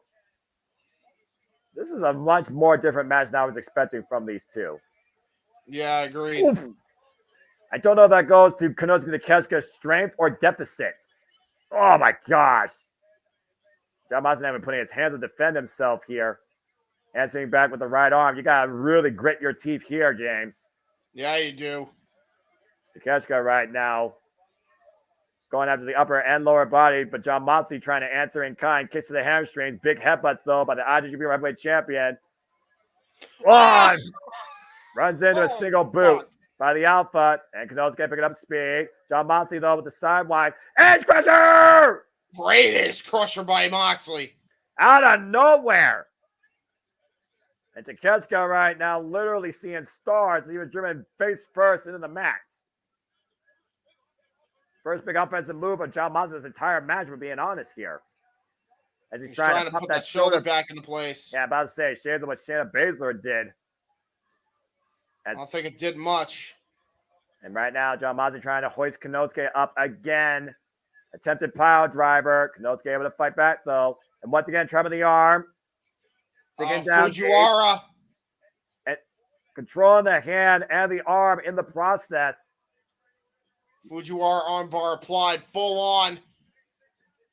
John Moxley's too stubborn to tap out to this. You know that, James. Yeah, of course. I know this. And Moxley, though, able to catch Takeshita, trying to fight through. And right now transitioning. Triangle sleeper hold of sorts here. John Moxley notice off the map, preventing the count. That shades going back to the eyes. Blake in the eyes is Kanosuke. That shades of his mentor Randy Couture in the UFC. Oh Lord! Last eye power bomb. Jesus! Emphatic power bomb, and doesn't roll him through for the cover, but sits back in on the arm.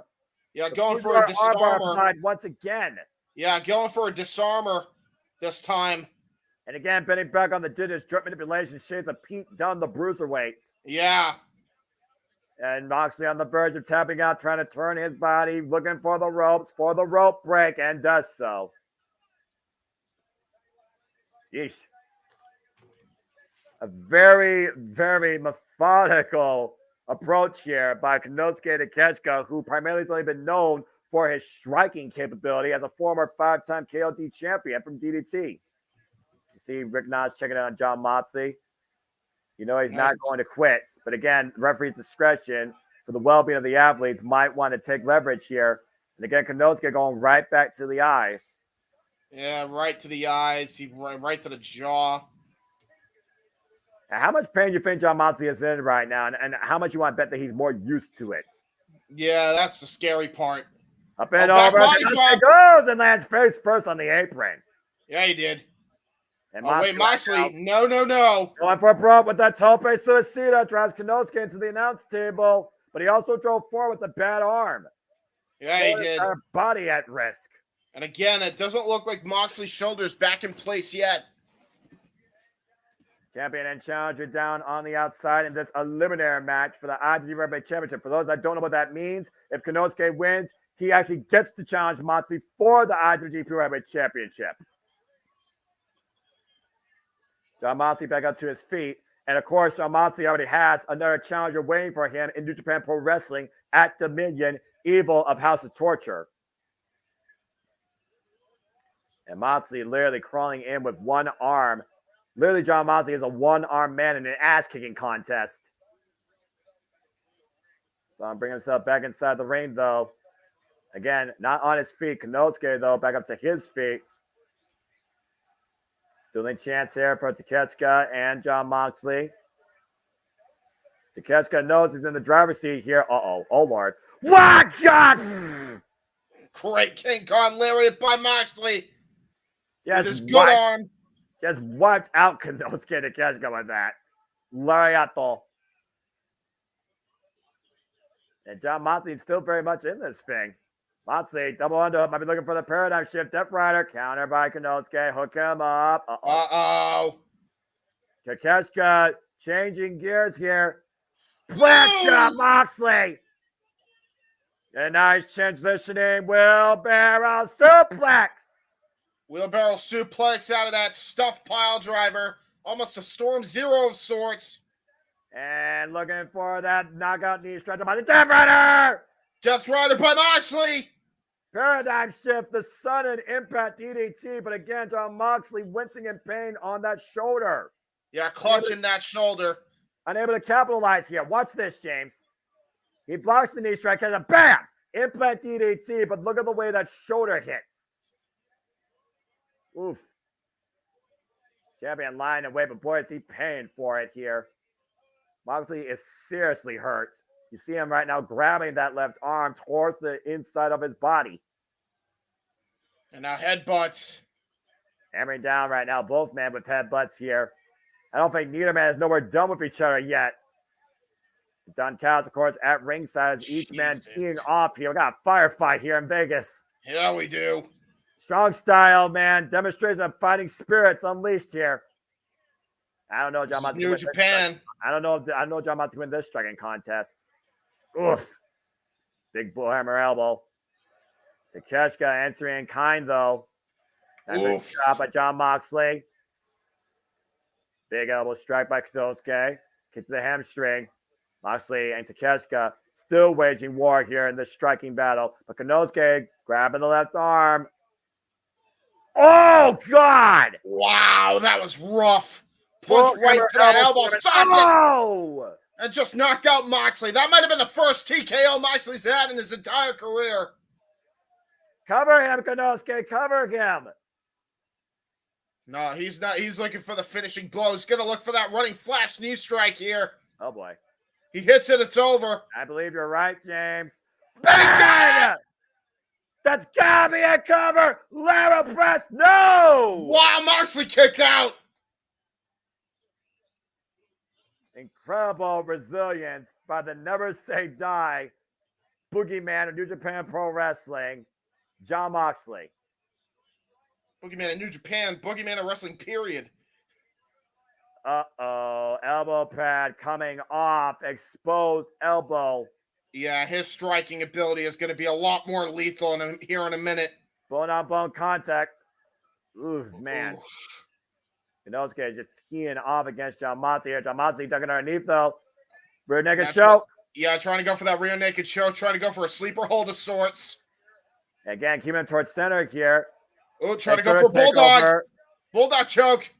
Yeah, big bulldog choke. Again, the knees underneath Takeshita, though. Great leverage. Oh, wow. Trying to use that armband here. And again, Rick Knox sees it, though, forcing Jon Moxley to break the hold. And meanwhile, Dumber underhook, once again looking for the Death Rider. High angle DDT. Can he hit Konosuke? But can he lurch them up? Konosuke again grabbing that arm, though. Oh, Jesus. And Konosuke finally moving that bandage from around his neck. The arm captured, wrist captured. And Takeshita thinking, dreaded shoulder first to the ring post. That's it. That's got to be it. Rolls him through. It. BAM! Forearm shiver, and Moxley is out again. TKO, but he's not done yet. Going for the kill. Death Rider! Konosuke! And the cover to the Alpha. Oh, what? Moxley popped his bad shoulder up. I cannot believe Jon Moxley kicked out of that. What? Again, you talk about the resilience of the Boogeyman Pro Wrestling. You realize why Don Callis apoplectic. Oh, wait a minute. What the hell is Konosuke thinking? He's going to try to go underneath the ring. Why? I don't know. This is not wise strategy, I think. But you know Don Callis has something to do with this. Woo! Oh, he's got a scheme here. Yeah, I don't know what it is. Rick Knox might want to watch out here. We saw what happened last night when Konosuke had a single steel chair. Rick Knox trying to get a chair out of the ring, and Jon Moxley right now scouting Konosuke. Oh! Stop! Fake for the chair! That backfired! And Moxley right now. Oh, that might be it.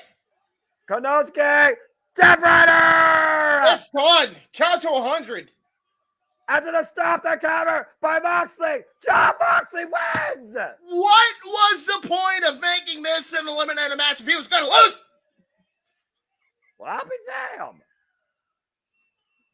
John Moxley showing incredible resilience, surviving Konosuke's best offense possible as the Alpha comes up short tonight here at Double or Nothing. Don Callis' family with this asset just went bankrupt. What the fuck? That was some bullshit. Yeah, no That's that bullshit. No kidding. Don Callis has to be beside himself at this point. Why you say it like it's a pet? It's a good bullshit. It's a good. No, haven't you seen that video of the kid in the back seat? He's like, "That's bullshit.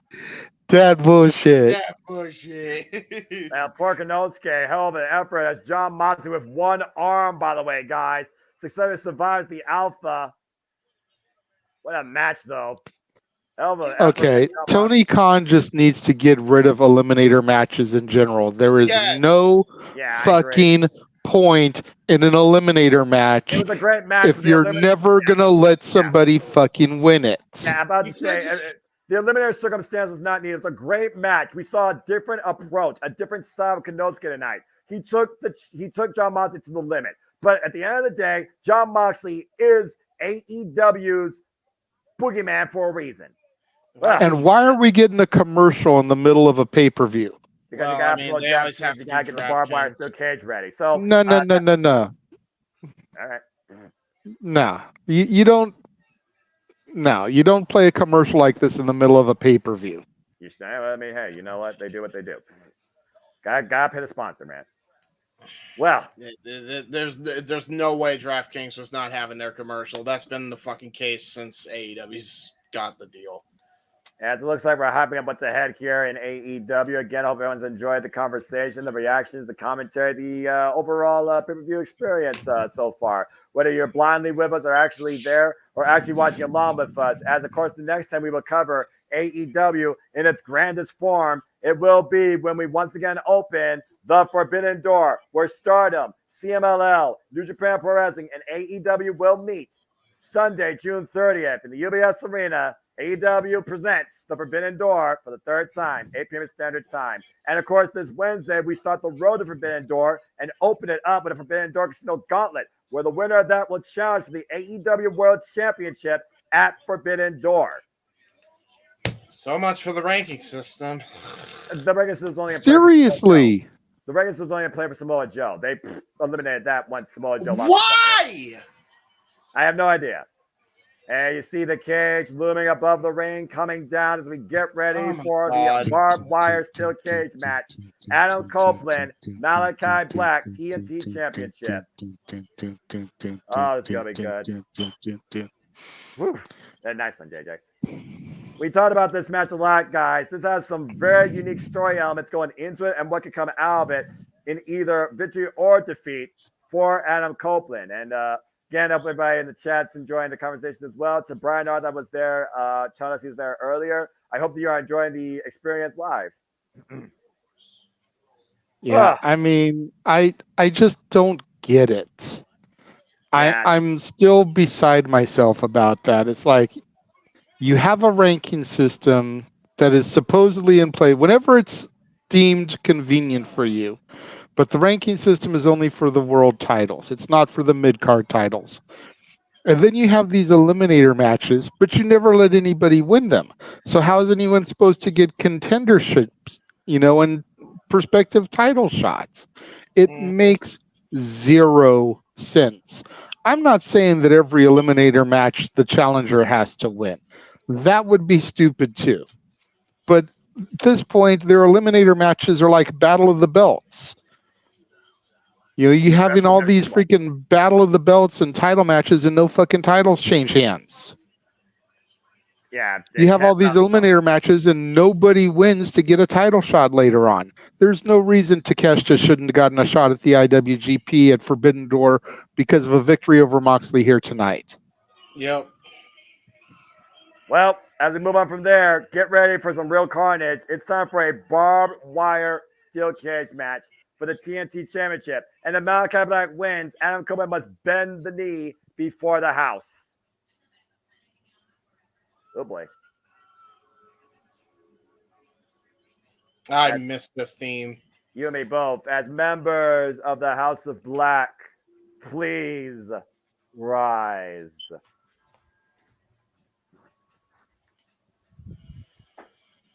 This is the best. This is one of my favorite themes in AEW. Never will I finally be a fan of something called scream metal. And this is honestly the most dangerous that Malachi Black has ever been. Man, if you like this theme, I got a whole bunch of shit to show you. I don't know if I could be in this genre, James, but again, the House of Black's leader, Malachi Black, the Mad Poet. Oh boy.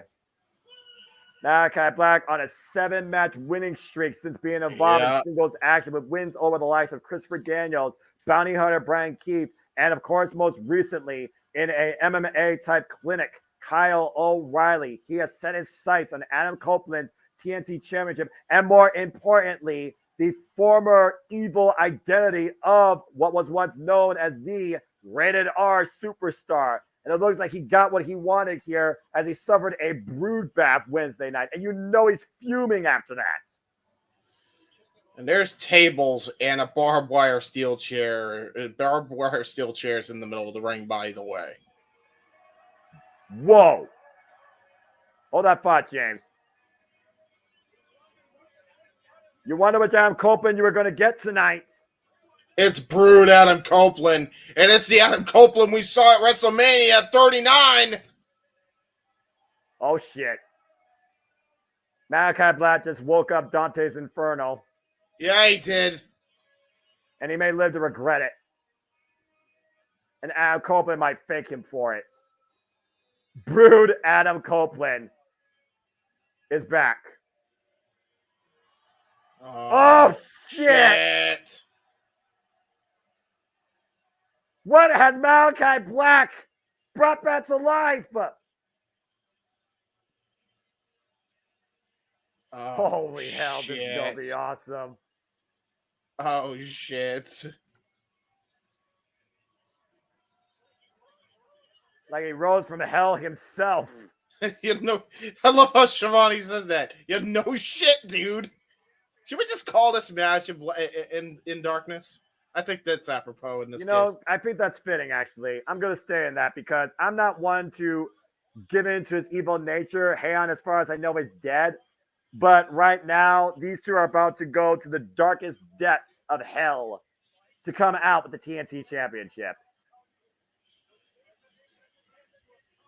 The thing that tethered him to his former innocence no longer around his finger. The last straw was when Malachi Black took Adam Copeland's wedding ring. After using mental manipulation, putting him up against Buddy Matthews and Brody King, channeling the evil, sinister nature of the Rated R Superstar. And again, once that cage door locks, there is no escape. The only way to win is via pinfall submission inside that barbed wire steel cage. I'm looking forward to this. Again, Malachi Black, Adam Copeland says, we don't dream, we live through nightmares. And here we go! Here we go! It's a fight! Yeah, the definition of a fight. And both men right now going after the chairs. We got a chair duel in the middle of the ring here in the early going. As Copeland, whoa, oh, Jesus! Went for the spear. Both men looking for the kill shot early. Swing and a miss by Malachi Black. And drop down with a flapjack. Yeah, flapjack, textbook Adam Copeland there. Yeah, Copeland had that look on his face that we haven't seen in years, James. Yeah. Big boot. And let's not forget, the walls of that steel cage are braced in barbed wire as well. Oh, Jesus. We talked about Edge being the only opportunist. This is the same guy that drove Mick Foley through a flaming fucking table with a spear at WrestleMania 22. Yep. And right now, he's literally using his bare hands to take the barbed wire off the steel cage, but Malachi Black needing him before whatever Adam Copeland could try and do. The barbed wire. Oh no! Oh, barbed wire crown. You wanted to be king, Malachi. Now you get the crown. Forehead braced right above the eyes of Malachi Black. Oh boy. That guy already opened early, as you can see right there from the barbed wire. Barbed wire is not meant to meet human hands or skin. Copeland Shoulder slides off the tackle. corner with the clothesline. Adam Copeland took some pointers from his last match with Sheamus in the WWE. And again, even if somebody wanted to try and do something on top of the steel cage, look at the top of the steel cage, James. It's covered in barbed wire. You can't even stand up there. Well, that won't stop them from trying. Don't give them ideas. And that top turnbuckle right now wrapped up in barbed wire. Malachi Black trying to drive him Copeland's head into it. Trying to avoid contact. And about to meet the barbed wire. So close. Back elbow strike, though. Great separation. This is going to get rough. Yeah, about to say, we're just getting started, all right? And so far, Malachi Black's the first one to taste his own blood. Oh, got him in a powerbomb. Oh, no. Powerbomb from the steel cage. Oh, my God. And the barbed wire ripped his flesh. Cover 2. No. And again. Oh, my God. Yep. Again, James, like I said, those walls are all braced around barbed wire. I think the back of his head may have just caught off that barbed wire, too, because he is bleeding like a stuffed pig now. And we haven't seen Malachi Black in this type of environment since he's been part of AEW. And again, the House of Black thrives off violence. Malachi Black instigated this, Adam Copeland instigated this match. Yeah, he did. Blocks the boot. And again, conspiracy by their absence, no House of Black, no Brody King, no Buddy Matthews. Went for the end again, spinning back heel kick. Adam Copeland catching him, though. Impaler! Impaler DDT! But I don't think Adam Copeland's done. The Edge is about to come home, and it's about to roost. Yeah, about to say, he's in no rush to go for the pin right now. Uh-oh. Oh, shoot. But he does see an opportunity to go for a spear as Malachi gets the boot up. Double leg takedown. Uh-oh. Intercepted. Catapult. Adam Copeland catches himself before meeting the barbed wire. Oh, no! He got tripped up on Malachi Black right when he thought he was safe. Yep. Again, no. Catching a man off guard, and literally his eyes went across that barbed wire like a blind man. Well, you see right now, the vision trouble with Malachi Black and Adam Copeland right now is busted. But both these men are literally shedding red here in the darkest of environments. Well, ladies and gentlemen, I'll tell you one thing. We got the brood bath before, and now we got the bloodbath for real. Yeah, about to say, neither of these men are nowhere near done with each other. You see Malachi Black right now raking across that open wound. Pinpoint elbow strike to the top of the head. Point of the elbow driven into the head of Adam Copeland. And again, we talked about Malachi Black's a dangerous. Oh, God! Jesus. How dangerous Malachi Black is with his legs with that Dutch Muay Thai background. You know, for Adam Copeland's sake, you better hope that wound cauterizes itself and quick. Uh-oh. That is a barbed wire baseball bat. Oh, boy. I didn't even know that was hooked into the cage. Yeah, barbed wire knows how to camouflage itself amongst steel, James. You should know this by now. Yeah. Especially when the steel looks silver, not red. Oh, boy. Oh, Jesus! And a barbed wire bat braced across the face of Adam Copeland! Oh, God! Sadistic bastard! That war cry of Malachi Black with the shrieking terror of Adam Copeland. Looks like we're going to go from the House of Black to the House of Blood. That smile was sinister on Malachi. This is where Malachi Black is as most dangerous, as we know. Yeah, it is. And right now, Malachi Black with a chair braced on the head of Adam Copeland. No. Oh, dear God. That's not a concerto, but that's a whole different form of bludgeoning. Oh, no. Copeland laid out across the chair. Oh, Malachi God. Black, swing and a miss. Yeah, Adam Copeland saw something of that nature coming. Oh! Barbed wire baseball bat into the ribs of Malachi Black by Adam Copeland. That swing was a home run of lethal proportions. Oh, that's a baseball. And right now with the bat again. Oh, across the head of Malachi Black, runs through him. Oh, Jesus. Malachi Black was doing his best to avoid that and was unable to.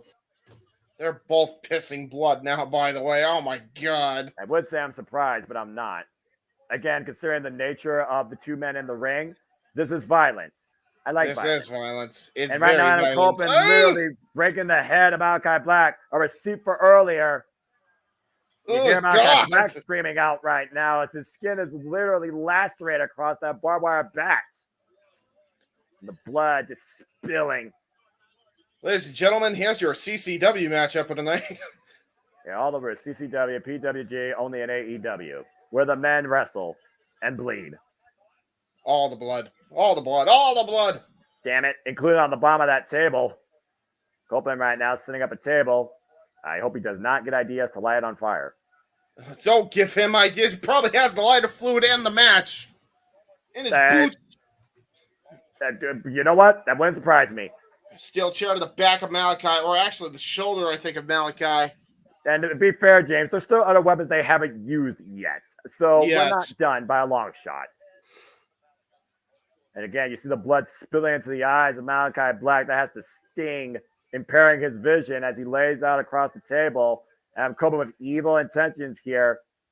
And you do wonder, though, does he want to repossess his wedding ring after this? Does he want to be consumed by this evil nature once again? As Malachi in a drop zone, Adam Copeland on the top rope, climbing up across the barbed wire steel cage. Oh, no! God! Hard landing in the uprights for Adam Copeland as his legs get taken up from underneath from Malachi Black. Yeah, and he got kicked right out from under him, and he landed right on the edges. Really? Again, it's not just barbed wire here, of course. We have literally steel everywhere here these men could use against each other. Oh, Jesus. Adam Copeland driving Malachi Black's face first into the steel cage. To my point, both these men on the top rope, though. Barbed wire looming just above them. Sunset power bomb from the table! And a cover down! No! Dude, he ripped him so hard off that top rope that he ripped the barbed wire while Adam Copeland held on to it. Look at that. Modified sunset flip power bomb, cartwheel variation through the table off the top rope. And he let it full on with that barbed wire, to your point. Lacerating the hands. Again, human hands are not meant to meet barbed wire. Uh-oh. And this is Malachi Black setting up Adam Copeland for the end. Yeah, is it the end for Adam Copeland as we know it? A spear! No! Short-range spear! In the cover, the retain kick out by Malachi Black. Yeah, he didn't get the running start from it, but that was a desperation spear by Adam. So close, though. The ultimate opportunist capitalizing when it mattered the most, nearly preserving the TNT Championship. And again, James, remember, if he loses, he must bend the knee before the House of Black. Adam Copeland right now just trying to stay on his own 2 feet. Once again, trying to set up another table. The wreckage of both these men here in the Devil's Playground, enhanced with barbed wire. And Malachi Black's literally down and out, bleeding blood. Adam Copeland right now with blood in the eyes, a whole different shade of red he's seeing.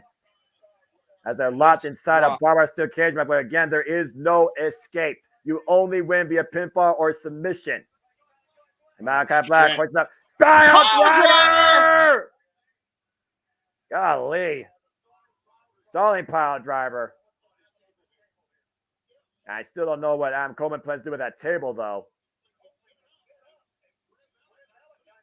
This is rough. At this point, he just do the impaler and pin the man. I think Adam Copeland's got this. Yeah, but you know he wants to punish this man for everything he's done. It's not about winning for Adam Copeland. It's about making a statement to the House of Black. Oh, my gosh. He's wrapping that leg up. And making Malachi. Oh, my gosh. What the hell is he doing? Oh, my God. He's trying to wrap Malachi Black in barbed wire while he's laying across that table. Oh, this has to hurt him just as much as it's going to hurt Malachi. He's going to tie this man up. Again, though, he's ripping his own hands while doing this. Yeah, man. Oh my God. I've seen people straight jagging a duct tape before and strapped to a table, never barbed wire buckled. What the hell is he thinking? I don't know what he's thinking, but I'm scared about what he could possibly be thinking. Why is he climbing to the top where the barbed wire is? Top of the cage! Oh, dear God, no. Careful, Adam. This is dangerous, James. This is very dangerous. And Adam Copeland has a history of concussions, we need to point out. Copeland up to the top of the barbed wire steel cage, looking down at a pro Malachi Black pinned to a barbed wire table. No. Man! Oh, my God! Holy shit! Drop off the top through Malachi Black's black heart through the barbed wire table. A pinpoint elbow, the Bret Hart elbow.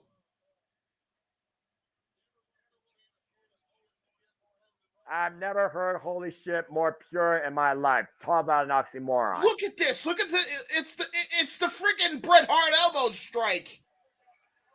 What the fuck? I think this is one nightmare that Malachi Black wants to wake up from at this point. He's got him dead to rights. It's gotta be it. Surely, lateral press. No! What? How did he kick out? I don't have an answer for you, James. I don't have an answer for you. I don't know whether it was the lace of time or a convulsion or just pure wrestler instinct. Right. And by the way, I mean, dude, Adam has a history of leg issues as well. Keep in mind, he actually had to sacrifice the undisputed tag titles back in WWE 2009 with Chris Jericho. So I'm reminded of that as he landed really awkwardly on his leg when he went for that Bret Hart elbow. Again, the only thing that limits you is your evil imagination here inside this barbed wire steel cage match. And you'll notice that Edge is running gingerly on that leg. The end, baby, here. He kind of running in flush in the cover. Cross into it. Cover. Till it's over. No. Holy shit. Left arm up at the last possible second. That was for Achilles. Oh my God, what the hell? What are you freaking idiot? Unholy afterbirth of Brood Adam Copeland lives to see another moment as TNT champion, surviving the end by Malachi Black. 2 9/10. What the hell? About to say, what have they not used except the flamethrower at this point? Yeah, exactly. Don't give him ideas. A couple of tables destroyed here, and what the hell is... What is he grabbing? What the hell's that? A spool of barbed wire braced around what looks like a stand. What is that? The Copeland right now. Oh my God, he was trying to kill him. What the hell? He was trying to crucify him with what looked like a barbed wire cross almost. Trying to puncture Copeland, like to your point, he's trying to literally spike the man, plant him down 6 feet under. And now the cage being used. This is getting rough, guys. Again, this is Malachi Black we're talking about. You should not expect anything less. Again, teeing off against Adam Copeland, braced across the barbed wire steel cage like a kickboxing bag. Yeah. Adam Copeland, the 23rd TNT champion. Oh, shit. Oh, no, man. Copeland flew out of the cage through the door, but that doesn't end the match. It does not end via escape. Oh, boy. Now the environments outside of the cage are at the disposal. Well, it won't be the first time that we've seen a steel cage broken involving Edge and Adam Copeland. I'm just saying. But yeah, the force of that kick broke off the chain link locks of that door. You know, you think you get a reinforced... Holy shit! What a spear by Adam Copeland! On the outside. You would think they were getting a reinforced padlock by now. Adam Copeland, Malachi Black laid on the floor right now. Who can capitalize? What's going to happen next? Oh. That whoop. Those bars can only mean one thing. Here comes Brody King and Buddy Matthews, House of Black. Now they're coming to Malachi Black's aid or Adam Copeland's aid. Remember what Adam Copeland said last night. Oh, this is going to be interesting. Is this a judgment day? Remember what Copeland said. What? Oh, my God. What the hell are we seeing? What the fuck?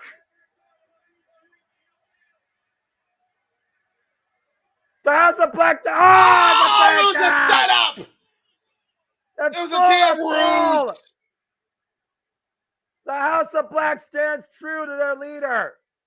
And now bring Adam Coleman back inside. Oh, boy. Oh, man. Don't bet against Black, right? This is going to get ugly, man. And Adam Copeland has nobody that can help him. Nope, no Kyle O'Reilly, no Darren Garcia, nobody. It is literally Adam Coleman versus the House of Black now. He's going to be literally initiated to this house through blood and barbed wire. 3-on-1 assault. Barbed wire lacerations in full effect here.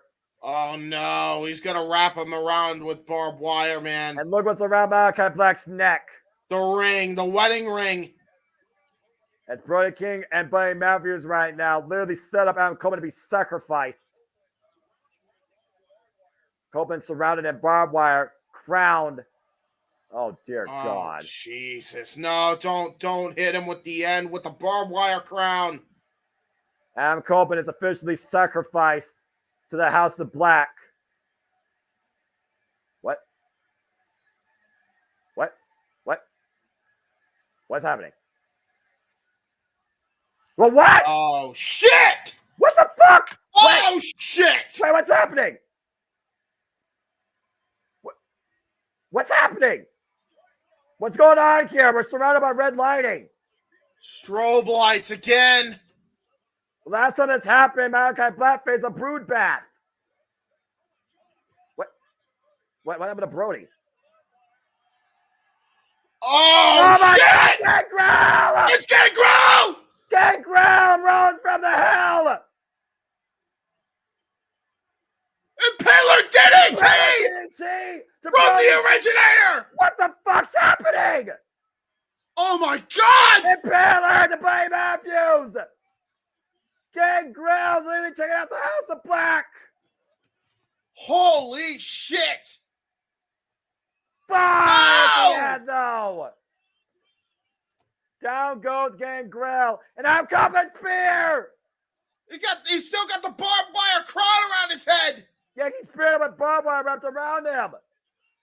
It's around his eyes, around his arm, around his head. Uh-oh. Oh, no. I think Malachi Black's about to get crowned. Yeah, he is. Into the crossface! Crossface with the Gridlock. barbed wire crown! Barbed wire assisted Gridlock. Oh, my God. Oh, my God. Barbed wire breaks around the nose, the face, the eyes. Malachi Black can't breathe or see it. He's fading. It's done. Malachi Black has faded to black. That's it. That's it. Holy Adam shit. Copeland retains. Pure carnage. The House of Black busts. Wow. For the first time in a long time, they bust.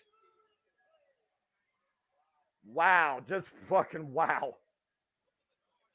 Look at this carnage, James. 5 bodies laid out in barbed wire tables, steel, and destruction. 2 men bleeding. But Adam Copeland comes back from hell with the return of his wedding ring and assist from Gangrel, still the TNT champion. And still a free man. Oh, he does have the wedding ring. Is it safe to say that Adam Copeland has conquered his demons? I think so. JJ, goddamn. I'm speechless, yo. Like I called Gangrel I speculated Gangrel, but I still, in my wildest dream, never thought I would see Gangrel. Like, dude, what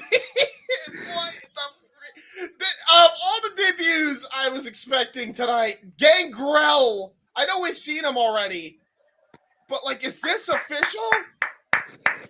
I don't know, but Gangrel in 2024 was not on my bingo card. Like, No, not on mine.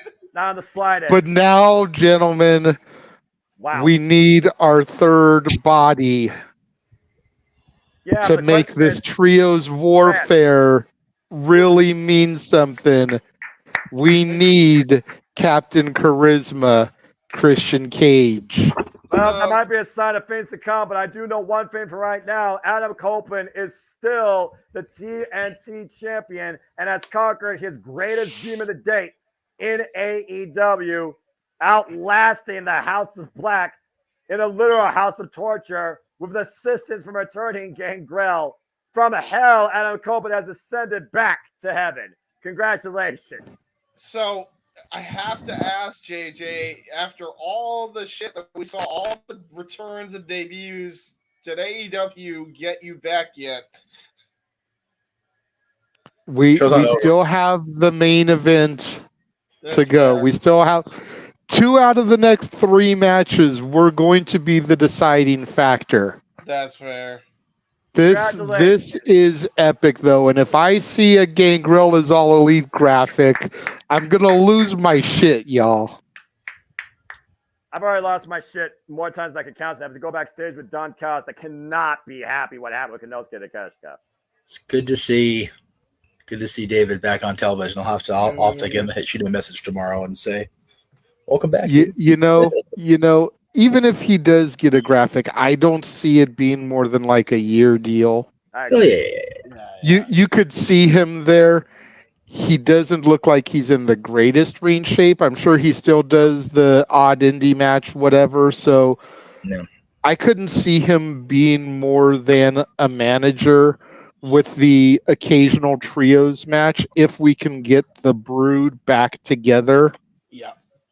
But as soon as I saw the entrance and the Tron, something in my gut told me that we were going to get Gangrel. Yeah.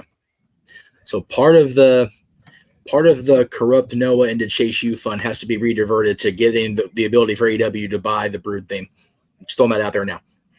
Well, no, because that's a WWE licensed theme. That's a Jim Johnston original, so they're not going to get that. But we need to find a way to the make it fact that he's able to use the name Gangrel, because that was not a WWE license.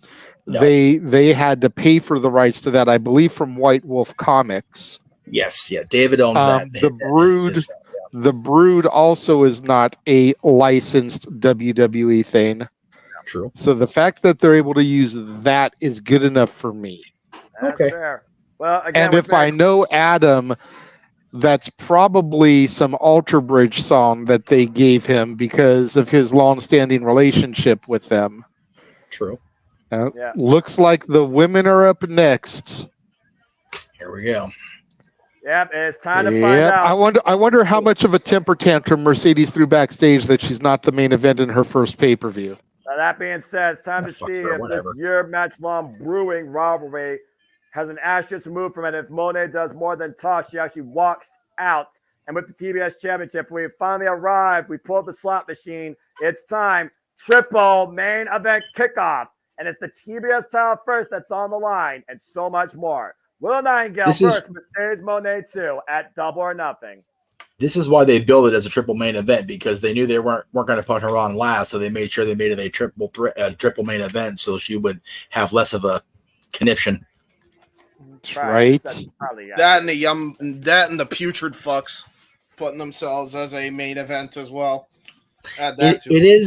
It is sad though, because I really think they're going to put the Bucks on last, which it's Anarchy in the Arena, so it calls for a main event, and I understand that, but you've got this one, which is, basically, the likelihood that Mercedes Monet would pitch a fit.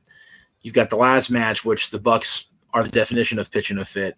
And then you got two deserving motherfuckers like Swerve and Christian just kind of, here we are stuck in the middle with you. It's like, man, it sucks, man. Yep. Swerve Strickland is being treated like CM Punk's WWE World Heavyweight Championship reigns. Yep. And if anybody's got a problem with me fucking saying it, come at me, because it's the goddamn truth.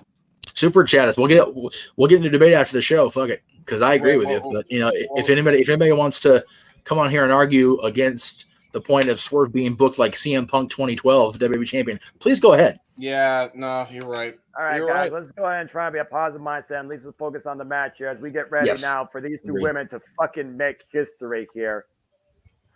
Ooh, this looks interesting. Fighting against all odds. Getting back out, you see Billie Jean King, Ruth Bader Ginsburg, Rosa They're Parks. trying to make her Williams. seem like some warrior hero for walking out on WWE and believing and betting on herself. Which, in that context, without the knowledge of the behind-the-scenes drama, it makes sense if they're presented that way. But unfortunately, for this day and age, too many of us know the entirety of the truth rather than the spin. If you're watching as just a fan, that's a brilliant story to tell because it's true. She got tired of the way she was being used by WWE management, chose to bet on herself, and now she's gone and double or nothing on herself in a triple main event in an AEW pay-per-view. Guys, So which one of these guys is Nick Cannon in this horrid drum line? Guys, I don't believe that was, by the way, empowerment for Mercedes Moné, because just listening to this drum beat, this sounds very bubbly and empowering for one with a Nightingale. That's so true. This That's true. Proof. So let's not assume anything until we see the entrance, please. Well, no, I wasn't referring to the entrance because I'm not seeing it on screen. I'm just talking about the story in general. Oh, well, it looks like the CEO does arrive first, so you might be on to something. It's time to see if she walks out. Again, I don't assume I hear Vegas showgirls. Oh, yeah. Well, it is Las Vegas. Like I said, man, they're gonna get the party. She's gonna get the party, the big pomp and circumstance entrance, as will dude. Swerve's entrance is gonna be ridiculous. Oh my god! I know that for a fact. And then the Elite are gonna get an Elite entrance. Tony, right here. Please, if you haven't done it yet, make the phone call right now. I don't give a shit what time it is. Get Final Countdown. Do it. Thank you. Okay. Anyway. The in-ring All Elite Wrestling debut of the CEO, Mercedes Moné. Her first time in ring wrestling action since last year's New Japan Pro Wrestling Resurgence. And the second time ever she challenges Willow Nightingale one-on-one, this time for the TBS Championship. This is a heck of an entrance, though. I will say, whatever you want to say about it, she sure knows how to make an entrance. I'm going to look into if it's the drum line from the Vegas Gold Knights, because I didn't mind those guys. They actually did a good job at the games I went to, so I'm going to research that. The entrance of a star, the entrance of somebody that's looking to take this thing global. She calls herself the Conversation. Tonight, we'll see if she calls herself TBS champion. The dancing of a third-rate stripper. Oh my God. Wow. I'm just going to look at the monitor and hold my job, all right? He's going to let him be what he's going to be. Mercedes Moné, of course, former multiple-time WWE Women's Champion. Of course, her and Bayley defined women's wrestling back at NXT TakeOver Brooklyn.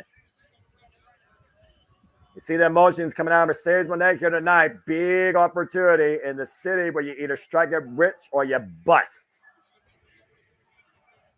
Wonder if she was ever going to compete again in what she says she loves more than anything. That's professional wrestling. As we get to Boogie now with the smiling face of TBS. Here comes Willow Nightingale. Well, go ahead, Jay. Look at Statlander, though, dressed in black like she's going to a funeral. Mm-hmm. Chris Statlander, Willow Nightingale, two AEW originals that define the TBS division. Chris Statlander, former TBS champion, never got contractually obligated one-on-one rematch, never was pinned or submitted for the title, lost an intrable threat action. Willow Nightingale, who won this title back at Dynasty against Julia Hart, already defended against the likes of Sky Blue in a wild street fight. And of course, this is the second time ever she faces Mercedes Moné one-on-one. Willow, the history maker, the trendsetter of last year. Owen Foundation Tournament winner. First time NWA Strong Women's Champion. And of course, first ever woman to the main event alongside Athena, a Ring of Honor preview for the Ring of Honor Women's World Champion. Oh, fuck. Aubrey's the referee. Aubrey Everett's our official for this match as the women once again create history here in Las Vegas. This is double or nothing for the CEO. Justin, take it away. 30-minute time limit. Since we're gonna not actually have the ring announcing because we copyright being, want to echo the sentiments on Twitter of Denise Salcedo and give a shout out to the ring crew for double timing and getting cleaned up after that match before this one started. Holy shit, is that crew on point there at the MGM? Good on them, man. They're always at point. Yes, absolutely. The 7-time Women's World Champion, the CEO, Mercedes Moné. That's crazy that she won 7 titles in that, honestly, not even a decade in WWE. Yeah, right. On the main roster. That's crazy. Well, again, sure, her and Charlotte were playing hot potato with Monday Night Raw for 2016. Valid. But even still, when you think about it, it's like, yeah, I guess it was. Yeah. Yeah, you know. How many times did she successfully defend those titles? Valid also. I mean, I could probably look on that stat later on during this match, but it kind of is irrelevant at this point. Willow Nightingale, of course, our current TBS champion, the 4th champion of the face of the TBS. Aubrey Everett's holding the title. These women have been waiting. Willow. Oh boy, this is gonna get real hot real quick. I'm gonna bring this up really quick before we get too deep. I cite half of the WrestleMania main events in the last 10 years and call bullshit on this comment. Sasha Banks. I can't read the comment, so it says Moné is winning. No one gets a big entrance to lose. Ask Triple H about that. Ask Randy Orton about that. Ask Bray Wyatt about that. Oh my goodness. Right now, the CEO is avoiding contact with Willow Nightingale, using the radar advantage, and clearly CEO is in Willow's head. But then Willow's head since showing up at Big Business, basically upsetting her. And it looks like Aubrey's in the CEO's pocket, doing everything she can to keep Willow from getting her hands on Mercedes instead of letting them fight. You know as well as I do, Mr. Integrity, when you're in the ropes, you have to force the break. And Willow right now giving chase to Mercedes Moné as Moné tries to wobble up on security and does so with the stomps. Giving up Willow Nightingale right now. She's teeing up there in the corner. Yeah, this is a different Mercedes Moné than the one who actually went toe-to-toe with Willow Nightingale. Oh! Well, that's because I like to think that Mercedes Moné took Willow lightly. I think everybody took Willow lightly that night. But ever since then, Willow's been proving everybody wrong. Off the rope. Oh, wow. And again, the power of Willow Cazadora. Deep arm drag. Release still good counter by the CEO. And the crucifix, the cover. And a 2 count. Notice Stokely Hadley and Chris Statlander are at ringside. Oh, yeah, that's the thing. That Lucha Libre style when it comes to Mercedes Moné is definitely going to be the wild card in this entire matchup. And right now, again, both these women, students of the game, Mercedes Moné disciplined worldwide in this game. Former IWGP Women's World Champion, beat Kairi Sane for that title. Main evented the best gated stardom show in history against Mayu Iwatani over that championship. Big knife edge shot with Willow Nightingale. Willow Nightingale, of course, first time individual strong women's champion that lost to Julia last year at Independence Day in Corrigan Hall. And right now, Travis Moné up against the ropes, just teeing up against her. Well, again, all Moné's done is jaw jack. She's insulted Willow, and Willow's had enough of that. And Willow says this title has no asterisks, and she'll be damned if she loses it. Whoa! And the drop down sends Willow to the outside. Crowd divided here. You hear chants of "Let's go Willow," followed by CEO. Hey, listen. Damn it. It's a high stakes match. Hey, listen. All I'll tell you is, as they're fighting on the outside here and trying to dodge each other's stuff. Oh, nice counter to the kick. Mercedes got a point because Willow's title reigns became over asterisks, each one of them, because of injury. Uh-oh. And now Willow with the gut wrench, the babe with the power. Oh, boy. Oh, Jesus. Just having her way. Oh, dear God. Gut wrench power bomb on the apron. Do it again, Willow. To your point, James, it's not Willow's fault that Mercedes can't execute a move without injuring herself. God damn. As Willow Nightingale right now in full control of the challenger. Take a look at the replay here, guys. Watch this gut wrench power bomb. There we go. That might have to be my new GIF. Willow Nightingale driving Mercedes Moné back to the ring. You see CEO favoring the small of her back. I do find it interesting how Willow and Chris have not talked about a one-on-one match for the TBS title after Willow beat Chris one-on-one last year at World's End, and they've tied together in both wins and losses against the former TBS champion. Cover by Very Willow. slow count by Aubrey Edwards. I don't know about that. 2 count there by Aubrey Edwards here. Good cover there after the stalling drop suplex. Again, talking about the devotion of both these women to this business. Talking about the passion both exhibit as well. As Willow Nightingale has grown herself into her own here in AEW. Nice transition to the waistline. There we go. Sherman Folded suplex up right on the Moné, back up of her and head. over. God Folded damn. her up like an accordion on that one. Do it again, Willow. Accurate there. Now CEO will be played on the accordion. Courtesy Laid of on the Mercedes back of her Moné's head body. and neck. Willow Nightingale, 30 years of age, 9 years in the game, folks. Oh, Jesus. What the hell is she planning here? Something dangerous. Going sense for that disaster. gut wrench avalanche style. Boy. Avalanche gut wrench powerbomb, possibly. Willow. Man, Avalanche underneath her. And Mercedes right now exploiting Willow Nightingale's legs, trapped across the second rope. Yeah, this is where Mercedes is so dangerous. Like a shark smelling blood, man. She sensed an opportunity, and boy, did she seize it. And Mercedes with a chop block to that leg. And Mercedes right now has picked her target. Again, you neutralize the base, you neutralize the power of Willow Nightingale. And Willow able to kick off, though. A double knee drop it on Willow cover. What a running meteor for a 2 count. That was brutal. Good fall for the CEO right there. Look at the look on Stokely's face. I don't trust it. I don't trust it either. Yeah, Stokely right now is one of those guys that hadn't been thinking about this ever since the CEO shown up. Yep. I'm pretty sure he's the one that brought her in. Yeah, obvious concerns right now, though, on Chris Statlander's face for her best friend. But again, after what Trent did, I do wonder what the future holds for Chris. What does Chris think about what Trent did earlier as well? We're figuring out the history of the best friends here. Willow Nightingale up and around, though. Moné, though. And once again, back to the leg. Whoa, great leg into lock. Ankle. Modified ankle lock almost. Yeah, brilliant leg lock by Mercedes. And she transitioned out of that whirlwind tilt-a-whirl, trying to go for a pin, transitions it into that leg lock. That was that Lucha Libre style coming into play yet again. Both these women paintbrushing each other, though, while Willow's locked up with Moné. Jeez. Jesus. Oh, boy. This is what happens when you anger a woman. These slice right now as Moné is stomping away with the free leg. Again, advantage to the CEO, driving that damaged leg into the mat.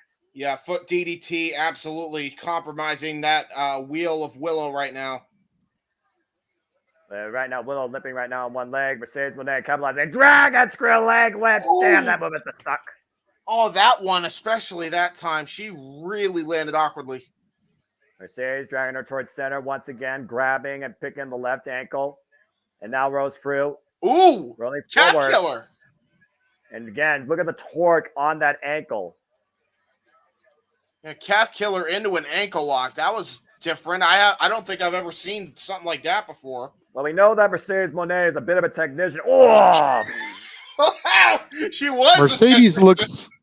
Mercedes looks like she's out to seriously injure Willow and take away a year of her career, just like she feels Willow did to her. Well, the thing is, JJ, we never got a clear answer. She said you can't handle the truth. Does Moné blame Willow for the fact she's been out of the business for a year?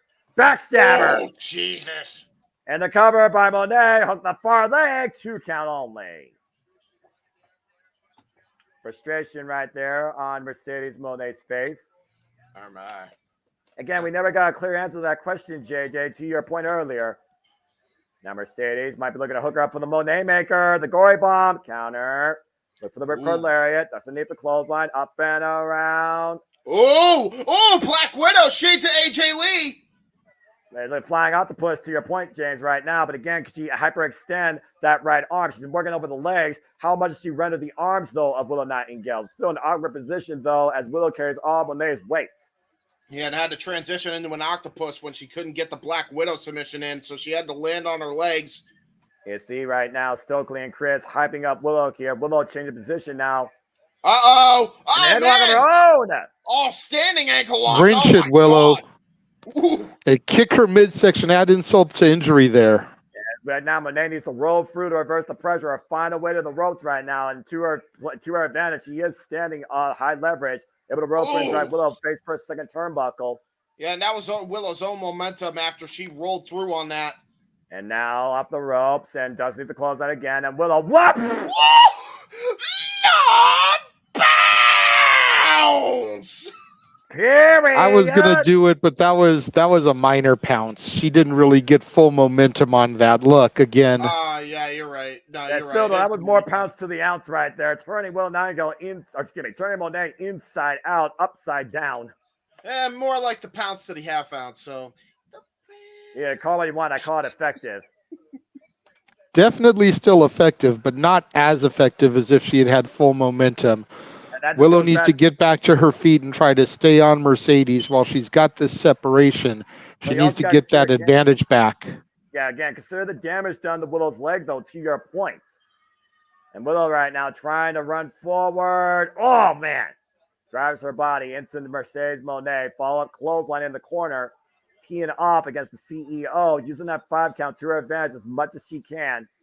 Ooh! Oh, God! And there's a receipt for that. Yeah, you ain't the kidding. Second rope. Oh! Spine buster! High stack to Willow. No! What a goddamn spine buster! Holy! Beautiful spine buster there, catching Mercedes out of the air and just driving her. Yeah, planted in the most emphatic spelling of the word. Man, these women are putting on a great match. I'll tell you.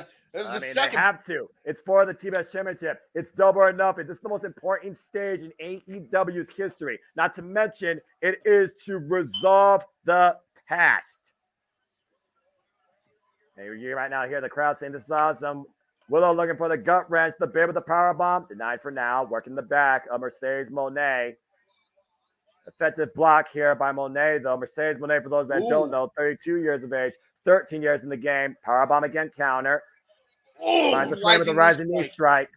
And off the ropes again. And Willow. Oh, wow. Good counter. Schoolgirl, the roll up. And hoist her up. Oh, my good Lord. The power. Oh, Jesus! Man. Deadlift, power bomb, or power slam, technically. Dude, that rolls was legit her a through. deadlift. The strength of Willow Nightingale is insane.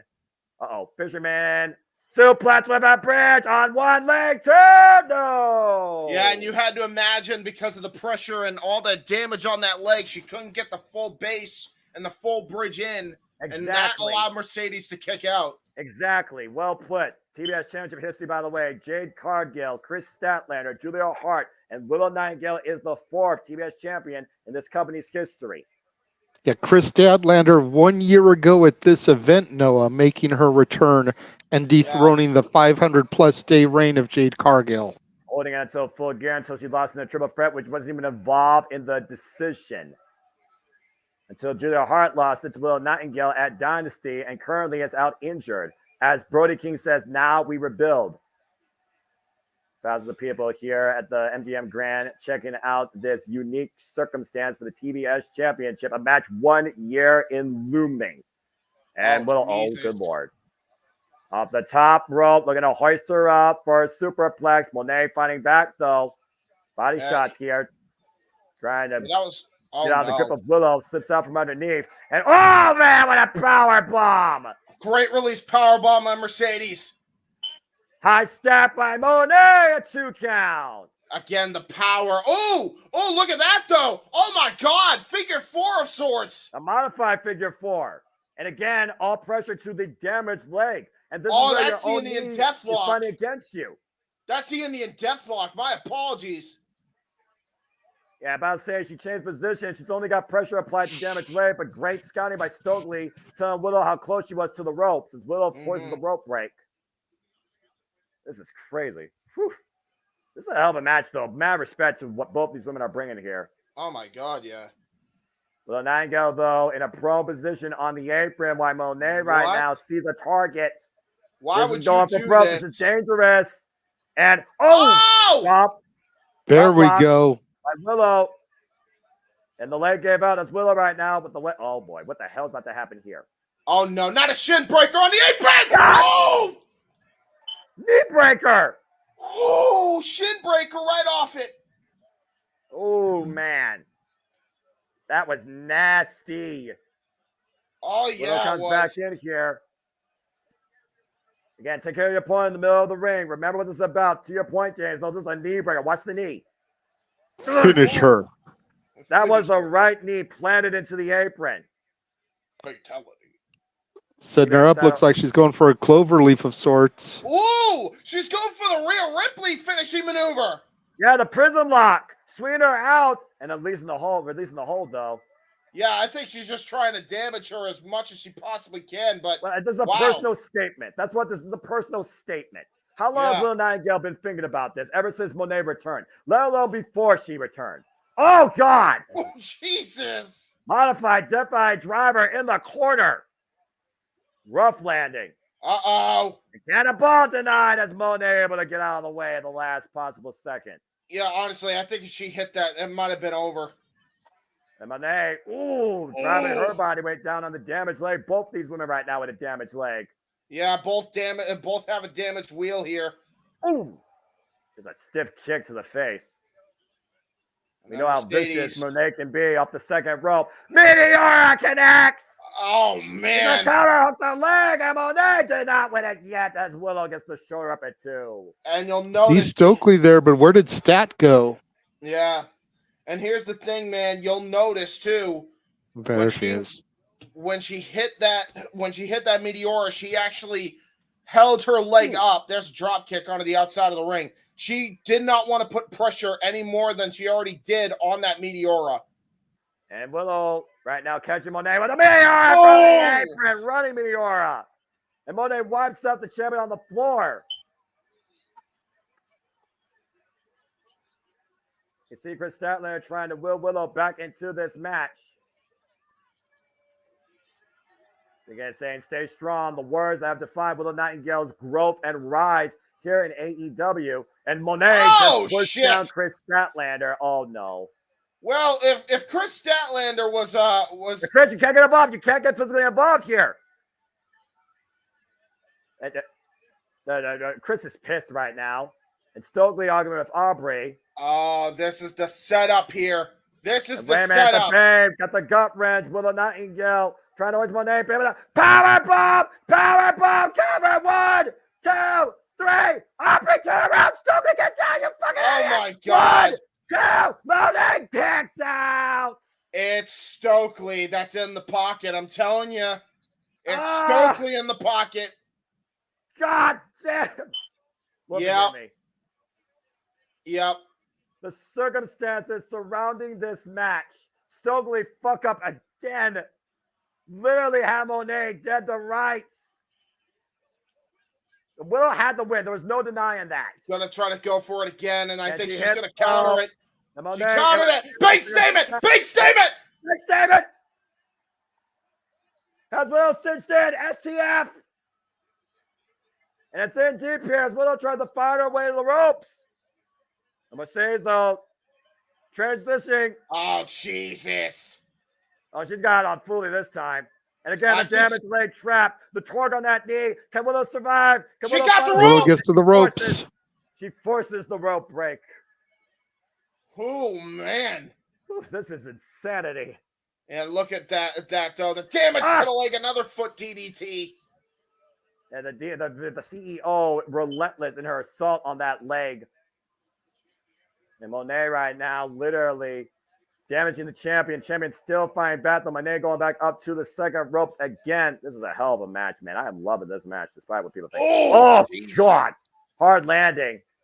In the back of her head, but somehow Willow. Uh-oh. What's this? Sunset flip. Got her hooked. Oh, no. Oh, shit.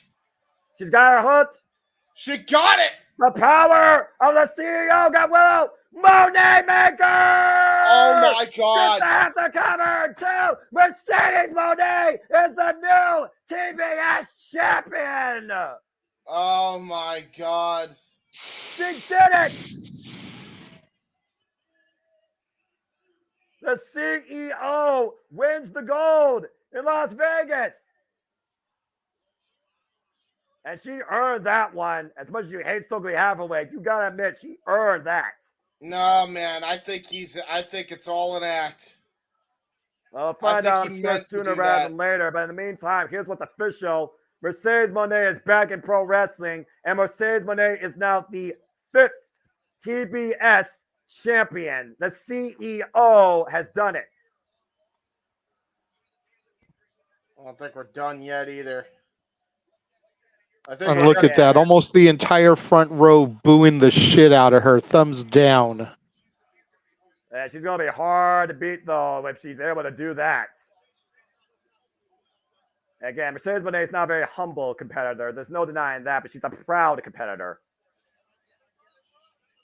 Again, Willow, though, she had the match once. Stokely Hathaway, with that distraction, cost Willow the most crucial moment in this match. Again, that's what happens. That's what happens though when you got outside parties. When you think the outside parties are there for your best interest, emotions run at an all-time high, and it bites you in the ass. Statlander checking on Willow Nightingale here. That is tough to watch. Willow Nightingale once again goes bust in Las Vegas. Your heart's got to go out to Willow Nightingale, though, but congratulations to the CEO, Mercedes Monet, the new face of TBS. I'm telling you. Again, right now, you see Stokely and Chris arguing here as they bring Willow up to her feet. Again, I mean, he's pissed off.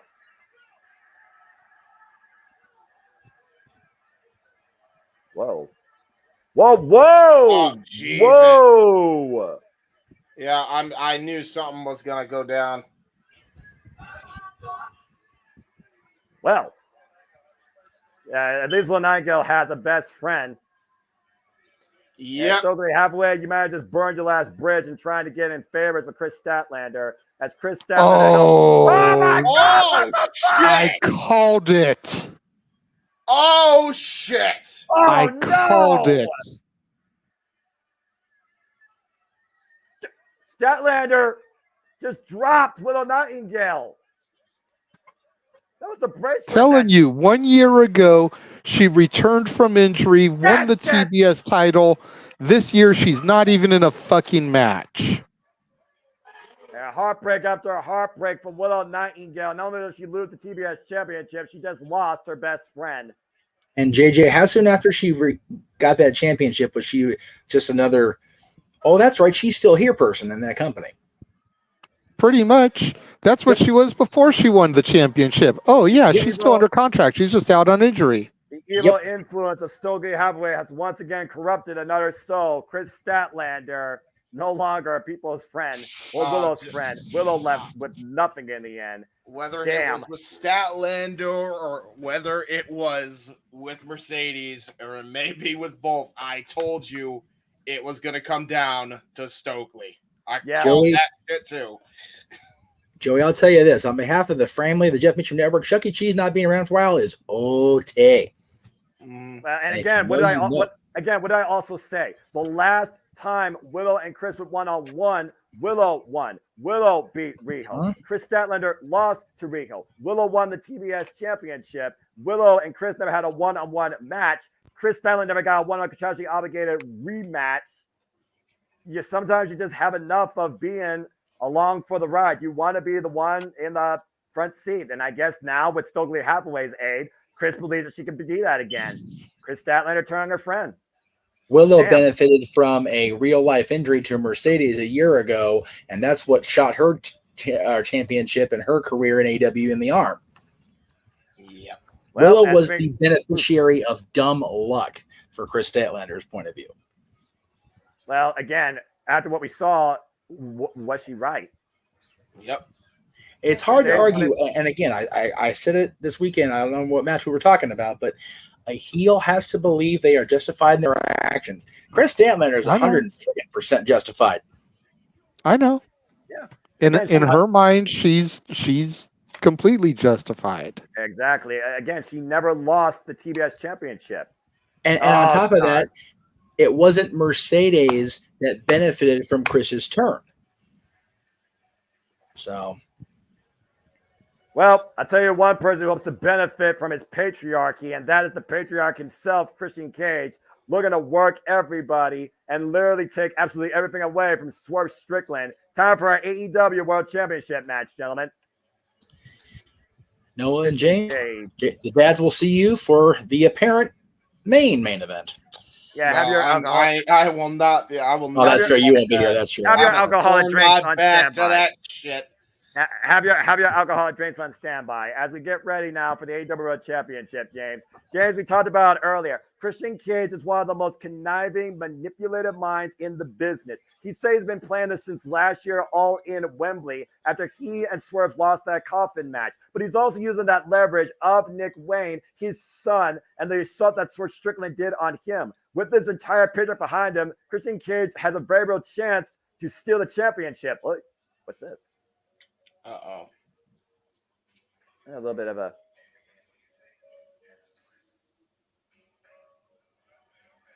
As, of course, Swerve, the realist, the risk taker, the standard bearer, the AEW World Champion, pay-per-view main eventer. The stakes never get higher unless you're in Las Vegas, putting it all on the line. We've seen how far this man's been willing to go, betting everything on himself. Damn. This is a cool potato package, though. I like it. Again, James, whose house? Swerve's house. Damn right. Whoop. Hello. Oh, shit. Oh, shit. Fritz Nana's got beer bottles, brother. Oh, shit. Swerve saying Swerve come out and play. What is going on here?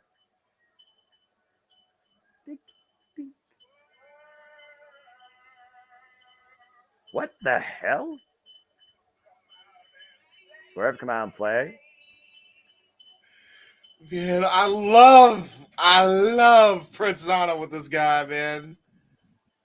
This is a Warriors reference. It's a movie. I know you don't really watch movies, but they did that in that.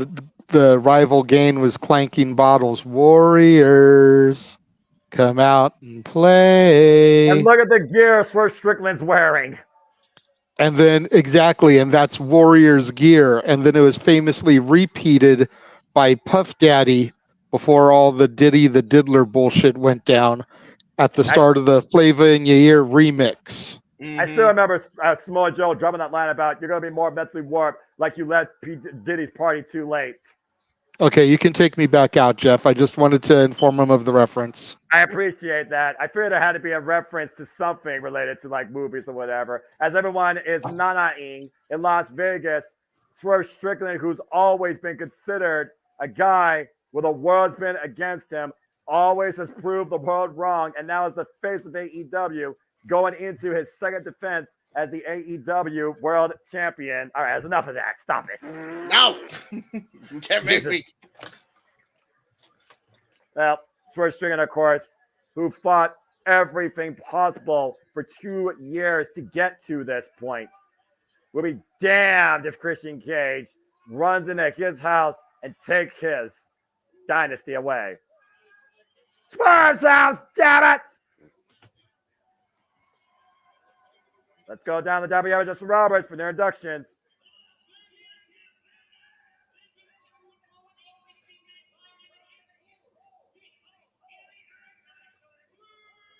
Oh boy.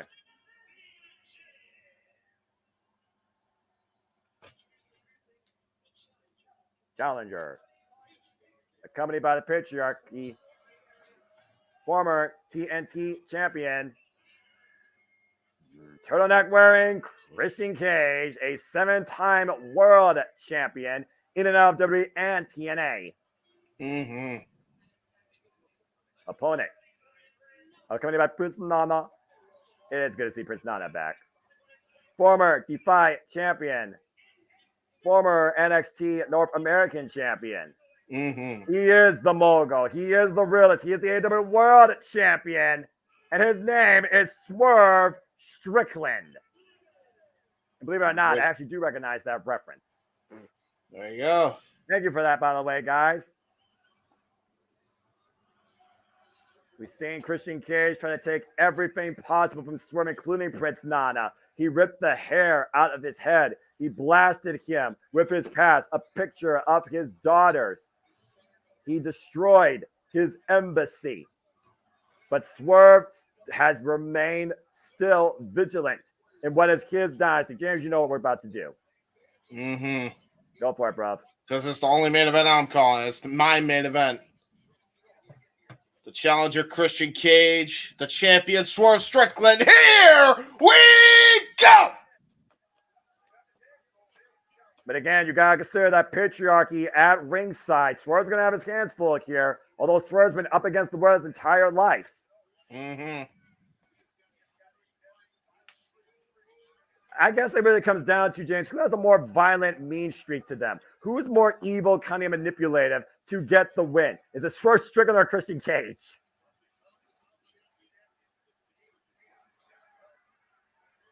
Confidence of the champion, the cunning of the challenger. Yeah, that's the thing. It's going to be a mental war game. I'm not sure who would win in that, but I'll tell you, the numbers game are for sure not in the favor of Swerve anymore. And right now, we'll see who holds the keys to this house momentarily. AEW World Championship on the line. Here's the thing, and I say that, but what if Swerve was the one who set up Cage and the Mogul Embassy are still intact and it was all a ruse to begin with, and Swerve took one for the team? That would be absolutely extreme circumstances. Hey, but it would work, because then Christian Cage thinks he's got the advantage, and then all of a sudden he's blindsided. And right now, Christian Cage isolating Swerve Strickland in the corner with the front face lock. Paul Turner trying to get a clean break out of this. We know the title can only change hands. We have pinfall submission inside the ring. And we've already crowned two brand new champions here tonight at Double or Nothing. Will Ospreay and Mercedes Moné, after the betrayal of Chris Statlander and Will Nightingale, face the influence of Stokely Hathaway. I do wonder, though, when was the point that Stokely finally convinced Chris Statlander, you need to get away from Willow and stand out on your own because you're more than capable of what you can do in that ring and be a champion versus being alongside your friend? I know we'll probably get more. Ooh, wow. I know we'll probably get more answers like on Wednesday, but that's still on my mind because you know how much I'm a fan of Chris. Yeah, and what's going to be interesting is where Mercedes stands in all that. I'll give them credit. They got it. You think Mercedes Moné had any influence in this? I think she might have somehow, some way, but then again, I could be wrong, but they definitely made me intrigued on how they deal with this TBS title picture going forward. Yeah, no kidding. They sure as hell did their job. Again, Swerve talked about we're trying to build a dynasty here with signings like Will Ospreay, like Kazuchika Okada, like Mercedes Moné. We right now got Mercedes Moné and Swerve Strickland as champions in All Elite Wrestling. Put that in perspective. I'm just saying. Christian Cage and Swerve Strickland right now teeing up against each other in the middle of the ring. And, oh, man, that knee almost caught Swerve. But you see right now Swerve bringing Christian Cage down to the mat. And so far, Swerve very composed here. Very sound approach against Christian Cage. Keeping him towards center inside the ring. Trying to back Swerve against the ropes to force the break. Swerve maintaining his hold. And the headlock right now. That's a firm headlock right now. Yeah, firm S-grip. Right over the head. Trying to take the air out of Christian Cage. Christian Cage, though, with the body shots here. You see those palm strikes to the rib cage. Force the break for the shoulder block. Takes Christian Cage down. Strong tackle there by Swerve. The drop down. Swerve scouted that as he stomps on the back of the Patriarch. Yep, Swerve absolutely had that scouted. There's a reason he's called Swerve Strickland. Floats over, puts him up with a suplex. Richard Cage. Oh, man, reverse DDT. That was vintage Captain Charisma right there. Now, teeing off right now, mounting position on Swerve Strickland for Christian Cage. Again, Christian Cage does his homework. Christian Cage is one of the best planners in the business. There's a reason why Christian Cage is where he's at right now in his career. Yeah, there's a reason he's got the charisma and he's called the captain of it. There's a reason he's called the instant classic. There's a reason he's called the patriarch because he gets it done in the middle of that ring. Whoa! Didn't get done there with that crossbody attempt. No, he didn't. Caught. Now Swerve trapping the arm. Well, this is an interesting modified submission attempt here as Christian Cage across the ropes. Yeah, I almost thought he was going to try to go for the Venus de Milo of sorts, but then he was like just wrenching on that arm as much as he could. And Christian was able to get out of that. And of course, we've seen the Christian Cage use the outside of his advantage, driving Christian Cage in the barricade, though, for Strickland. Great move here by Swerve. Counter punching Christian Cage every moment he can. Looking for a big kick. Oh, Jesus. Look, I know Christian Cage is a TLC veteran, but you are not going to outbrawl Swerve Strickland in a street fight. It's just not happening. Yeah, accurate. Swerve Strickland, though, up to the top rope as the Patriarch tries to warn their leader, their father. Whoa, man! Jesus, he just hit head first off that barricade. Yeah, I'm not sure exactly how much a Swerve they'll hit that barricade. Much prior to Swerve's, advantage, but that time he went face first into that barricade, and Christian Cage taking advantage of the champion on the outside. That announce table has not been messed with at all tonight, might I add. Yeah. Don't count your chickens before they hatch, because I'm sure in the next match we'll definitely have anything used. Don't think Christian Cage won't use it himself, though, James. I'm just saying. That's shouts right now by Christian Cage to Swerve Strickland, teeing up on the outside. Of course, Towers going to change hands. Be a pinfall submission inside the ring. Swerve running in the ring. Christian Cage, once again, still on the attack. Christian Cage's latest coalition comprised of Killswitch, the former Luchasaurus, Nick Wayne, and his mother, that Jezebel, if you will. Christian Cage right now in firm control here. Prince Nana trying to hype up his boy. Prince Nana has been alongside Swerve Strickland ever since their union. Oh, and Christian Jesus. Cage right now just applying pressure to the back of the head, across the shoulder blades. And the front of Swerve Strickland pushed up against that second rope. Yeah, that's a vintage Christian Cage move there. Yeah, and we know Christian Cage, he loves to slow down a match. He puts it in his favor. It's a methodical approach that the Patriarch is known to do. Right now with the knees. Nice flymare right there, and the chin lock applied. And says, I'm looking at the screen real quick. Again, thank everybody for tuning in. Sandy, please stay safe. Good to see you. And I'll definitely be watching Dominion. And we'll talk more with you down the line here at JMN Multiverse of Media. Again, folks, thank you that have been along the ride, whether you're tuning in just now for the whole time. As we've covered AEW Double or Nothing, history has been made, tragedy has struck, and right now we're seeing Swerve Strickland and Christian Cage contend for the AEW World Championship in the second part of our three-part triple main event here at Double or Nothing, MJM Grand, where again for AEW, it all began. And we thank you all for your viewership, for your tuning in, for your listening, even if you're listening to us blindly. Hope you like, share, comment, and tell friends. We do this for all the biggest pay-per-views and shows across all things professional wrestling, WWE, NXT, AEW, Ring of Honor, and TNA, sometimes NJPW, up and around. Tornado TNT by Christian Cage. As you make this possible, we do this for you, and we thank you. Vintage from Captain Charisma with that Tornado DDT. Going to go to the top rope again. Possibly going for a frog splash attempt. Possibly. Yeah, it worked out last time so well. This time it worked out perfectly. Hook of the far leg. 2 count only. Woof. Christian, though, again, very short fuse, but long-term history in this business. It's one of those things where I do think Christian Cage's composure can more easily be throttled than Swerve Strickland's. And I think that could be Christian Cage's deficit. And here's another thing, too. Keep this in mind. There's a lot of pressure on Captain Charisma. Christian Cage, when he first showed up in AEW, in the first 4 months of his run, he won a world championship and had an opportunity as a result of that to win the AEW world title from Kenny Omega at All Out 2021. But it did not come to pass. It did not happen. You got to imagine the pressure he's feeling tonight, whether he wants to show it or not. Yeah, to your point, second ever chance for the AEW World Championship. Yeah, Irish whip there again. All this cheap tactics on the outside. Hard Irish whip. Torso first by Swerve to Christian Cage. You saw Nick Wayne get a cheap shot in behind Paul Turner's back. And again, Swerve Strickland has to be aware of that outside presence. Yeah.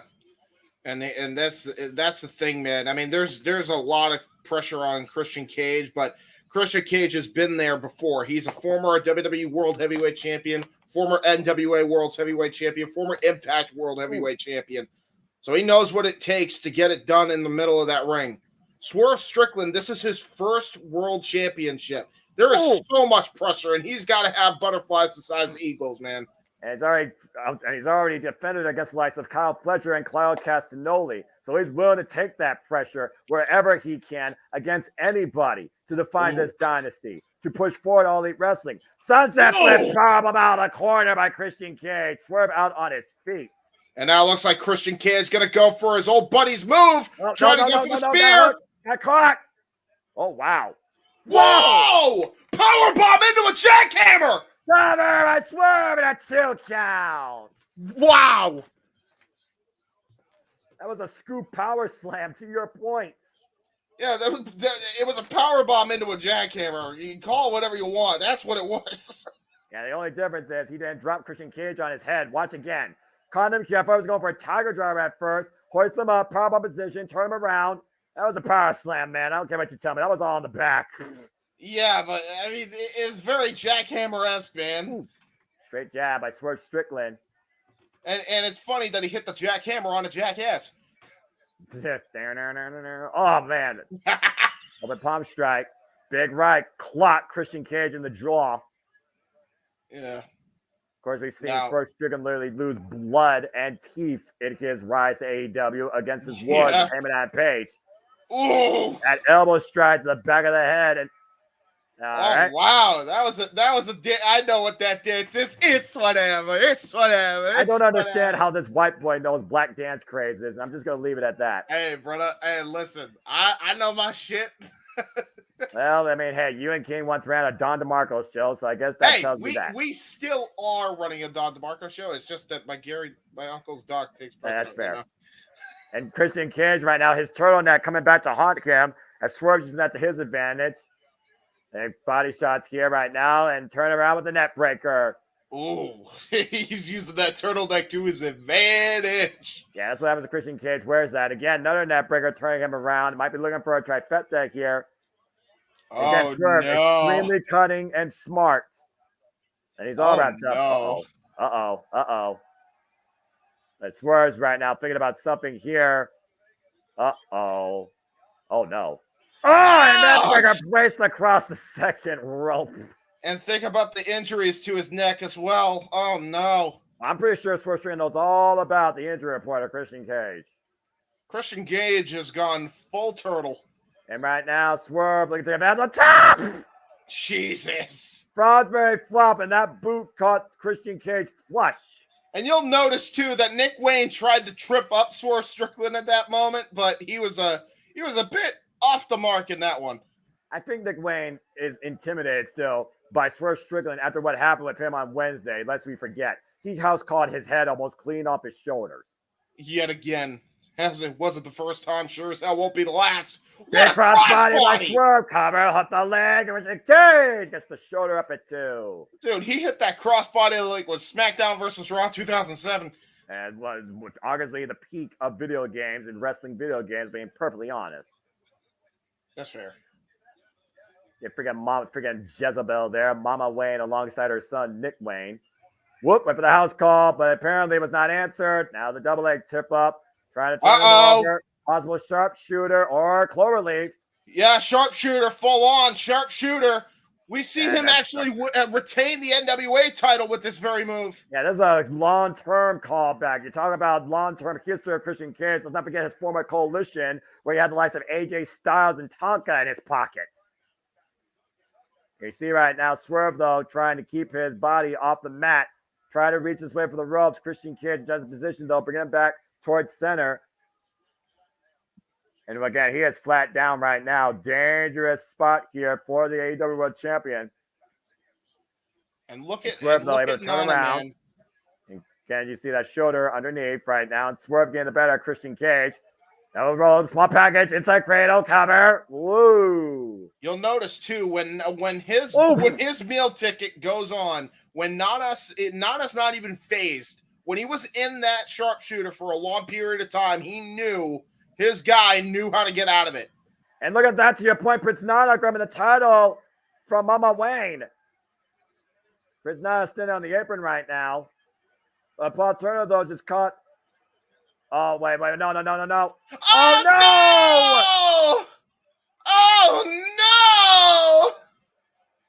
Prince Nana got caught with a smoking gun in hand. That fucking Jezebel! I swear when I drive. I'm going to report her to child services. I swear when I drive. That's bullshit. When I drive. Christian Cage worst father in America. Mama Wayne worst mother in America. I said what I said. Oh, I'm sad now. No more swerving when we drive. This is the worst family in history. And Swerve thrown off to the outside. Paul Turner distracted. Now kill switch engaged. Yeah. Kill switch taking a cheap shot along with Nick Wayne right now as they've isolated the AEW World Champion.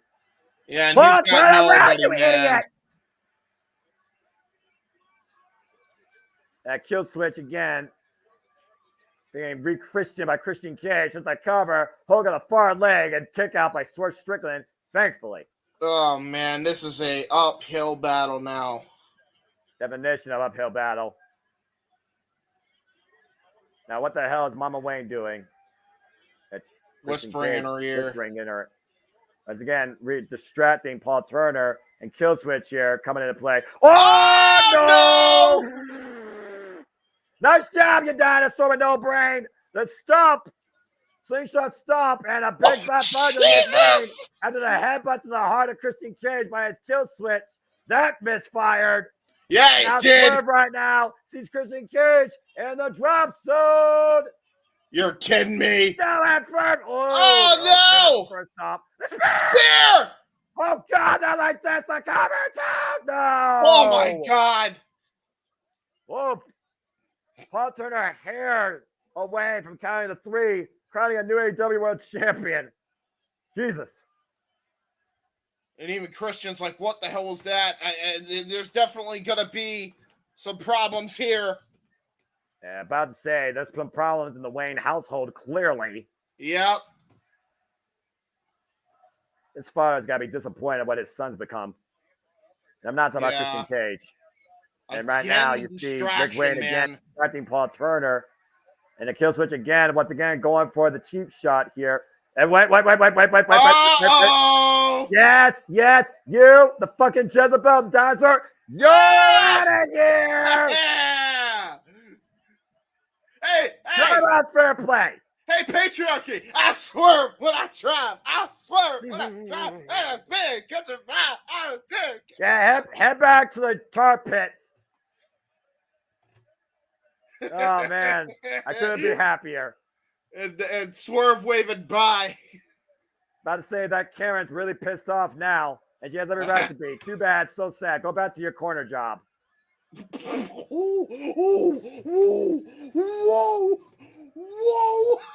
Well, we are in Vegas. Anyway, Christian Cage and Swerve right now going one-on-one. God damn. Oh, what a knee strike. Yeah, that's my reaction. Through. Flatliner. In the cover, hook of the far leg, kick out by Christian Cage. I'm unbiased when it comes to the wrestling, but as far as the individuals on my screen that demonstrate poor character, fuck you to hell. Now, back to the wrestling match on hand. Now we got a Pro One-on-One Clinic. Hey, I don't get paid for this, so I know I can't be in trouble. I'm the voice of the network, so my voice has no filter. That's fair. And right now, Swerve Gator rolling Christian Cage to the outside. What they're looking for here. Oh, and Jesus. hoist them up. Oh, God. German suplex on the floor. Stalling suplex. Why is everything a German suplex? Because you have to warp a person's back to keep them down for a 3 count, it seems. That's fair. And right now, Swerve pulling the steel ring step. Uh-oh. Paul Turner saying this is not needed. Listen to Paul Turner trying to hold integrity here. Yeah, Paul Turner trying to hold integrity against Christian Cage and Swerve Strickland. Yeah, Good I'm about luck. to say. Good luck. You can't argue the referee for trying to maintain law and order. All right, that's what they're supposed to do. And right now, Christian Cage, sense of urgency. Once again, back to the ring and oh shit! Staring into the eyes of a demon. That's more dangerous than you, Christian Cage. Oh, and hoist it up in the fireman's carry. Oh, dear God. Whoa! Christian Cage escapes with a rig of the eye, slips out from underneath. Now hoists up Swerve Strickland. Attempted powerbomb off the apron onto the looming steel ring steps. Double stop. Oh God! Across the throats. Oh my God! Damn. And Christian Cage right now gasping for air. Who did he just high five? I don't know. How many things does a realist know? I'm just saying. Yeah, he's got actual connections versus flop dollar. Yes, that is Swerve incredibly accurate. First class. Oh no! Pendulum kick. Pendulum kick. No. Oh no. And Oh Christian no. Cage right now hooking up Swerve. Oh dear God. Here we go again. Deadlift. Ooh, nice knee strike though. Countering Christian Cage again. Those steel ring steps looming. Knife edge chops. Someone's about to really have a bad fall here. Yeah. And Swerve picking up speed and flies. Oh no! Oh God! Ooh, jeez. I can't tell if he actually hit the bomb step or not or stopped himself. Yeah. Very nasty landing though. Holy. I think that was the foot of Swerve's nose going into the steel ring steps, James. Yep. Oh, that thing's broken. Oh my God. When bone meets steel. And Christian Cage trying to rip the turnbuckle pad off here. And then what the fuck? Oh God damn it! With a cutter out of nowhere. Oh, you little shit. Paul Turner didn't see it. And kill switch. Oh no. No, come on! Christian Cage by Christian Cage. Shoots the damn half. it. Fuck my life. Cover. Swerve kicks out. What? Not yet. Not yet. Not yet has the Patriarch seized the championship. Thank Christ. Be the damnedest day in AEW history. Now where does Christian Cage go from here? And Prince Nana with a steel pipe in his hand. Yeah, beam that boy. Go street on him. Oh shit! Oh shit! Yeah. Prince Nana chasing that boy with a pipe. Oh my God! That boy was overdue for some discipline. Let's just put it out there. Uh-oh. Spanish announce table, though. I just realized we have a Spanish table here. Oh shit! Christian Cage wiping away the Spanish announce table now. Well, the Spanish announce table goes first, I guess. Well, I mean, that is tradition. Outside by Hontes, and I think Hugo Savalovich on the call. Oh, Jesus. Face first with that nose already compromised from the steel ring steps into the announce table. Yeah, and that's going to really compromise his breathing already. And again, right now, just slapping away at the head of Swerve Strickland. And now Swerve might be engaged in another kill switch on the Spanish announce table. Christian Cage turning around. Swerve finding back, though. And double stop to Christian Cage to the table. That had to break his back, but that table's are reinforced. Oh, Jesus. Yeah, you heard that thud, right? Whew. Yeah, I did. Oh, man. Ladies and gentlemen, here's your Attitude Era match tonight. Yeah, with tables that don't break, bodies break. Oh, my Oh, God. my God. What a counter, though, by Swerve Strickland. That double stop. We're Strickland with that stomp to Christian Cage right now, who might literally be an old man with a bad back. Watch this again.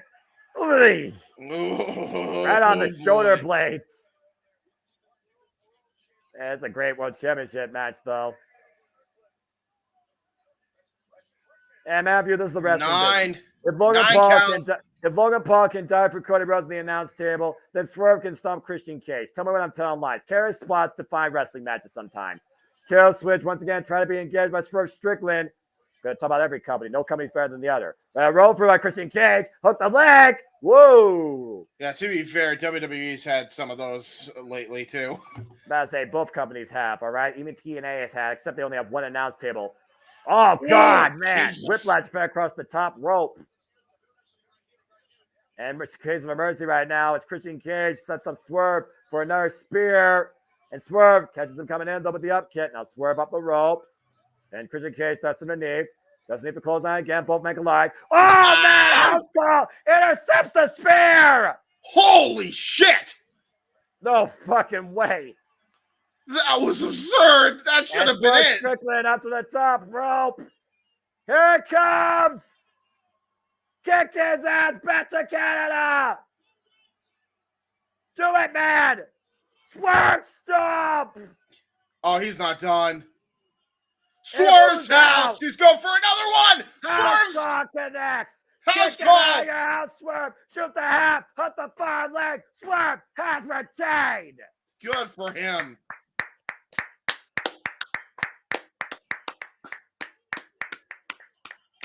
And that's what happens when you come into Swerve's house uninvited. Swerve Strickland is still the AEW World Champion. To hell with the patriarch. That was great. That was a great counter into the spear. And think about again the personal turmoil that Christian Cage and the patriarchy have put forth Strickland through over these past few weeks. That's the definition of a receipt. Maybe Christian Cage will learn his lesson and learn to be a better parent. Hey, Q from Impractical Jokers. Oh, yeah, look at that. I recognize that guy. And partnership, of course, True TV. Well, Swerve Strickland is still the AEW World Champion, and we will find out his next challenger this Wednesday on Dynamite in a Forbidden Door Casino Gauntlet match. First Strickland of fries when the pressure's at its all-time high. Congratulations to the realists. Whew. Well, fans, we still have one more match left, so if you're sober, get drunk, because it's time for shit to hit the fan. It is Anarchy in the Arena to close out tonight's event, and it is next. So, Noah, question for you. Oh, sure. What's up? These pay-per-views usually go 3 hours, 59 minutes, and like 30 seconds, right? With the exception of a couple of double or nothings and another paper that I know went beyond. Okay. I was gonna say because we got like 3 minutes and 30 seconds for them to do intros and get a match in. Yeah, that's not gonna happen. Which, granted, it could totally be done, but no. Nope. Or Spanish, no. So I will just. We're probably here for at least another good half hour. Y'all buckle in. Get your Jack Daniels ready because you're going to be in for a shit show. Now, while you guys call this match, I am going to do 3 things. 1, go take a piss because I need to piss bad. 2, refill on a drink and get some soda in me because I haven't had soda. I've actually done very good. I've had water all day today except for 1 soda. And number 3, I'm going to turn my back to these putrid fucks. Carry on, gentlemen. All right, James. When you come back, at least have your headset on. That way you can hear us for when you're done. Yeah, he got. Trust me, these headphones are loud. I'm sure he'll have all the roast remarks he wants to say based on what we. I was gonna say, I know he's gonna want to hear me talk shit. So. But I'm just gonna say. Well, that's obvious. I'm gonna say this real quick before I go get my drink and maybe some cake because I'm hungry actually a little bit. JJ, Jeff, you're both sober, right? Yeah, it's a dry house, so I'm screwed. Unfortunately, I had 2 in a row the last 2 nights. I can't go 3 in a row. Then people are going to think I'm a raging alcoholic, and I'm not. Look, my mother, keep me on the screen. I'll be back momentarily. My mother, God bless her, had 2 relapses and recovered and has been sober-free for several years now. So I will not judge you, my friend. That being said, folks, again, Justin Roberts, say the statement real quick. What he said? Welcome to the shit show. Welcome to the shit show. We've got injuries and blood.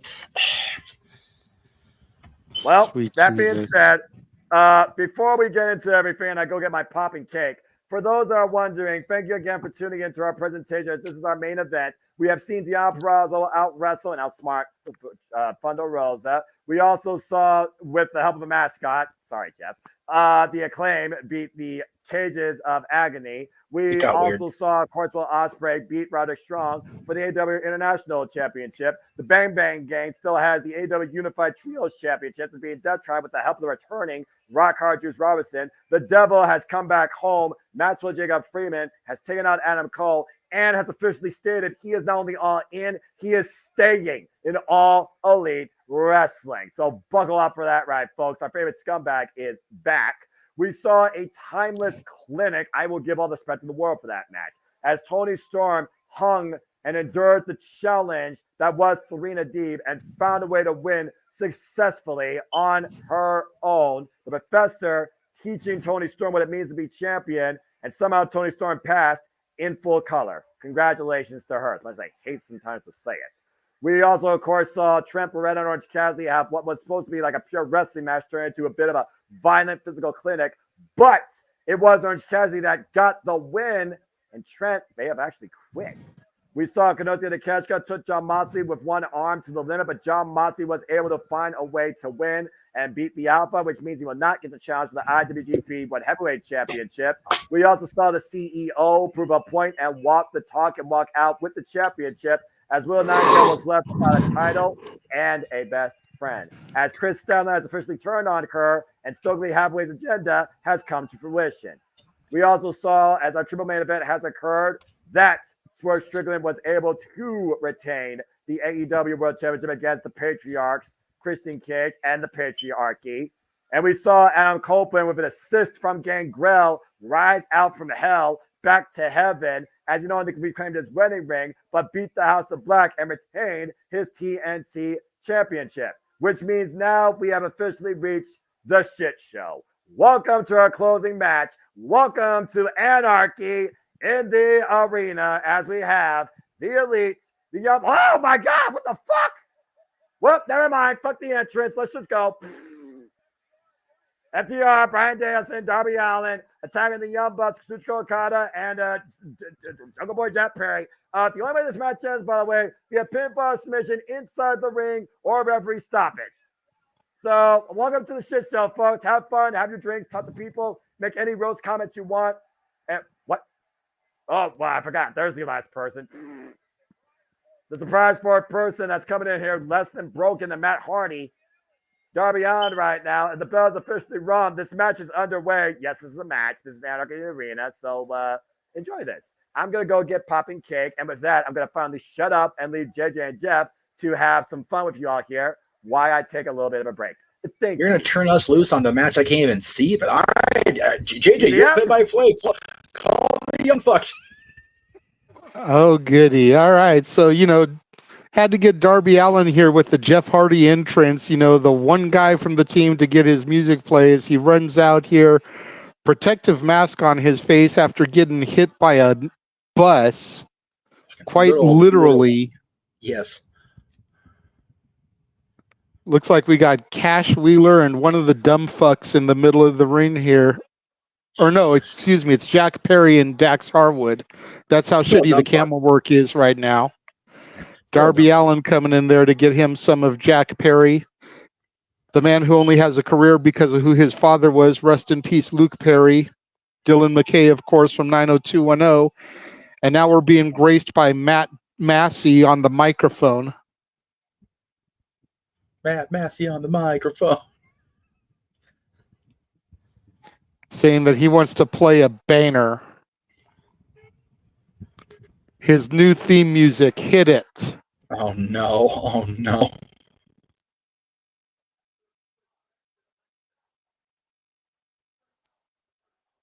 I want to know what's happening. Sweet Jesus, are they playing?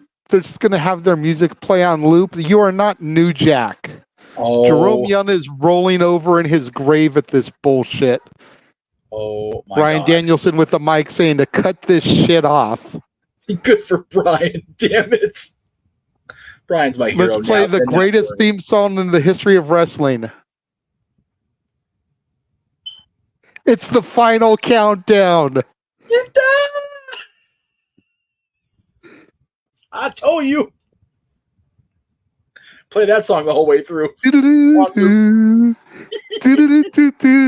Yeah. Las Vegas is losing their shit. As they should.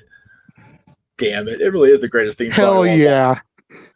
You know what? For half a second there, I thought the Massies were legit going to troll us and start playing Mbop. I would have popped, not going to lie. That song did just celebrate an anniversary this past week, so it would have made sense. It would have made sense. I would have popped just a little bit. But we have Anarchy in the Arena as the final countdown blares over the speakers in the MGM Grand Arena. God damn it. This is tremendous. I love this. And I'm calling this shit solo. Noah's not here. James has his back turned, and you can't see it. That's right. Might as well be John Cena for all I can tell. There is literally nobody in the ring right now. It is complete anarchy in the arena, much as the match says, as bodies are brawling everywhere. Danielson's with Okada. Nick is with Dax. Oh my God. Dax just dragging him by his ponytail through the concourse, slamming him into the concession stands. Yes. Jesus. Grabs a couple of alcoholic beverages from the bartender, guzzles them stone cold style, and goes back to beating the hell out of Matt Jackson. You got Cash and Nick inside the arena. Darby is paired off with Jack. Coffin drop off of the top of the stairwell.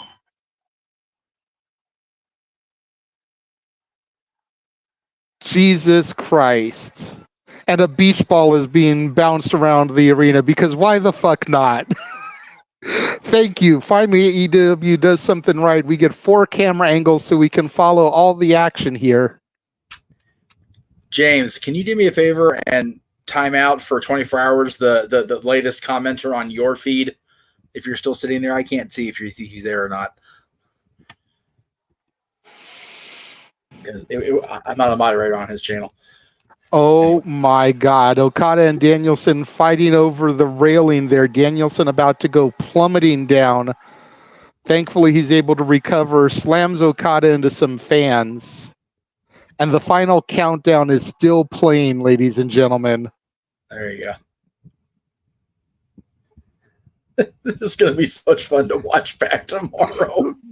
For real, and you're going to have to time it up with my commentary so you can have the shit. Danielson is legit posed on the stairs like this while the crowd does the yes chant behind him.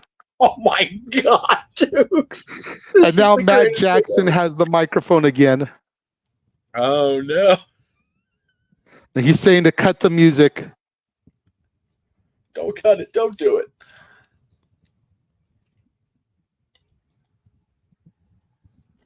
Now they'll play Mbop. Watch.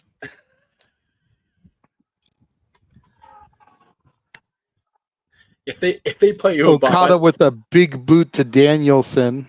Oh, Okada, you bastard. You great, big, beautiful wrestling genius bastard, you. Matt still has a microphone, but he hasn't said anything more yet. Somebody's just kicking me in the Dax teeth. staying on top of him.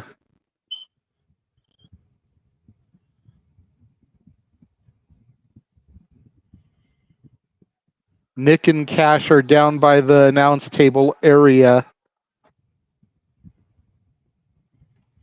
Referees everywhere. Debris everywhere. There's trash can lids, street signs. Jesus. The crowd chanting, "We want music." Actually wanted to turn up music. Fucking Las Vegas is the greatest. The music is more over than the fucking dumb fucks are. Seriously. Oh my God. This is literally anarchy on levels. Oh, sweet baby Jesus. Oh, damn it, all the hell.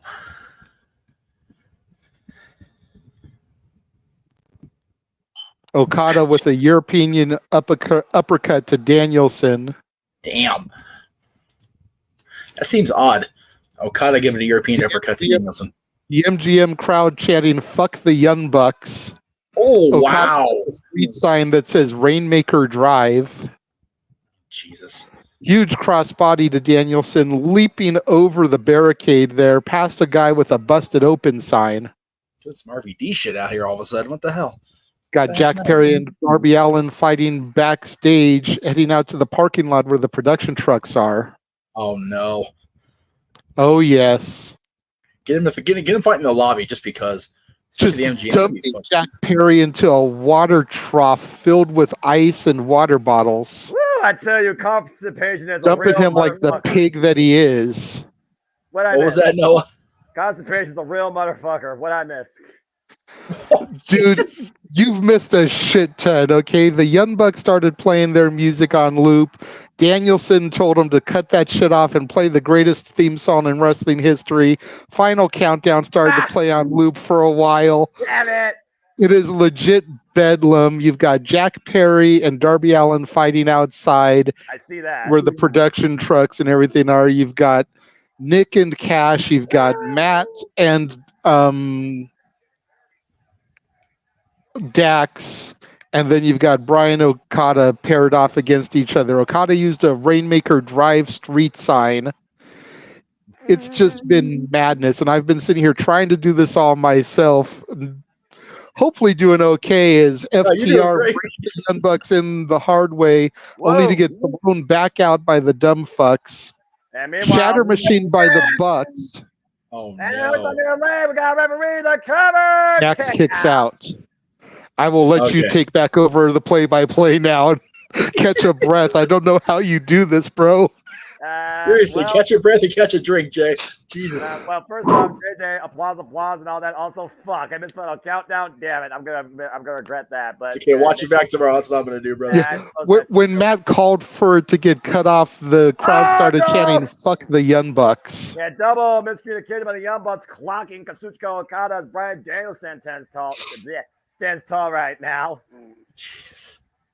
I love this shit. I don't Somebody, care. if you're in the arena or able to see him, somebody get eyes on Rick Knox and protect that man at all costs right now. He may get hurt. Knox is in the ring. He's the in-ring referee right now because it's the Young Bucks. Oh, hello! Oh, okay, Sheriff thrown by Matthew Jackson, I believe, into Brian Danielson's face of the attempted tope suicida. It's Kazuchika Okada in an extreme environment. My life is Here comes Scapegoat with his own bus, trying to recreate the accident with Darby. Did he connect is the question. Oh my God. What? Jack Perry's knocked out in the driver's seat. What the hell happened here? Oh, no. Who got to Jack Perry? That's the $1 million question. The face of the Elite are shot. Jack Perry looks like he was caught drunk while driving, incapacitated in the driver's seat. Then again, that sounds normal. We're in Las Vegas. Oh, punt kick from Nick to Cash. Well, first off, JJ, great job. I assume you want to be play-by-play on this next year. It sounds like, and definitely approve apparently for your work. Gosh, so I missed a lot apparently. Yeah. What's sad is they got freaking Darby in a protection face mask. That means if Sting and Darby are like another longtime team, freaking Hogan and Beefcake, then freaking Darby's now Bruce the fuck about her Beefcake 1993. And right now we Jesus see Christ. And meanwhile, Dax Harwood's got Spike pile driver on the hardest part of the ring apron. Spike pile driver on the apron to your point by FTR, and that was to Nicholas Jackson. Now Matthew Jackson up in the corner with Dax. They might be looking for a little power and glory. First step, of course, is the Superplex and the followed by the big splash from Cash. He bounced off though. Okada goes the cover. Hook of the foreleg, and Okada saves the Anarchy. For now. God. Oh, man. I love this shit. Next Harwood right now. Drop kick by Okada. Best drop kick in the business. Don't at me. Soft big boot there from Okada taking down Cash. Uh-oh. Going for heavy rain. Ah, God. That's Harwood's neck over the knee of Kazuchika Okada. Danielson is busted open, bleeding. I mean, everyone's going to be bleeding by the end of this, I'm sure. The only one not bleeding is Okada. The day I see Okada Why bleed, must they I make know Brian bleed? Okada's transcended. And Okada to the top rope. Elbow drop connects. Shot to the heart, and Okada's to blame. Oh, is Okada going to give it to us this time, though? Last time he took us off. Are we going to get it? Fuck you. Damn it. Okada. Cheeky Okada. I love this man. Cash biting that middle finger, though. Yeah, that's there you go. Got to give the people what they want. Drip manipulation, though. Drop kick. Another one of those drop kicks, to your point. And again, that drop kick is always an equalizer for the Rainmaker. Now hoisting him up. Pile, tombstone, pile driver. Dude. AEW, DON, Final Countdown, and Anarchy Arena are all on the top 5 trends on Twitter in the United States right now. You love to see it. Damn it, as they should be. Okada setting Cash up. Oof. Cash elbow his way out of this. Remember, JJ, you could just be color guy now. Wait a minute. Darby Allin, how the hell is this man walking? The walking skeleton, as James would put it. Well, because he didn't get hit by the bus. Jack Perry got taken out. We don't have that answer yet either. Yeah, and how did how did Darby Allin get out of that garbage pile and didn't get caught in a hit and run with another bus is beyond me. As he's teeing up against the Rainmaker, Okada and Darby Allin. This looks like a mismatch, to say the least. Jesus, I just saw that crash with that bus. Jack Perry's lucky he's alive for real. That was dangerous, idiots. Yeah, it wasn't a Hollywood stunt either, clearly. And right now, Darby Allin raking the eyes of Kazuchika Okada. Again, just drives his force for Cold Red! Gonna cover two! No, my God, Darby almost pinned Okada able to get out there. Okada able to get out under his own power. Again, Okada, the AEW Continental Champion. For now, if he lives through the match. That's a good point. You got to figure if Darby can pin him, he'd be in line for a title shot. Without no question. And the Bucks, though. Or at least eliminator match. And Darby right now, oh no, oh no, oh no, oh no. Oh, yes. Uh-oh. Double power bomb for the better chairs. Golly. Very reminiscent of the Shield there with that power bomb. And the dragging Darby Allin away. The raising up the what? The raising up the stage? Being dragged up the ramp. The Bucks right now. Okada drives his knees into Okada. The running kick, excuse me. I mean, it was just over a month ago, though, that we saw Darby Allin, of course. Oh, boy. That's the elevator that they used to come up. They're taking Darby down the elevator, disposing of him like yesterday's trash. What the hell? No. They're going out to that trash pile where that bus is. Well, I mean, Darby Allin's going to try and find his way back to the staging area. He's going to have to do it from the basement, it seems like. And, gentlemen, I think we're about to see somebody come back up that elevator, possibly whoever took out Jack Perry. At this point, though, how many enemies do the Young Bucks have? How many enemies do Jack Perry have? Who the hell knows how to drive a bus? Who the hell else has a CDL license in Las Vegas? What I want to know. You don't need a license to drive in Vegas. That's a myth. I'm not his biggest fan, but watch it be Hangman Adam Page. If Page is on the Elite, I'll become his fan. Tell you what. Brian Danielson thrown off the stage here right now as you see those plexiglass poker chips. Memorable moments 5 years ago, Kenny Omega was DDT'd on a stack of those by John Moxley, who arrived and started this paradigm shift. And now Brian Danielson giving face first into that thing. Oh, man. Those are not light either for those that are wondering. That's not just some sort of hollow prop. Yeah, no. And boy. And what the hell are these yahoos thinking here? We gonna get a Tony Khan driver here onto these poker chips, Noah? It looks like with the run of TK driver to Brian Danielson. You sick bastards. Hey, might as well be Nick saying that's it. I mean, they're kind of not wrong at this point. I mean, you figure about, again, Brian Danielson coming back after that ridiculous match with Will Ospreay, affected by the Storm Driver in 91 and the Hidden Blade, further blunt trauma to the head, and backdrop suplex on the poker chip to Cash Wheeler. Now that's Harwood fighting Matthew Jackson. And right now, DDT! Man, nasty impact. They're fighting up right back where that lift is again. And The right screen. Now, thrown face first into that LED screen. And I'm trying to think who it could be if it's a debut. Like, who could it be? Who's been rumored? I mean, that'd be even wilder at this point. I mean, it's not too far out of the realm of possibility. Oh my gosh, that DDT on the stage. That's Harwood and Matthew Jackson right now fighting it out here. And man, Give me your bitch job. All hell is broken loose in the city of sin. That's the right hands. That's of course.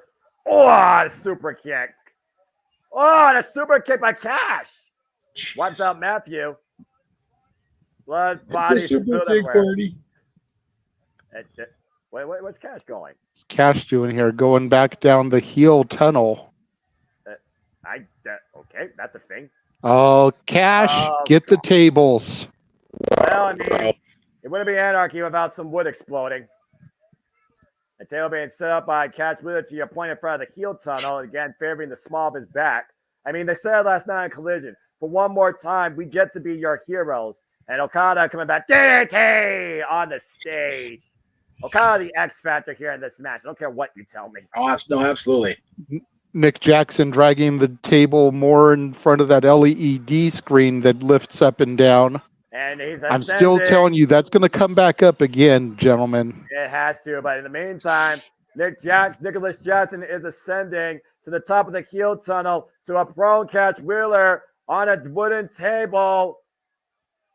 And Okada elbow drop to Dax Harwood. Damn. Sponsor bomb to Cash Wheeler through the table. Man. Let the bodies hit the floor. Here comes Jack Perry stumbling back through the backstage area. How the hell is he even walking? Somehow he's back to a vertical base and he's eyeing Tony Khan. He's got Tony Khan. Hold on. Hold on. Tony Khan's not a wrestler. What the hell is this about? Oh, no. Is Tony Khan scared for his life? He should be. Again, oh, boy. This is bullshit, though. I'm sorry. This is bullshit. Tony Khan. No, I agree with that. It's bullshit. Of course it's bullshit. CM Punk did less than this and got fired. I don't know what's about to happen here. And where's Jack Perry with Tony Khan is the better question. Probably going toward that elevator. I don't know where they are. Here comes Darby with the flamethrower. Oh, Jesus Christ. What the? Darby's looking to burn a motherfucker. I mean, would you hold it? Do you like your Young Bucks regular or extra crispy? You asking me that question or somebody else that question? And here comes Tony Khan and Jack Perry, and he has lit Jack Perry on fire.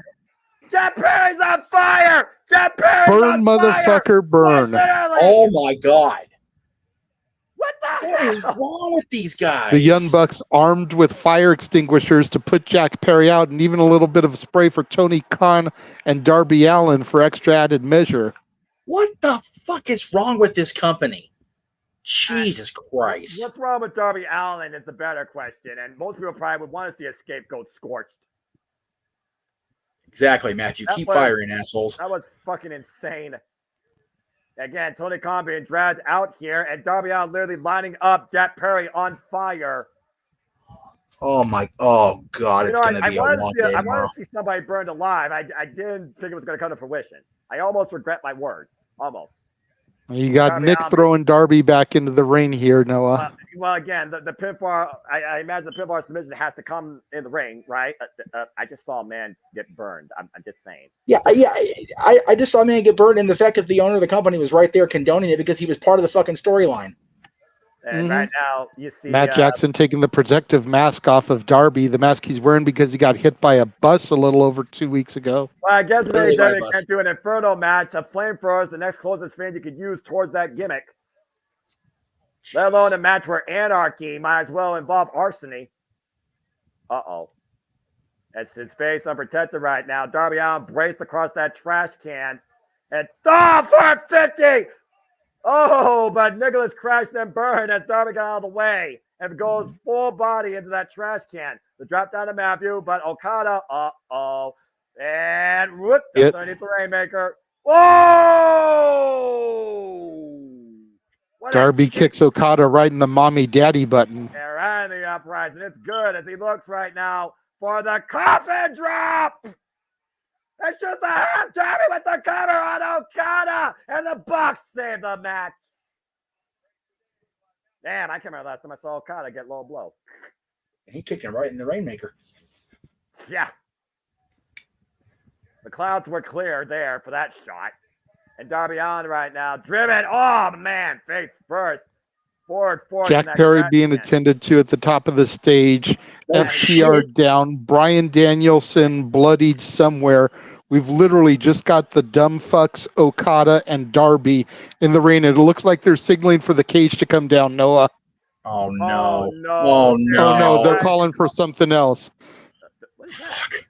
I was like, God, don't bring that barbed wire cage down with Darby's face in pieces. Please don't do that. No, it's a loop. Okada's tying Darby. It looks like they're going to string him up and hang him from his legs. He's literally going to be hung up in like a trap you would find in a forest. Cash Wheeler trying to come back into the ring now. And again, they were this close to ending the match, and they didn't think that was enough. Darby Here Allin comes right Dax now. on the other side. Matt Jackson holding FTR off. I'm about to say, again, at this point, it's a 3-on-1 right now. No one's able to come to the ring, and Bryan Danielson's still incapacitated after that Stutz pile driver on those poker chips. It's the ratings, I guess. Again, they don't give a damn. No one gives a fuck about their well-being in this match. Clearly, Nobody gives a fuck, period, and that's why they're doing it, because they're trying to draw attention. Oh my God, this is so fucking stupid. Well, I mean, hey, it's trending, I guess. So I guess that has to count for something if you look at this company. Whatever. That's you a want to good call fucking it. point by Matthew. Just throwing that out there. Martha Hart's backstage. What does it say? I can't see it. I don't I know. said, if so Marva's Martha Hart's backstage. They're going to hang this kid. Okay. I don't know if Marva's backstage right now, but if she learns about this, it might be the last time you see the Owen Hart Foundation. She's on the show, so she's still. Oh, God. Yeah, she's associated with this. Brainbuster over the top rope with the clothesline. Meanwhile, that's Harwood. Uh-oh. Oh, Share Machine! Come on, Cash, get the cover. And this fucking nonsense. Okada with the save. Once again, Okada there to save up his friends. I mean, that's what you got to do at the end of the day. That's Harwood hooking up Okada, though. Uh-oh. Looking for a pile driver. Okada finding back, though. Big knife edge chop. Dax, the axe firing off against Okada. Looking up for a pile driver again. Oh, my What God! the hell? An exploding chair. Give me a Matt Jackson literally just cracked Dax over the head with a chair that exploded on contact. He just burned his hands in the process while doing that. Fuck it. Well, good. That's why they're called the dumb fucks. Well, I mean, he also said, "Welcome to the shit show." I think there's more truth to that than meets the eye. What the hell is that? What is kind of like a Mr. Sacco? No, JJ, that is a tack-covered sleeve for a tack-loaded Rainmaker. Oh, Jesus. I've never seen anything like this in my life, and Cash is about to face it. Go, God, tack-loaded Rainmaker! Rick Knox looks like he's about to vomit in the corner there, and this man has refereed guerrilla warfare matches. I don't fucking blame him. This is ridiculous. Yeah, this is a different variation of the definition for shit show, to say the least. And Okada just pulled out a box. Oh my God, it's the Young Bucks Reebok pumps. Yeah, but look what's from on the bottom under of the them. ring. Look what's on the bottom of them, JJ. With thumbtacks on the bottom of them. Of course. Well, it wouldn't be a buck-filled match without sneaker tacks. This is embarrassing.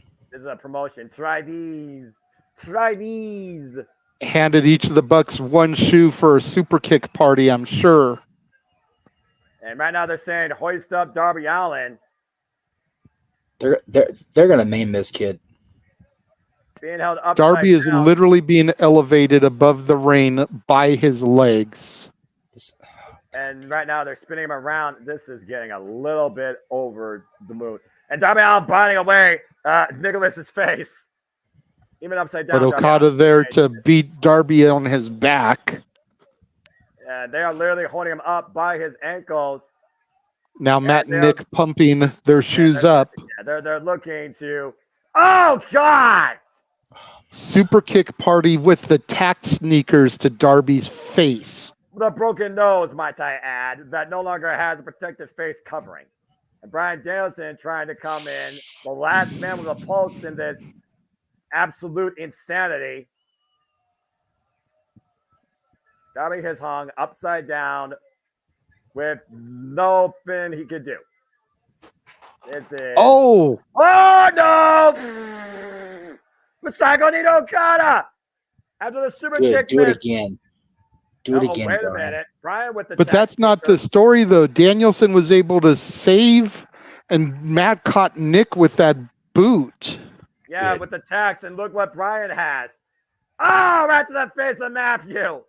And the face of Nicholas. Danielson, again, the most lethal weapon without a weapon. And right now, teeing off against both the Bucks here. These round kicks just connecting right now to the torsos of Matthew and Nicholas. Uh-oh. Oh, just took Matthew's head off. And took Nicholas's head off. Again, this is the same guy that chooses to hike 10 miles just to meditate and center himself. Looking to kick a Buck's fucking head in and stomp it away right now on Matthew Jackson. Trying to turn these Bucks into roadkill. Yeah, the most lethal weapon in this match is not a weapon. It is the American Dragon. Again, though, this has just gone all sorts of butt-fucky. And Danielson with a chair in hand, the yes movement, willing is on the ultimate opposition to negative authority. Oh, wow, a Psycho knee in the face of the chair. And Brian with the cover. And Okada continues this madness. I don't know how this thing's going to fucking end.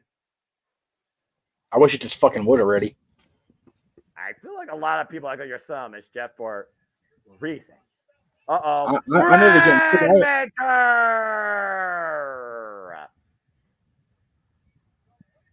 The Rainmaker to Bryan Danielson. And the trigger! Please pin him The already. BTE trigger.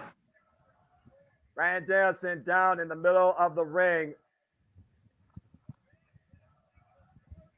I'll take the L for Danielson. Just get this done. Damn, man. People are saying, please help Darby, and I agree. I mean, Jack Perry back in the ring up to his feet after being set on fire. Oh, for fuck's sake. Psycho knee of his own to Danielson. God, the scapegoat just decided ahead of Brian. The cover to the shit show is over. Jack Perry just won this match for the Elite. Yep. I'm gonna be sick. Well, at least the shit show has finally come to its conclusion. I don't want to see these dumb fuckers on my screen. Go back to this. Breaking news in from Northern California. Dave Meltzer has popped 2 loads and given this match 7.5 stars. I'm just going to continue to look at the monitor and just do my thing as we close this thing out. Well, we witnessed anarchy in the arena once again, and it involved everything from arson to literally bringing a man above the ring for a super kick party suspension. As Team AEW fails to beat the Elite here tonight at Double or Nothing. Your winners, Kazuchika Okada, Matthew Nicholas Jackson, and the scapegoat with torched legs, Jack Perry. I'm not sure exactly what was proven here tonight by these 4 Yahoos, let alone what was literally brought by the other 4 Yahoos. All 8 of these men are fucking insane. But now at this point, you got to wonder if anyone's going to oppose these 4 idiots. For the Ranking Wrestling Jada Wins, for the man's name of Marquis, Jeff motherfucking Beecham, for my color analyst, James Hebert. I am the Seminole Foster as we thank you for tuning into our coverage of the 10-match clinic that ended in a shit show. Hopefully, we see brighter things come tomorrow, being Wednesday. See you next time here for AEW. What the fuck just happened? James, you're good. The match is over. We've gone off the air. Nevada Film Office being shown. And that's all, folks. We are black. Simple as that. Oh, it's definitely black. It's a dark, okay. So, yeah, I don't have to say anything else, right? The fuck are they thinking using a fucking flamethrower? I don't know. You know, fucking idiots. I don't know. I don't know. Okay. As weird as this is going to be to say, and please hear me out here. Go for it, bro. The least of it all was the flamethrower. We have seen flaming tables and people set on fire in matches before. Yeah. What gets to me is that they strung Darby up upside down from a rigging unit that is not that unsimilar from the one that Owen Hart fucking plummeted to his death on while Martha Hart's in the fucking building. Yep. I got nothing to say. All right, so he fucking pulls away from doing the Owen now, by the way, from after that shit. Yeah, I wouldn't blame her one bit. That was a dumb move. That was a dumb move. Even if she's not, that was a dumb fucking move. All right. I'm going to say this because my name's up there, whatever. Yeah, go for it. I'm going to give him till Wednesday. All right? I'm going to give him till Wednesday. If they can give me any sort of logical explanation for any of the shit that's happened in this last half hour or however long it was, I may give them another opportunity. Nope. But, and you know what? I can't even they did this to my friends because my friends fucking volunteered to be part of it. Yep. But, yeah, lighting somebody on fire in 2024 is so fucking stupid. Having a death match is fucking stupid. An exploding chair to somebody's face is infinitely fucking stupid. Yeah, yes. that too. Yes. Yeah. Yes. But Continue. doing what they did with Darby, with Martha Hart on this same show, wasn't only stupid, it was outright fucking disrespectful. Yep. Now, there are two sides to that coin, and I'll leave it at this. If they didn't tell her, then Tony really is a disrespectful piece of shit. Yep. On top of everything else we've accused him of in the last year. Right. With a prayer to God that he's not. If she did know about it, then I have lost any sort of feeling sorry, respect for anything for her ever again. Yeah. Because I'll tell you this. If she knew about it, then Owen Hart needs to go in the WWE Hall of Fame next year. Yep. She needs to let it happen. Yeah, because that is straight out fucking hypocrisy. Yep, in the highest form of the word. And that's what I've been thinking since I put my head down. What the fuck are they? What the fuck is AEW thinking? You know, we can. God, I am so angry. I'm trying not to get worked up because I got heart issues. Yeah, no. Fucking let it out because they fucking earned it. Fuck them. James. I mean, physically, I cannot get worked up like this, or I'm going to have to have a serious. Exactly. But I'll do it for you. No, just hang on, because I don't need to get us thrown off YouTube for getting that aggressive. I agree. Yeah, some of us still make money on YouTube, so we have to. But yeah, I'm trying very hard to not just. Oh God, this is a whole different form of toxicity. Let me ask you. We don't need to add to it. Let me ask you this, Jeff. Yeah. Because you seem like you're as pissed about all this as I am, as I know James is. Yep. If they do not give you a legitimate reason coming out of this, either Wednesday or even give them to Collision, are you still willing to carry the fucking AEW pay-per-views as watch-along events?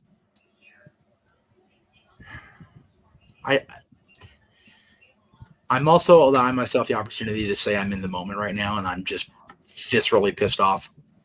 Right? I have people that are employed by this company that I consider friends, damn near family. All right. So I don't want to disregard my happiness at their success for having a paycheck in this business. Exactly. Yeah. So however,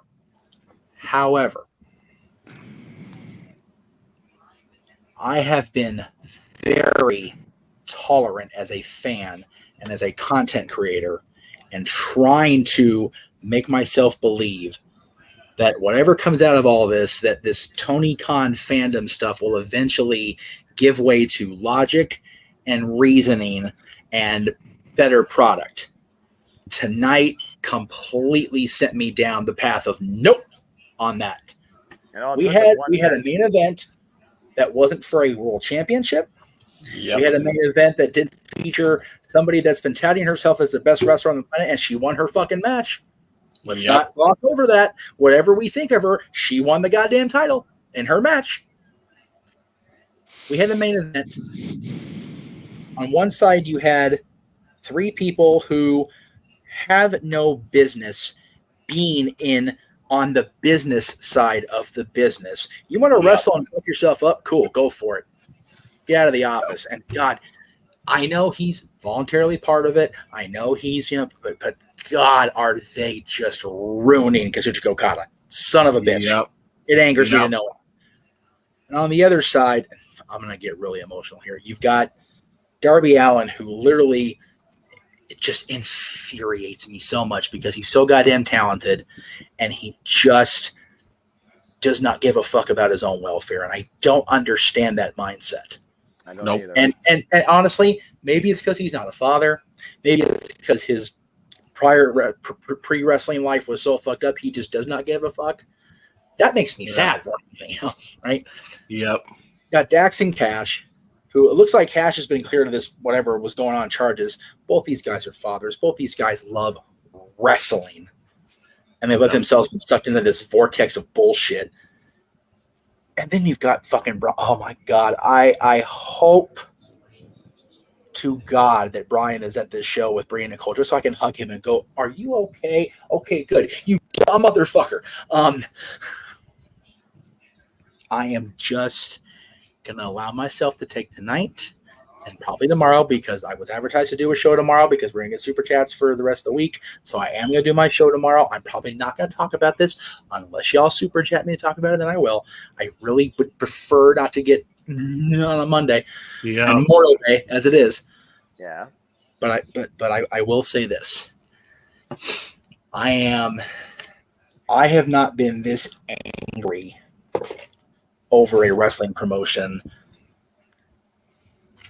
especially with what we just talked about on this channel, in this multiverse. It's been a long time since I've been this worked up. Mm-hmm. And I am grateful to Mikey and whoever's going to be on the Sports Bar Tuesday because I don't have to be on screen. I can just run the buttons. I am grateful to Greg and Maddie and whoever and that's if Greg can get over the fact that first his wife loses her aunt. He lost his uncle this morning. Ooh. So that family's just dealing with their own bullshit and tragedy right now. Yeah. But if Greg is on the air Wednesday, I am grateful to him because he and Maddie can do their show. They don't need me to do a goddamn thing. And I am grateful to this man for allowing me to have a positive output of energy on Friday because we're going to talk about some goddamn good Intercontinental Championship matches on Friday's show. But when we come back around to the weekend, there's no pay-per-view next weekend. There's no watch-along next weekend. Saturday night may be all right for a fight. Yep. And it may be me against the AEW fandom. Because if they can defend this shit, fuck me. Yeah, you lost the plot. Sorry. I agree with Jeff 100% on that point. Like I have zero desire to find a way to spend. I am grateful to you, Noah, for dropping the dimes on this. But if they're going to convince me to drop a single fucking penny for a pay-per-view ever again on my own, it'll have to be a very good reason. And if they want me to cover this nonsense on my network of wrestling channels, then I better get a really good reason. Because as great as everything but the main event was, I can't justify being okay with what just went down. I can't. I can't. Nope. I get it. I mean, there is no. There's nothing that anybody will say, and I will very likely feel the same way tomorrow and then through the course of the week. You set a person on fire. You made the imagery that you had a person who just got hit by a bus get hit in the face with a tack-filled super kick. You had somebody get hit in the face with a chair that exploded in their face. Yep. Exploding in the faces wasn't okay in 93 when Hogan got jobbed out of the WWF Championship, as great as that was for most of the fandom of wrestling. It's not okay in 2024 either. Okay? No. It's not. It's not. Nothing about the sensationalism of that main event is okay. I'm sorry. It's not. Don't apologize. It's been okay, right? No. But it's a different era now, so it certainly is not okay.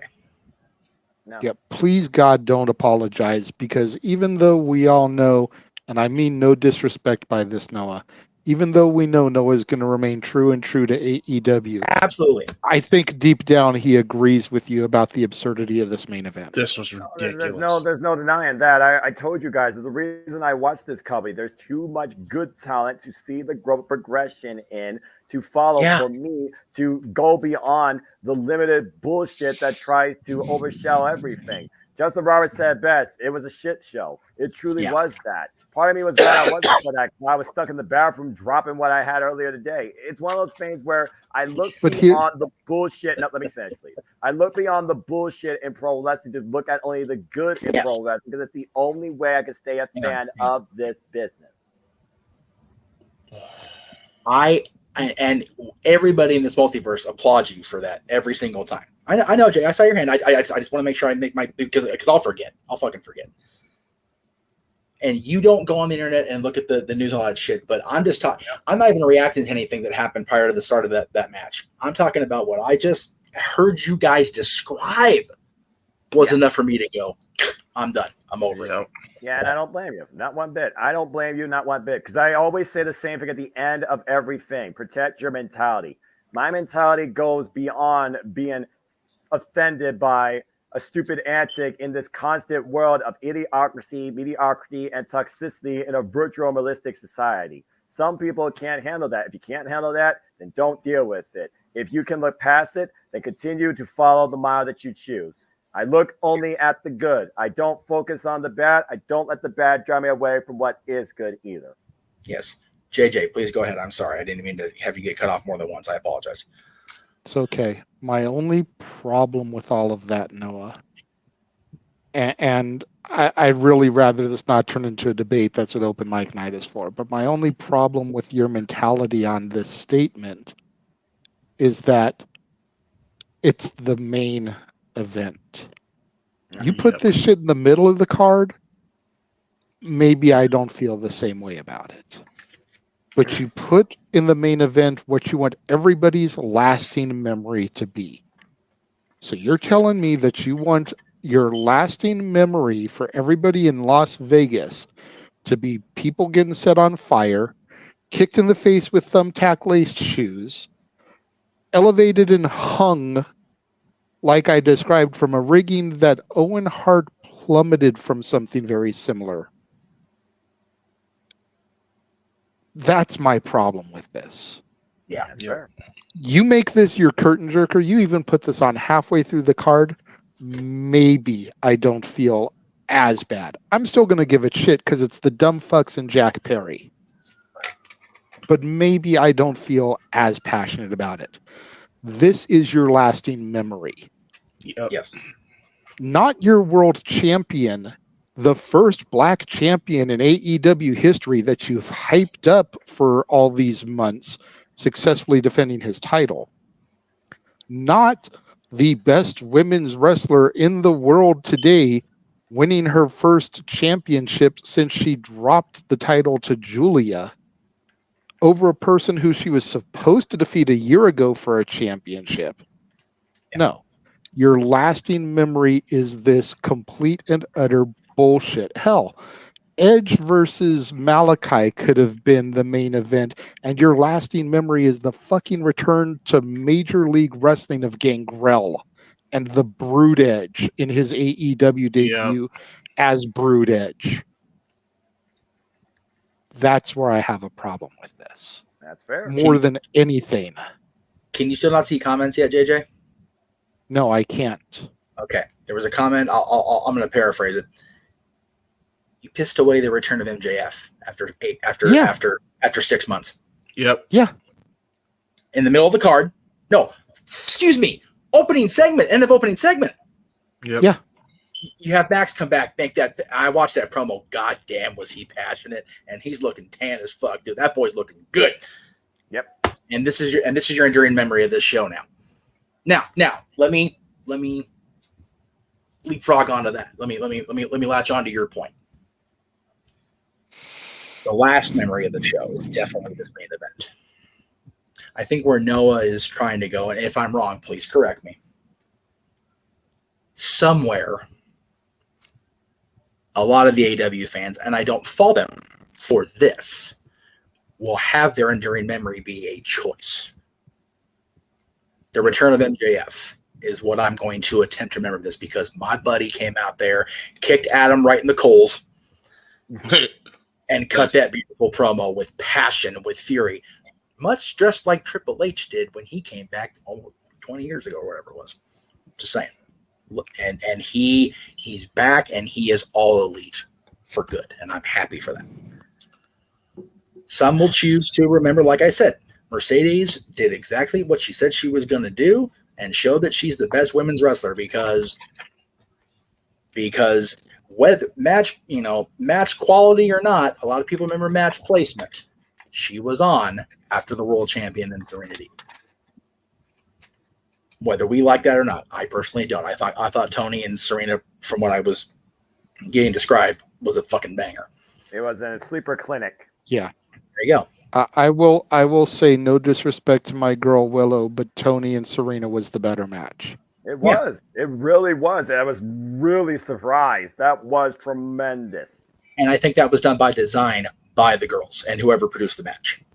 Yep. I can almost guarantee that was like, all right, want to have Mercedes run her mouth, character or not, let's give her a reason to not be able to.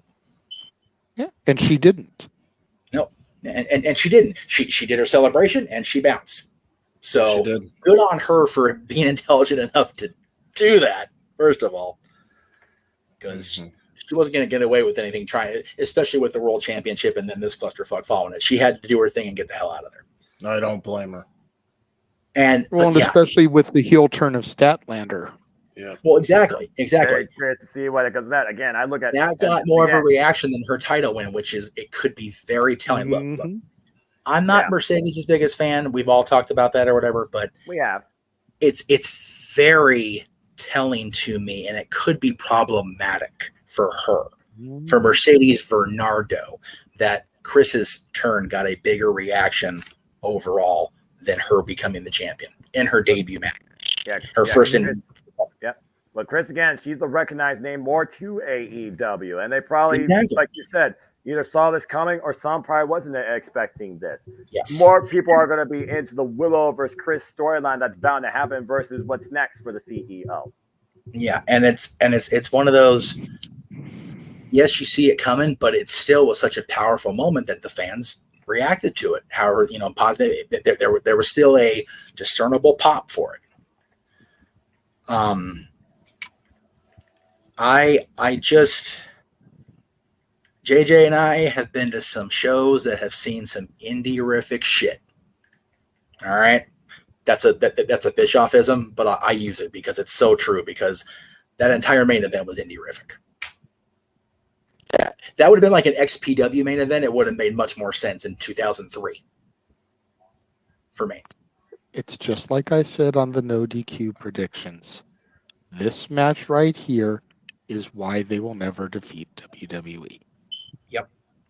Yeah. Number one, it was supposed to be a feud ending match, not a feud starting match. And number two, they're too gorilla mindseted. Yeah. Booking their company. And it doesn't work. Yeah. Dude, I feel queasy after hearing this. I do. I legit feel like I'm going to throw up. Ugh. And he didn't even see it. He only heard us describe it. I heard you guys describe it. Yeah. Think about that.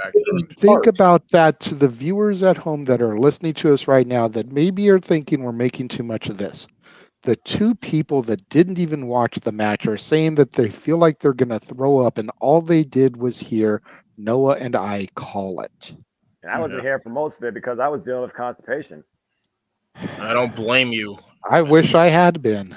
Well, donuts, pizza, barbecue, Mountain Dew. The body can only handle so much for so long. That's what I'm doing. I hear you. I hear you. And on the one side, I kind of enjoyed being able to call everything that I did for while I did. But on the other hand, I was like, dear God, James, come on the headset and help me, please. Like, I'm not used to doing this shit on my own. But I know James won't do it because it's the dumb fucks and Jack Perry.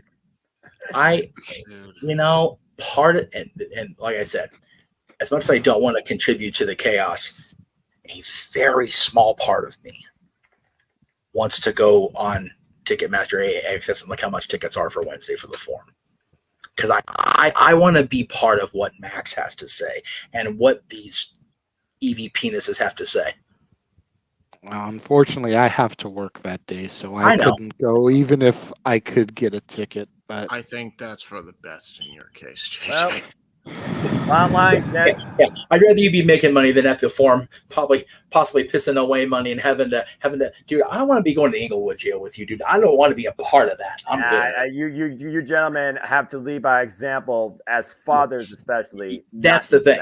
Yeah, exactly. And it's just so. I pity Arlene and Emmanuel, who are going to Collision Thursday in Palm Springs and going to have to deal with the fallout of this bullshit. Number one, that's a long ass drive from where they be. Anyway, I wouldn't know. But damn, but yeah, it's. I will, and the thing of it is, Dylan has minimum days all week, so it's not like I can't get down there. Right.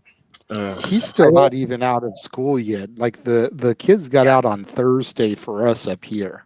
Yeah, Dylan has tomorrow off because we're going to honor the fallen heroes tomorrow with setting off fireworks, probably blowing ourselves up because we're idiotic Americans.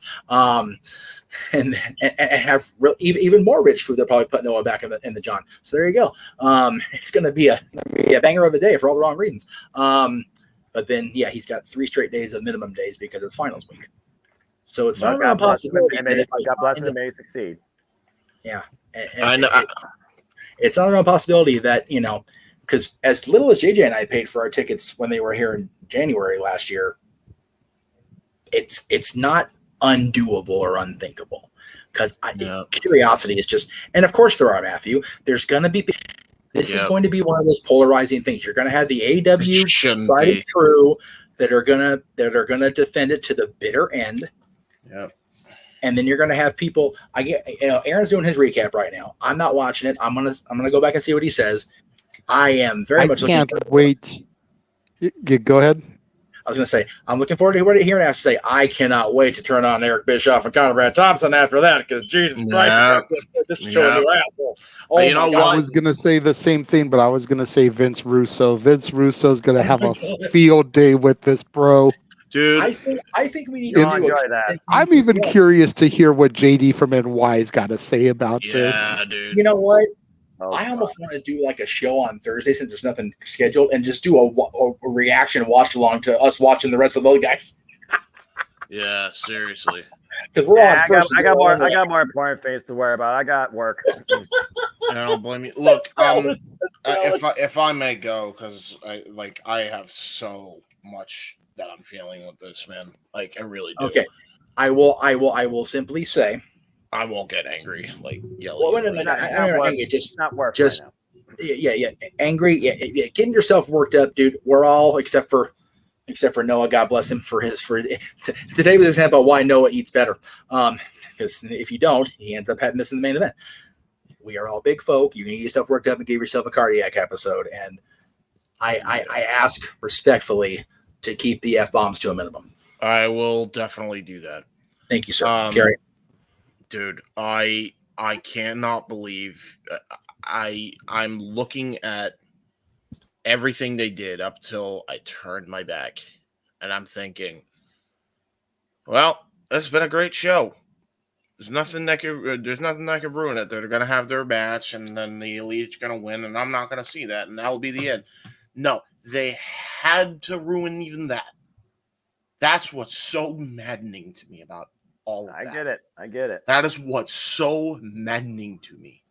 I get it. Trying to not get super vitriolic. I don't as want I you to say do that. There's a reason why I don't do that. I just refuse to do No, that. no. Nothing gets solved with that. No, and I understand that, and that, as everybody has said, and that's why you are admired for doing that. I'm too empathic to not be able to do that. That is my damn crutch that I wish I could just not have. I wish I didn't have it, but I cannot help but have that. You cannot defend in any rhyme or reason. I don't give a damn if it's long-term story, short-term story. And I understand there may be a reason in your mind, Jeff. I can't accept that. There's no rhyme or reason, long-term, short-term, business-wise, trying to get a deal. There's nothing beneficial to doing what they did with this bullshit. Agree. Nothing. You hung a man by his feet with the equivalent of a fishhook with Martha Hart in the damn arena. After you damn near killed 2 people with fire and explosives. Here's my one for this little rant, Jeff. Fuck all the way off with that. Well, I'm not even done yet. Even done yet. That's just my F word there. Okay. When we have to sit here at the end of a show, and we're now all considering, why the hell are we still invested in this company? And it's exactly why Noah said what he said. It's exactly why Noah said what he said. Oh, my God. I just, that's the only reason. It's because people I care about are in that company. It's why I refuse to tune in weekly, because if I tune in weekly, I'm just going to get angry, and I don't need to get angry over stupid BS. So I tune into the monthly pay-per-views. And then I turn my back to the people I really think are detrimental to the company. Boy, I underestimated how detrimental they were going to be tonight. Horseshit. Go ahead, JJ. I have 2 things I'd like to say. One is my own personal thing, and one is something Walter sent me to read for him. And then I don't know if Noah has anything else he wants to say. Jeff has anything else he wants to say, and then we can get out of here. But yep.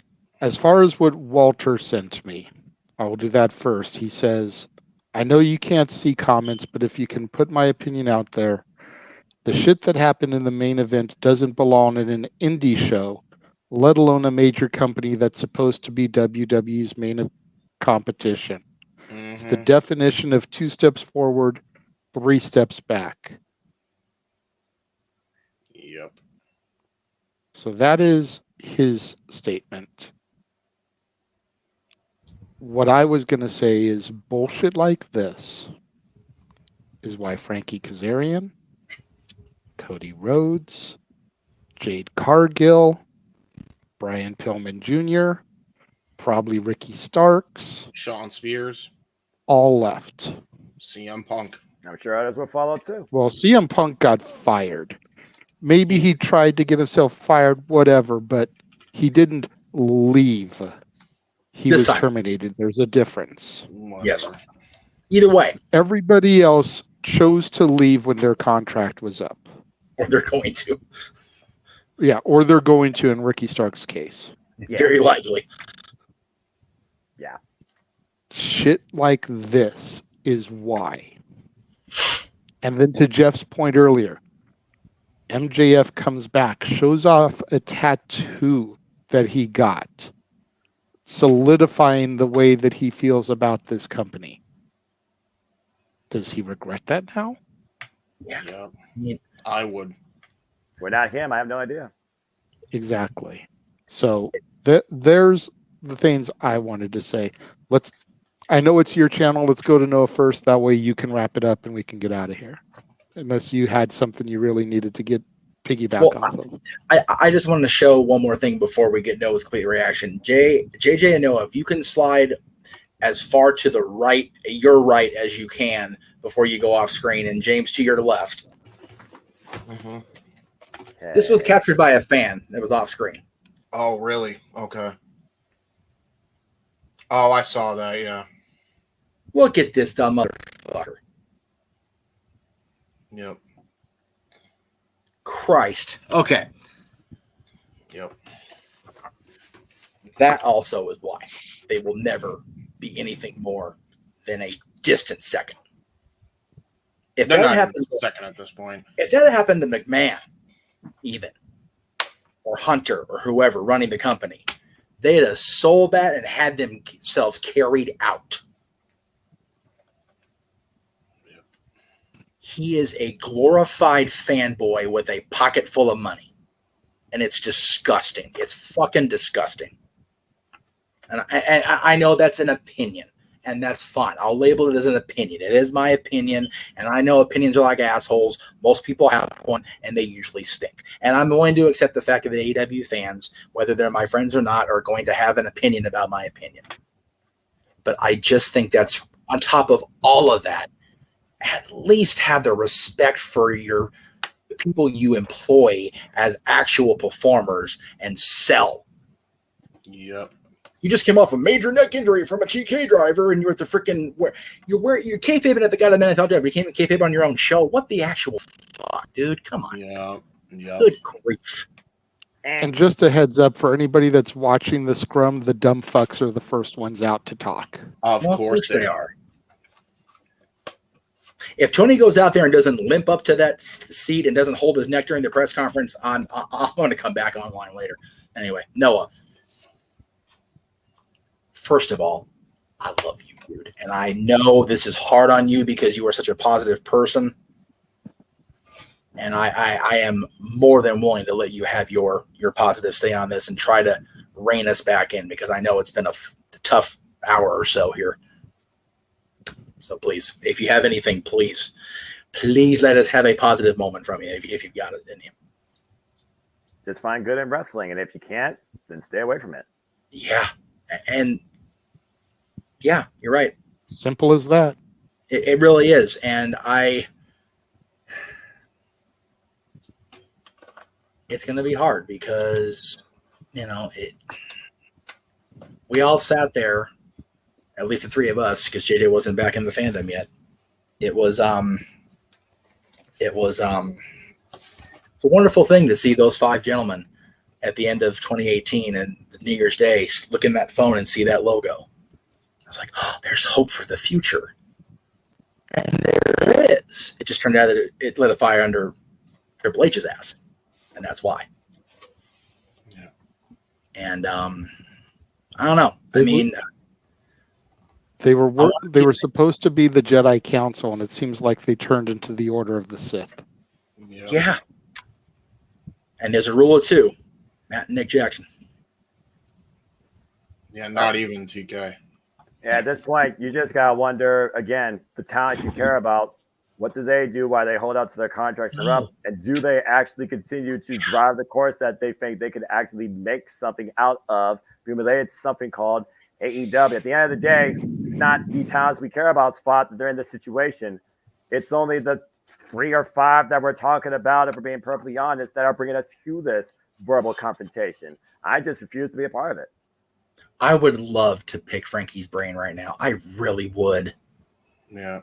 And just not even for like an I told you so. What's that?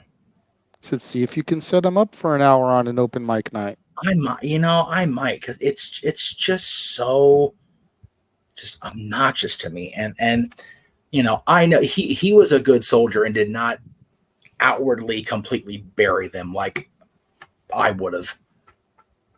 Because Frankie Kazarian's a better man than me. I'll tell you that right now. But yeah, yeah. Anyway, we're going to keep going around in circles. Some people, again, they know how to move on. Others, unfortunately, they constantly stay in that circle. So we'll just have to see what the future holds. And at the end of the day, I'm not you. You're not me. I'm not Kazarian. I'm not anybody but me. I'm just a simple man that enjoys professional wrestling for the good in it, not the bullshit that seems to always overcast it. Emmanuel, I love you and your sister. I really do. You guys are the best fucking people. I swear. I am he as you are me, and we are all together. Jeff, get us out of here. All right. You guys know what we got going on. We've got a already pretty stacked card coming up here in Vegas in a couple weeks for NXT Battleground. Which unfortunately I won't be there for it. No, but it's going to be an indie feeling with a WWE presentation, and we'll make sure we get to have you watch on demand, brother, because I have a feeling that's going to kick off June with a fucking bang. So, for everybody here, for everybody still watching, for everybody that did watch today, for everybody that watched all week with our Owen tributes and discussion and the absolute batshit craziness that was open mic night last night. I almost thank God Noah wasn't here, because having him rein us in would have almost made it lesser than. So we appreciate the moment to be complete dumb fucks yesterday. Unlike the dumb fucks. I think I'll just leave that in the archives. I don't think I need to go look at that. It's going to be a little bit more like everything else. This guy's got his highlight reel going. He has enough highlights from last night just to make it an own segment of the show at the end of the year. Yeah. So we will look forward to that banger of a highlight reel. We're looking forward to all the new things coming up. We're looking forward to the documentary from James's uncle coming out around 2029. It's a beautiful thing. It's going to be a great. It's going to be a great couple of years for us here. We got SummerSlam in 2 years. For those of you that are music fans, it's comparable to Guns N' Roses' Chinese Democracy that took about 15 years to come out. Use your illusion, though; it'll come out sooner. Anyway. That's fair. No. It won't on the real though. These three people in this room are just so creative, and they just keep me reined in. They keep me tethered to the sanity points, because there's going to come a time when we're not working together anymore, and some dumbass shit like this happens. I'm going to go off on somebody, and it is going to be hard to get out in everybody's mind, but we're going to try, because we have a true observance tomorrow of people that actually are heroes and actually made that ultimate sacrifice to give us the freedom to come on here and act like fucking idiots. So for the Renegade, who is as tired as I am, no doubt, based on that, for the Heat Man, for the Simple Man, we will see you guys tomorrow and throughout the rest of the week right here across the Jeff Meacham Network Multiverse of Media. If you like today's show, we are the Jeff Meacham Network. If you didn't like the show, well, you are not alone. Good night. The Jeff Meacham Network's Multiverse of Media. For over 15 years, the recognized symbol of excellence and the standard bearer in coverage of sports and entertainment.